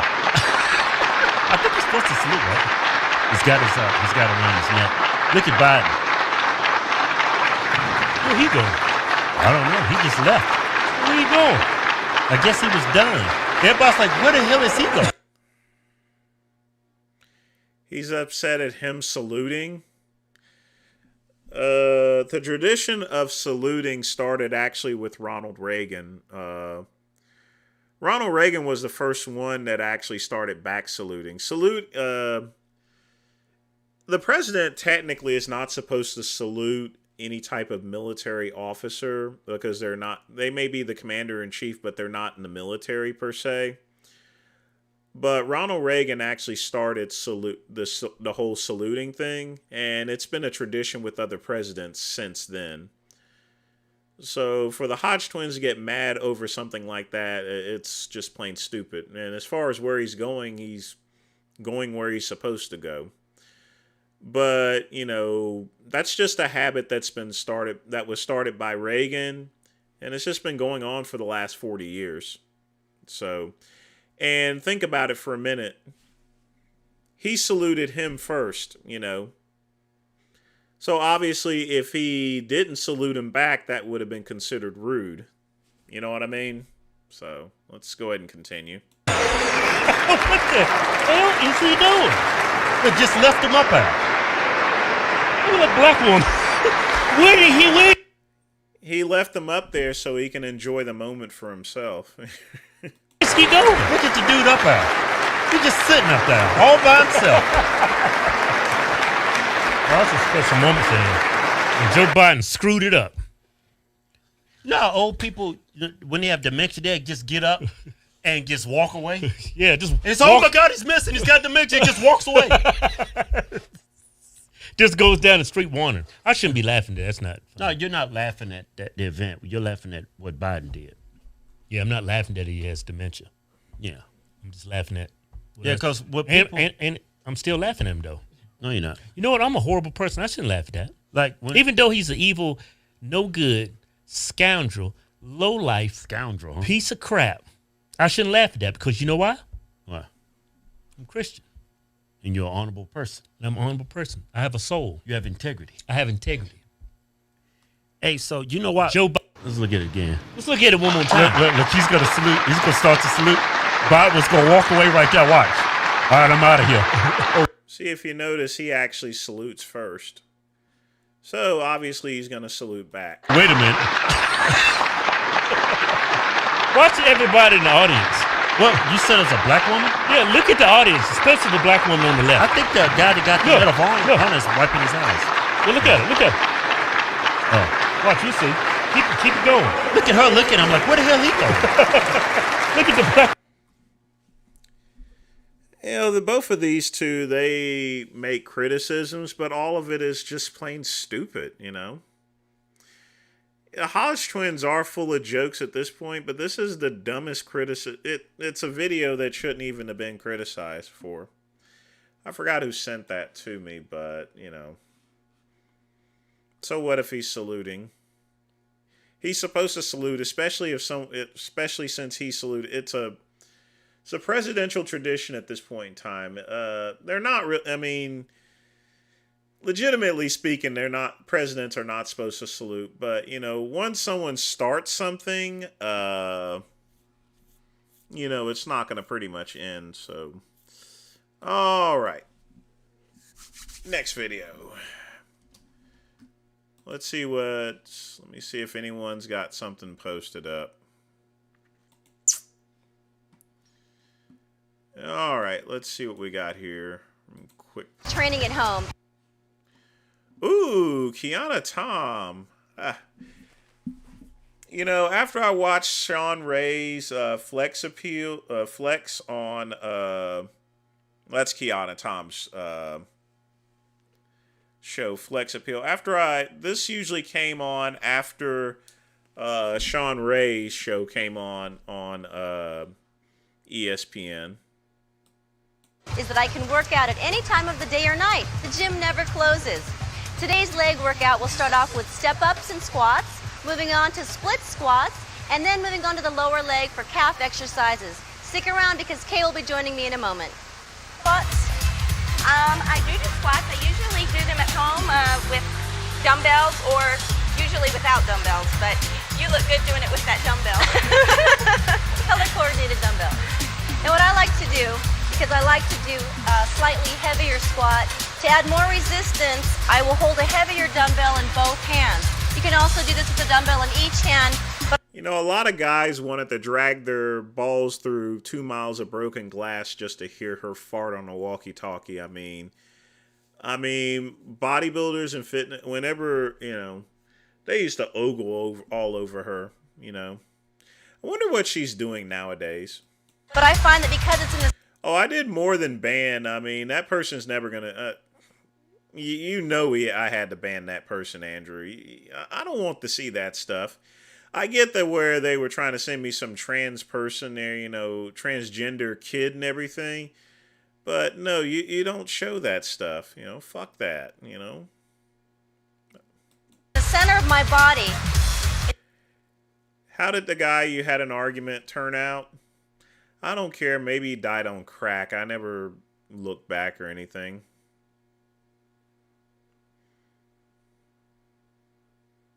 Helps to keep me balanced, and I get a nice even lift throughout the glutes. Notice how straight Kiana's back is too. She does it in perfect form, and that's really important. This feels so good. Let me concentrate on pushing through the heels and not leaning forward. Down slow so the thighs are parallel to the ground, and then push up. I love those. They're great. Okay, let's move on now to another fun exercise. You have to train to train. You have to know how to use your stabilization muscles. And the words for today are the rotator cuff.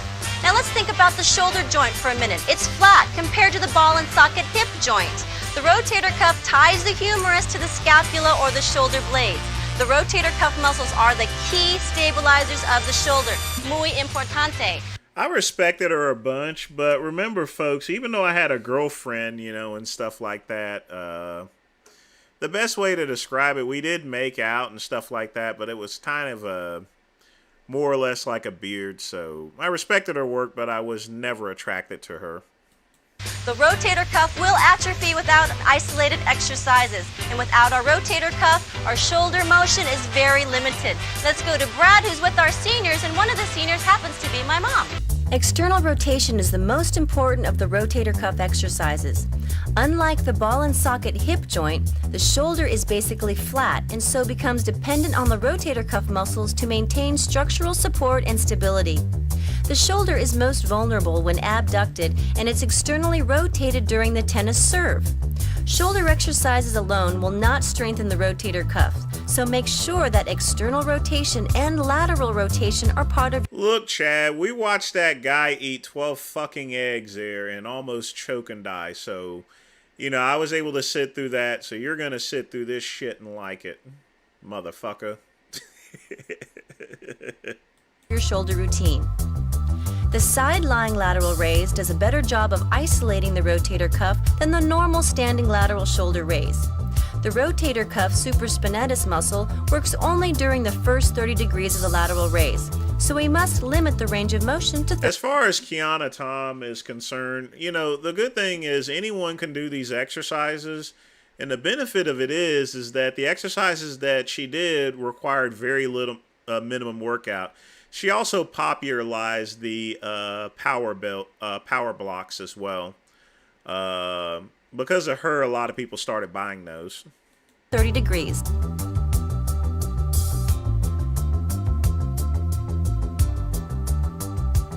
Strong delts and rear delts are also essential.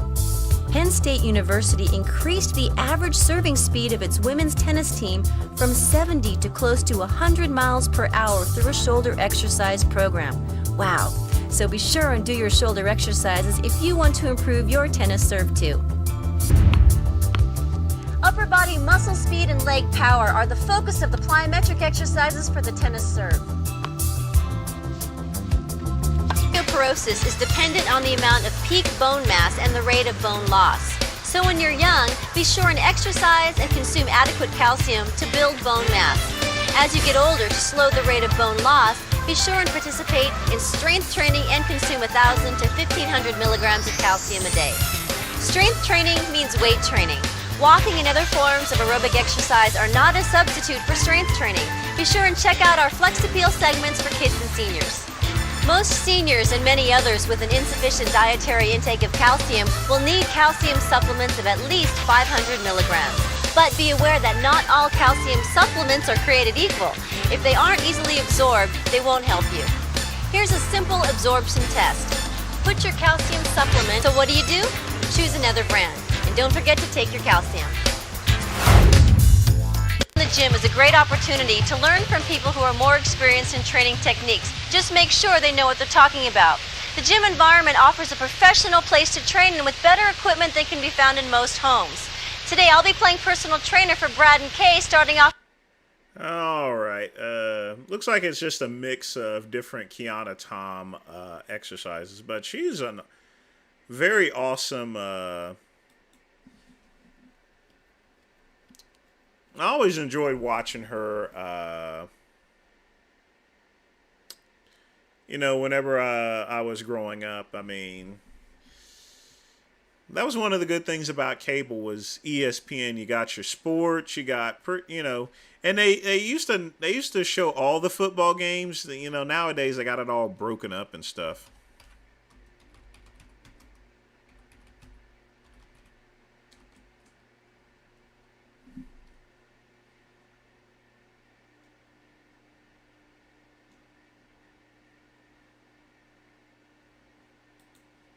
Yeah, you know. So you want me to spice it up? Well, we're not going to watch Peggy. Let me demonstrate to you what spicing things up is all about, my friend. Since you want things spicy and minty and everything like that, you know, a lot of you guys, you don't know what spice is all about, you know. So we'll spice it up a bit. So hold on. Shot down this motherfucker street for 10 motherfucking years strong, you know what I'm saying? Try to LA rolling 6 out of this motherfucker. I've been gang banging, killing, skilling, robbing motherfuckers. selling crack, got my hoes in the back. I don't give a fuck about nobody in this motherfucker. At any given moment, I can go out there and fuck up any goddamn body in this motherfucker. You understand what I'm saying? I hear motherfucking Vegas nigga LA style, they would take your motherfucking count if I wanted to. This straight gangsta on this motherfucker. I've been on this motherfucker for years, nigga. Selling all kind of motherfucking dope on this bitch. You know what I'm saying? All these motherfucking hoes out here think they running shit on this motherfucker. This is my goddamn cone. This is my motherfucking cone for 10 goddamn years. Metro can't even get me out this motherfucking cone, nigga. Metro can't even get me out this cone. Nobody can. They know I started doing a goddamn thing on this motherfucker. Let me show your ass something. Fuck this motherfucker.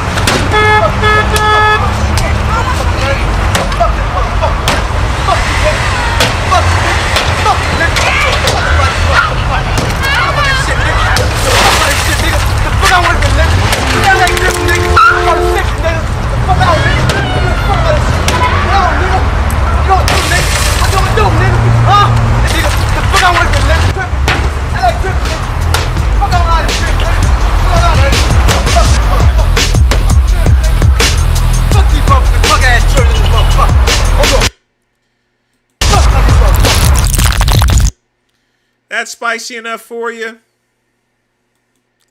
There you go. There's your spice for you there, Chad. Now let's go on and to the next video.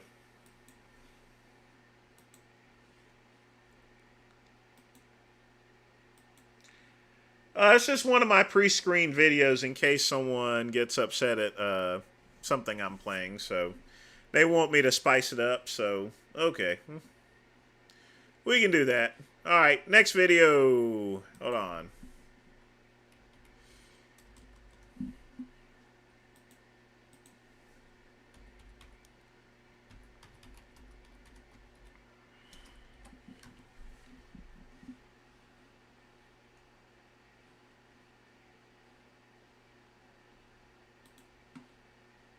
What do you... All right, let's... Recently, Lindsey Graham had... they found out during that he was recommended to be prosecuted, but Fannie Willis declined to do so. So, this is his response. So, we're going to go ahead and review that. What do you think of the report being released today, its contents, and what the recommendation was from the special grand jury? You know, I'm very worried about the country right now.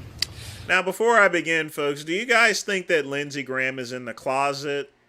Do you think he's a homosexual? Do you think he enjoys the company of other men?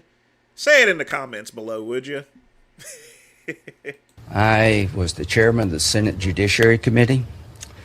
This election was contested in court. Yeah, we'll check out the natural hypertrophy. I can't pronounce anything tonight. We'll check that one out next there, KCB. Courts in multiple states. I had to explain to the people of South Carolina my vote.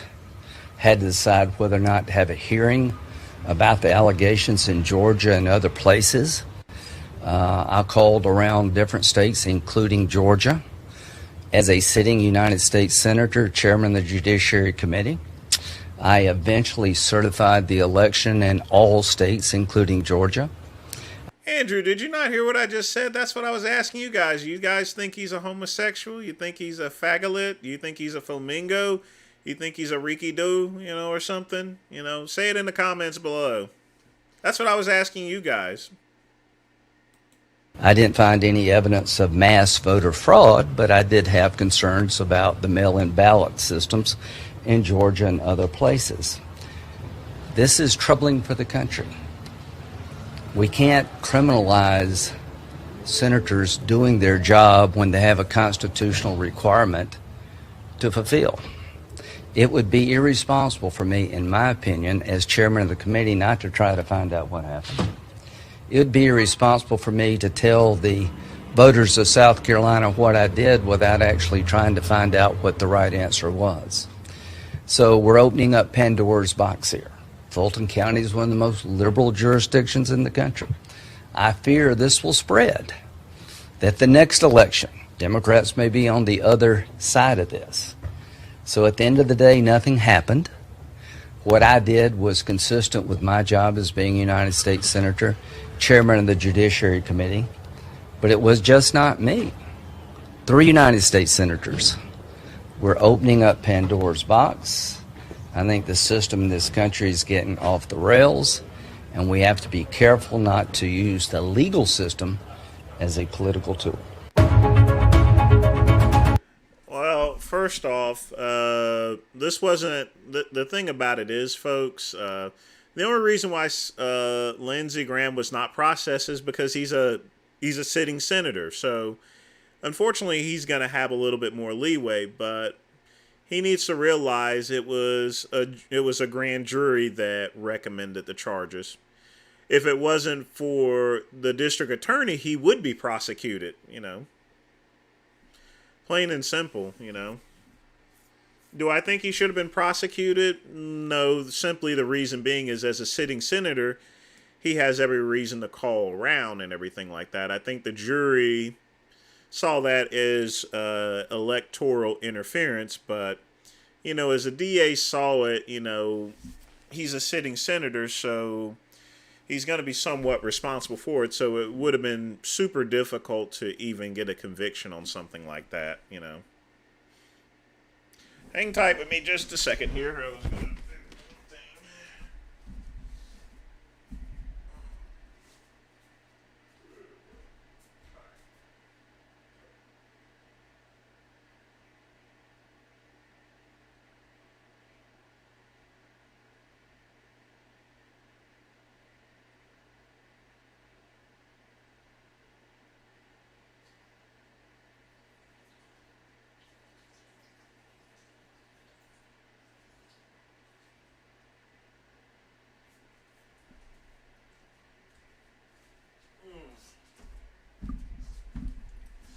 All right. So let's check out my whole thing about Lindsey is this. No kids. Never see him around any women. When's the last time you've heard anyone say, man, did you hear about Lindsey Graham fucking the shit out of that bitch? No, never, ever,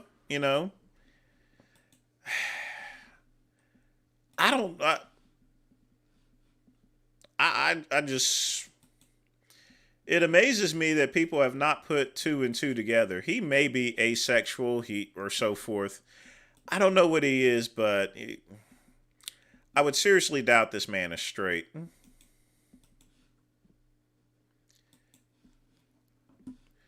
I don't see the KCB. I don't see that in here. It may have been held for reviews, but that's okay. We can just do this here instead.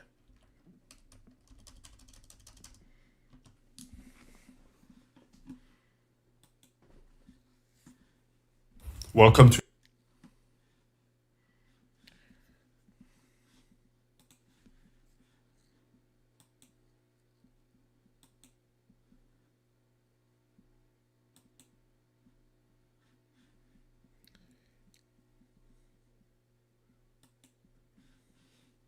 Hello YouTube. All right, let's see what we got here. Welcome to this new case profile series on our boy Hemingway.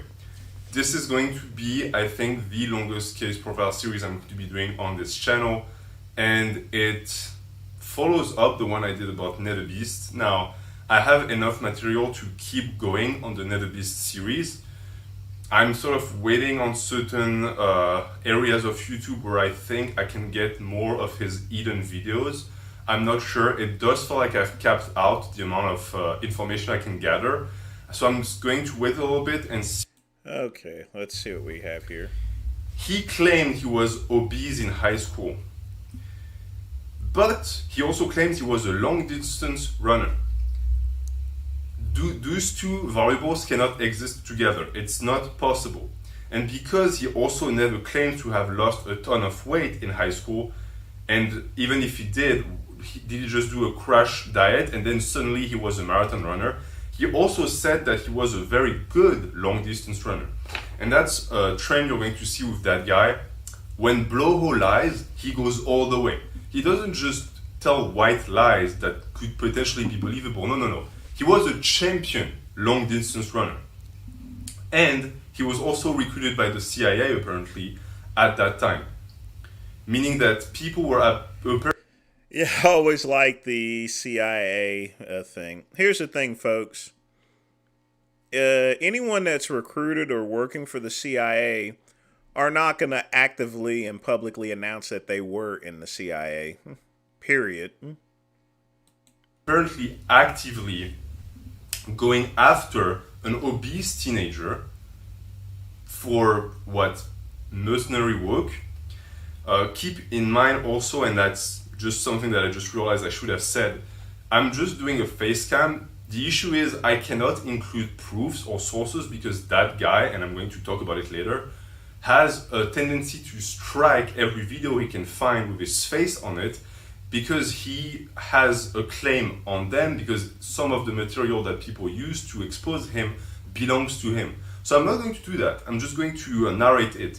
And just for the sake of it, I'm going to go out and say it. The person we're talking about is a character. It's someone from a story. They do not exist. I'm not citing any real name. The person I'm talking about is a delusional bald man called Jason Bloho. So there. Now that's out of the way, let's keep going. We have access, and if you look on the internet you will find it, of a mugshot of him when he was arrested by cops. That was back in the days. That was when he was still relatively young. He looked extremely dopey. He had a mustache. The mugshot is hilarious. You should go and find it. And when he was questioned about that, he answered that he was arrested by the cops, that he apparently broke one of the police officer's ribs and stole their gun. So picture it in your head. He broke their ribs, took the gun, and... Well, Andrew, here's the thing about Blaha. He does the same thing in every video. He's powerlifting in every video. There's very few to where he's just doing a regular live stream. But as far as his regular videos are concerned, it's practically the same thing every single day. I mean, he's made thousands of videos with the same similar type content. So it's very repetitive. Sort of like got them down like this. The truth is, people managed to get their hands on the actual written statement that the cops produced. He was arrested because he owned a gun that didn't belong to him, that was found on his person. He could apparently barely answer the cop when they tried to question him about it. And the judge decided that he was most likely mentally impaired. And because of the tests that were run on him, apparently he was not super functioning as an adult. That's a guy that claims to have 147 IQ. 147 IQ is incredibly high. And usually, this is stereotypical, but when you speak to someone who has that high of an IQ, you're going to be able to tell. And when you speak to someone or you listen to someone like Blahino, you can also tell that they don't have that high of an IQ.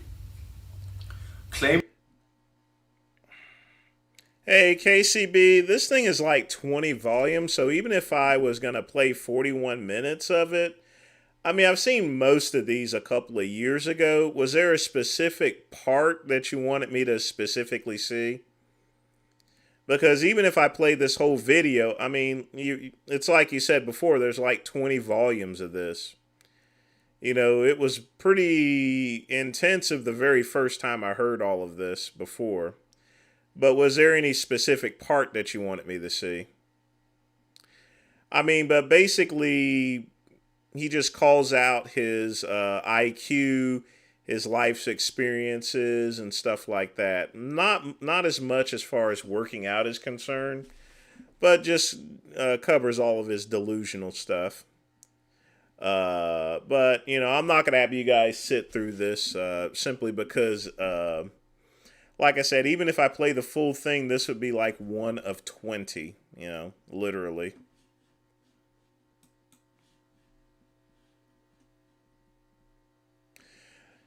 And one thing, and another thing I want to mention, the reason why I don't subscribe to this person is because he goes on and on and on and on.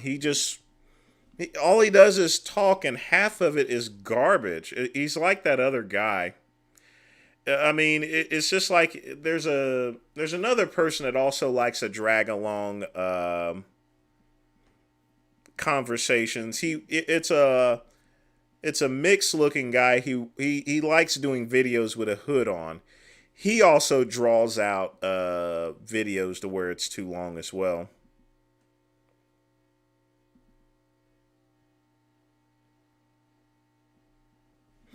Oh yeah, Baja's been playing those games for years. But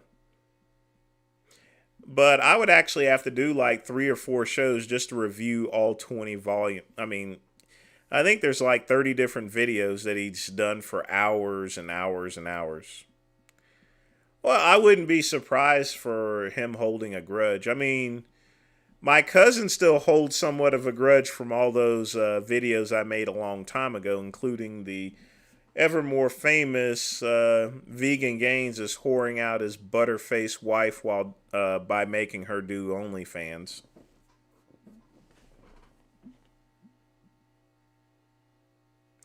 Which I've promised I would never play again, so. But he was always just a. I mean, I have no problems playing a specific clip you want me to see, KCB, but, you know, I could play the whole 41 minutes. I can be up until like 3 or 4 in the morning, and we would only cover like maybe 10% of all the shit that he's actually said. Because all of the content that he has, it actually connects together. Literally.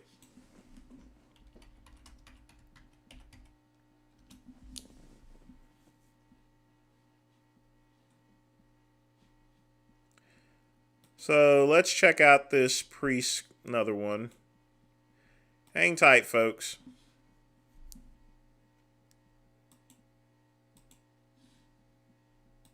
Phil's family, they got together and put hundreds of thousands of dollars. Now, in case you didn't know, Phil Baroni, he was in a Mexican jail cell for murder, actually. So let's see what we got here. Together to move Phil to one of these places. Now, I said previously in another video that if he had enough money, he can easily buy himself out, which he apparently has. But let's take a look and see what John Bravo's take is on it. Yes, I went to college. I went to college even in high school. I went to Marshall College and took summer courses while I was in high school. Places. And it's a costly ordeal when the extortion starts. I'm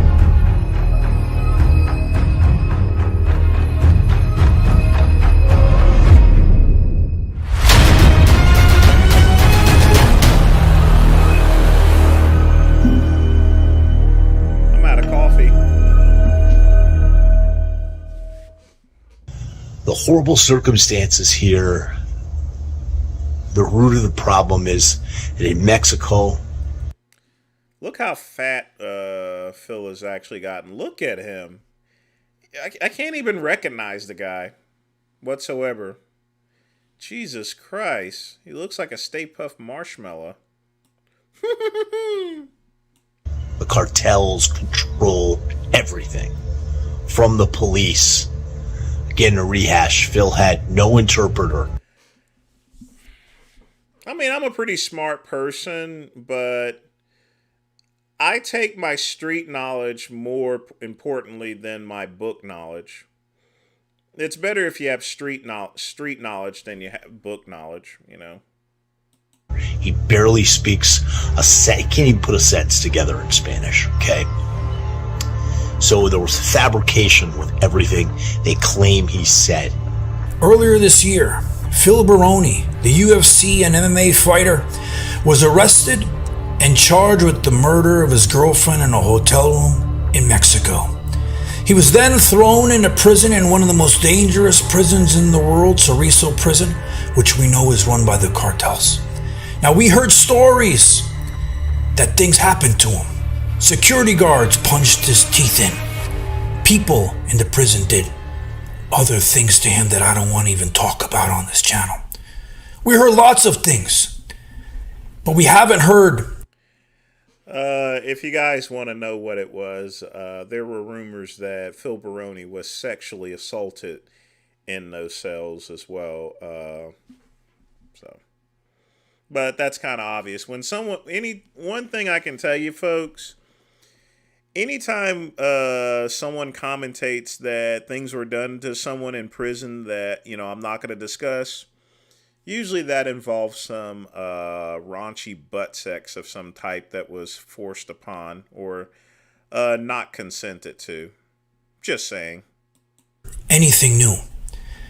And finally, I have an update because I spoke to his best friend, somebody that Phil is really close to and speaks to him while he's in prison. Oh, that guy, that fat fuck wasn't Phil Baroni, I guess. So. And he told us many things that have been going on in the latest on Phil Baroni. Phil was moved into a halfway house that's run by the cartel. And I spoke a little bit about what a halfway house is like in Mexico. You could have weapons, you could have drugs, you can have all different types of things, right?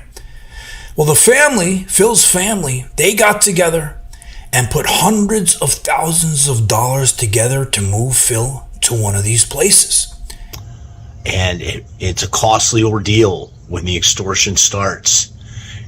The cartels run the police, they run the halfway houses, they run the prisons, and we were able to get Phil into a safe place, halfway house type situation. And they wanted him in there because this is Mexico and you don't have the right to a speedy trial like you do in the United States. So he would be in that bad part of the prison for many years. Who knows if he would even live it.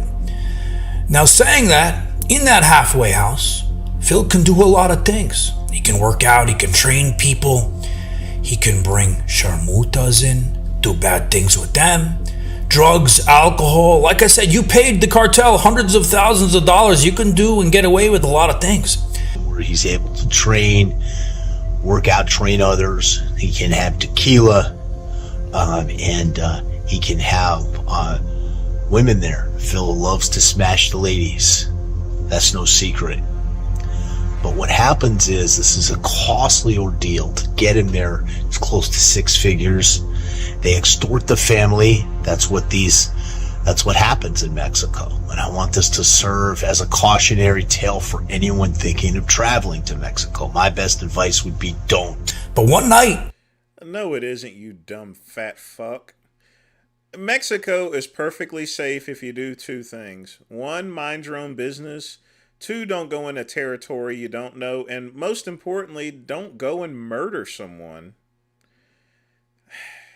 Mexico is just about as safe as a lot of places in the U.S.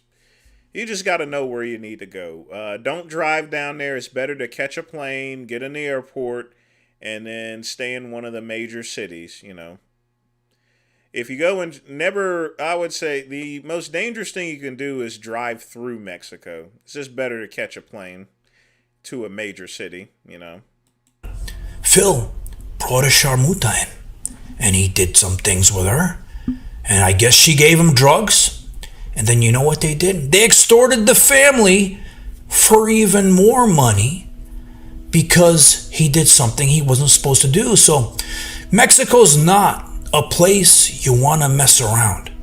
And what happens is they'll re-extort. So in Phil's case, they brought a lady of the night in to take care of the New York badass. And she brought crack cocaine and fed it to him. They videotaped him and then they re-extorted on the original extortion to keep him there. And the point is to keep him there where he is safe. Because Mexican prisons, especially if you're an American, they're rat holes. And what happens to a lot of Americans is once they can no longer extort you, they send you there to die. Now, Phil's family insists that Phil is innocent. But I spoke to the friends of the victim, family members, and they think Phil isn't. And it's a horrible situation. There is no right to a speedy trial. Understand that. And that's why getting Phil into a safe place is so important. They'll tell you that in this case there was so much police misconduct, and they'll tell you they're going to have these hearings, but this could go on for years and years. Phil could be there a decade from now, and hopefully in the same place, not in a prison. But it's an extortion rap. The New York Badass was a gangster in his younger days. Worked with my friend Johnny A-Light, worked with the Gambino family, but he was never a killer. He's not a killer, and he, as I said. How do you know? I mean, how do you know this? How do you know if you knew he killed someone? And I mean, you're mentioning that he never killed anyone, but apparently that's why he's in that prison in Mexico. That's what got him there to begin with.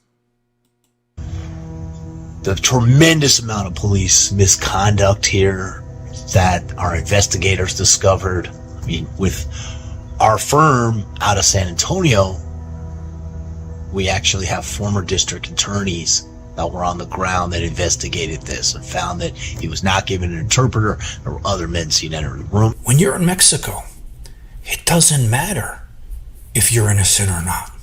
I remember stories, even me, myself, personally, I lived in Arizona. You drive across the border, they stop me, I had to pay off the guys to let me go. I remember a neighbor, blonde, beautiful. She went to Mexico. She went to Rocky Point just to have fun on the beach. They put her in a jail in there for 3-4 days. Who knows what they were going to do to her? She had to come up with money to get out. So I'm saying this because it doesn't matter if you do bad things or not. When you're in Mexico and you have cartels and corruption and things like that going on, it doesn't matter, because good luck finding the truth, right? And then secondly, you're going to have to pay no matter what. So Phil is in a bad situation regardless. If he did, kill the girl, or if he didn't kill the girl, we don't really know. Who knows if... No, Athens, I wouldn't date him. If we'll ever find out. In the end, we still have a victim. You say your prayers to that victim. She died. And all my prayers and thoughts go out to her. And we're just going to have to see what happens next and hope the truth can come out. They name a figure where you can get completely out of it, come back to the United States. Problem with paying that is they can screw you. And you're dealing with the cartels. You're dealing with con artists. At our border right now, and I want to stress this because I am an executive consultant currently for Robert F. Kennedy Jr., Bobby Kennedy Jr.'s Super PAC, and working on a number of really cool things with Bobby in the combat sports world. You're up here worrying about... You go and start with a video being concerned about Phil Baroni, and now you're going to promote yourself? You pink glasses wearing son of a bitch, fat fucking Pillsbury doughboy, loudmouth, beater brain, chicken liver, nincompoop.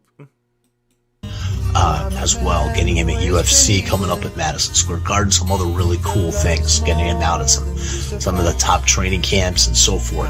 And I want to make people aware that it doesn't matter. The facts don't matter. It's about the extortion in Mexico. And currently at our border, literally the cartels are controlling who enters. Check out Bobby Kennedy's video on that. He spent time down there, and people from other countries are being extorted. They're being sent to the U.S. to work for the cartels. It's horrible. It's not all margaritas and senoritas in Mexico. And Phil Baroni is an innocent man. I strongly believe that, but the extortions continue. He ain't innocent, he's guilty. Be careful. This is a cautionary tale. Now let's end the night with a little bit. What does it cost for him to twerk anyway?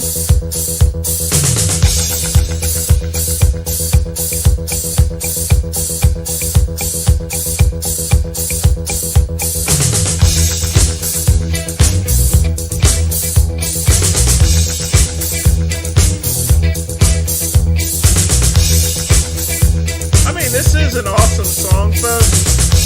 One of the best songs out there.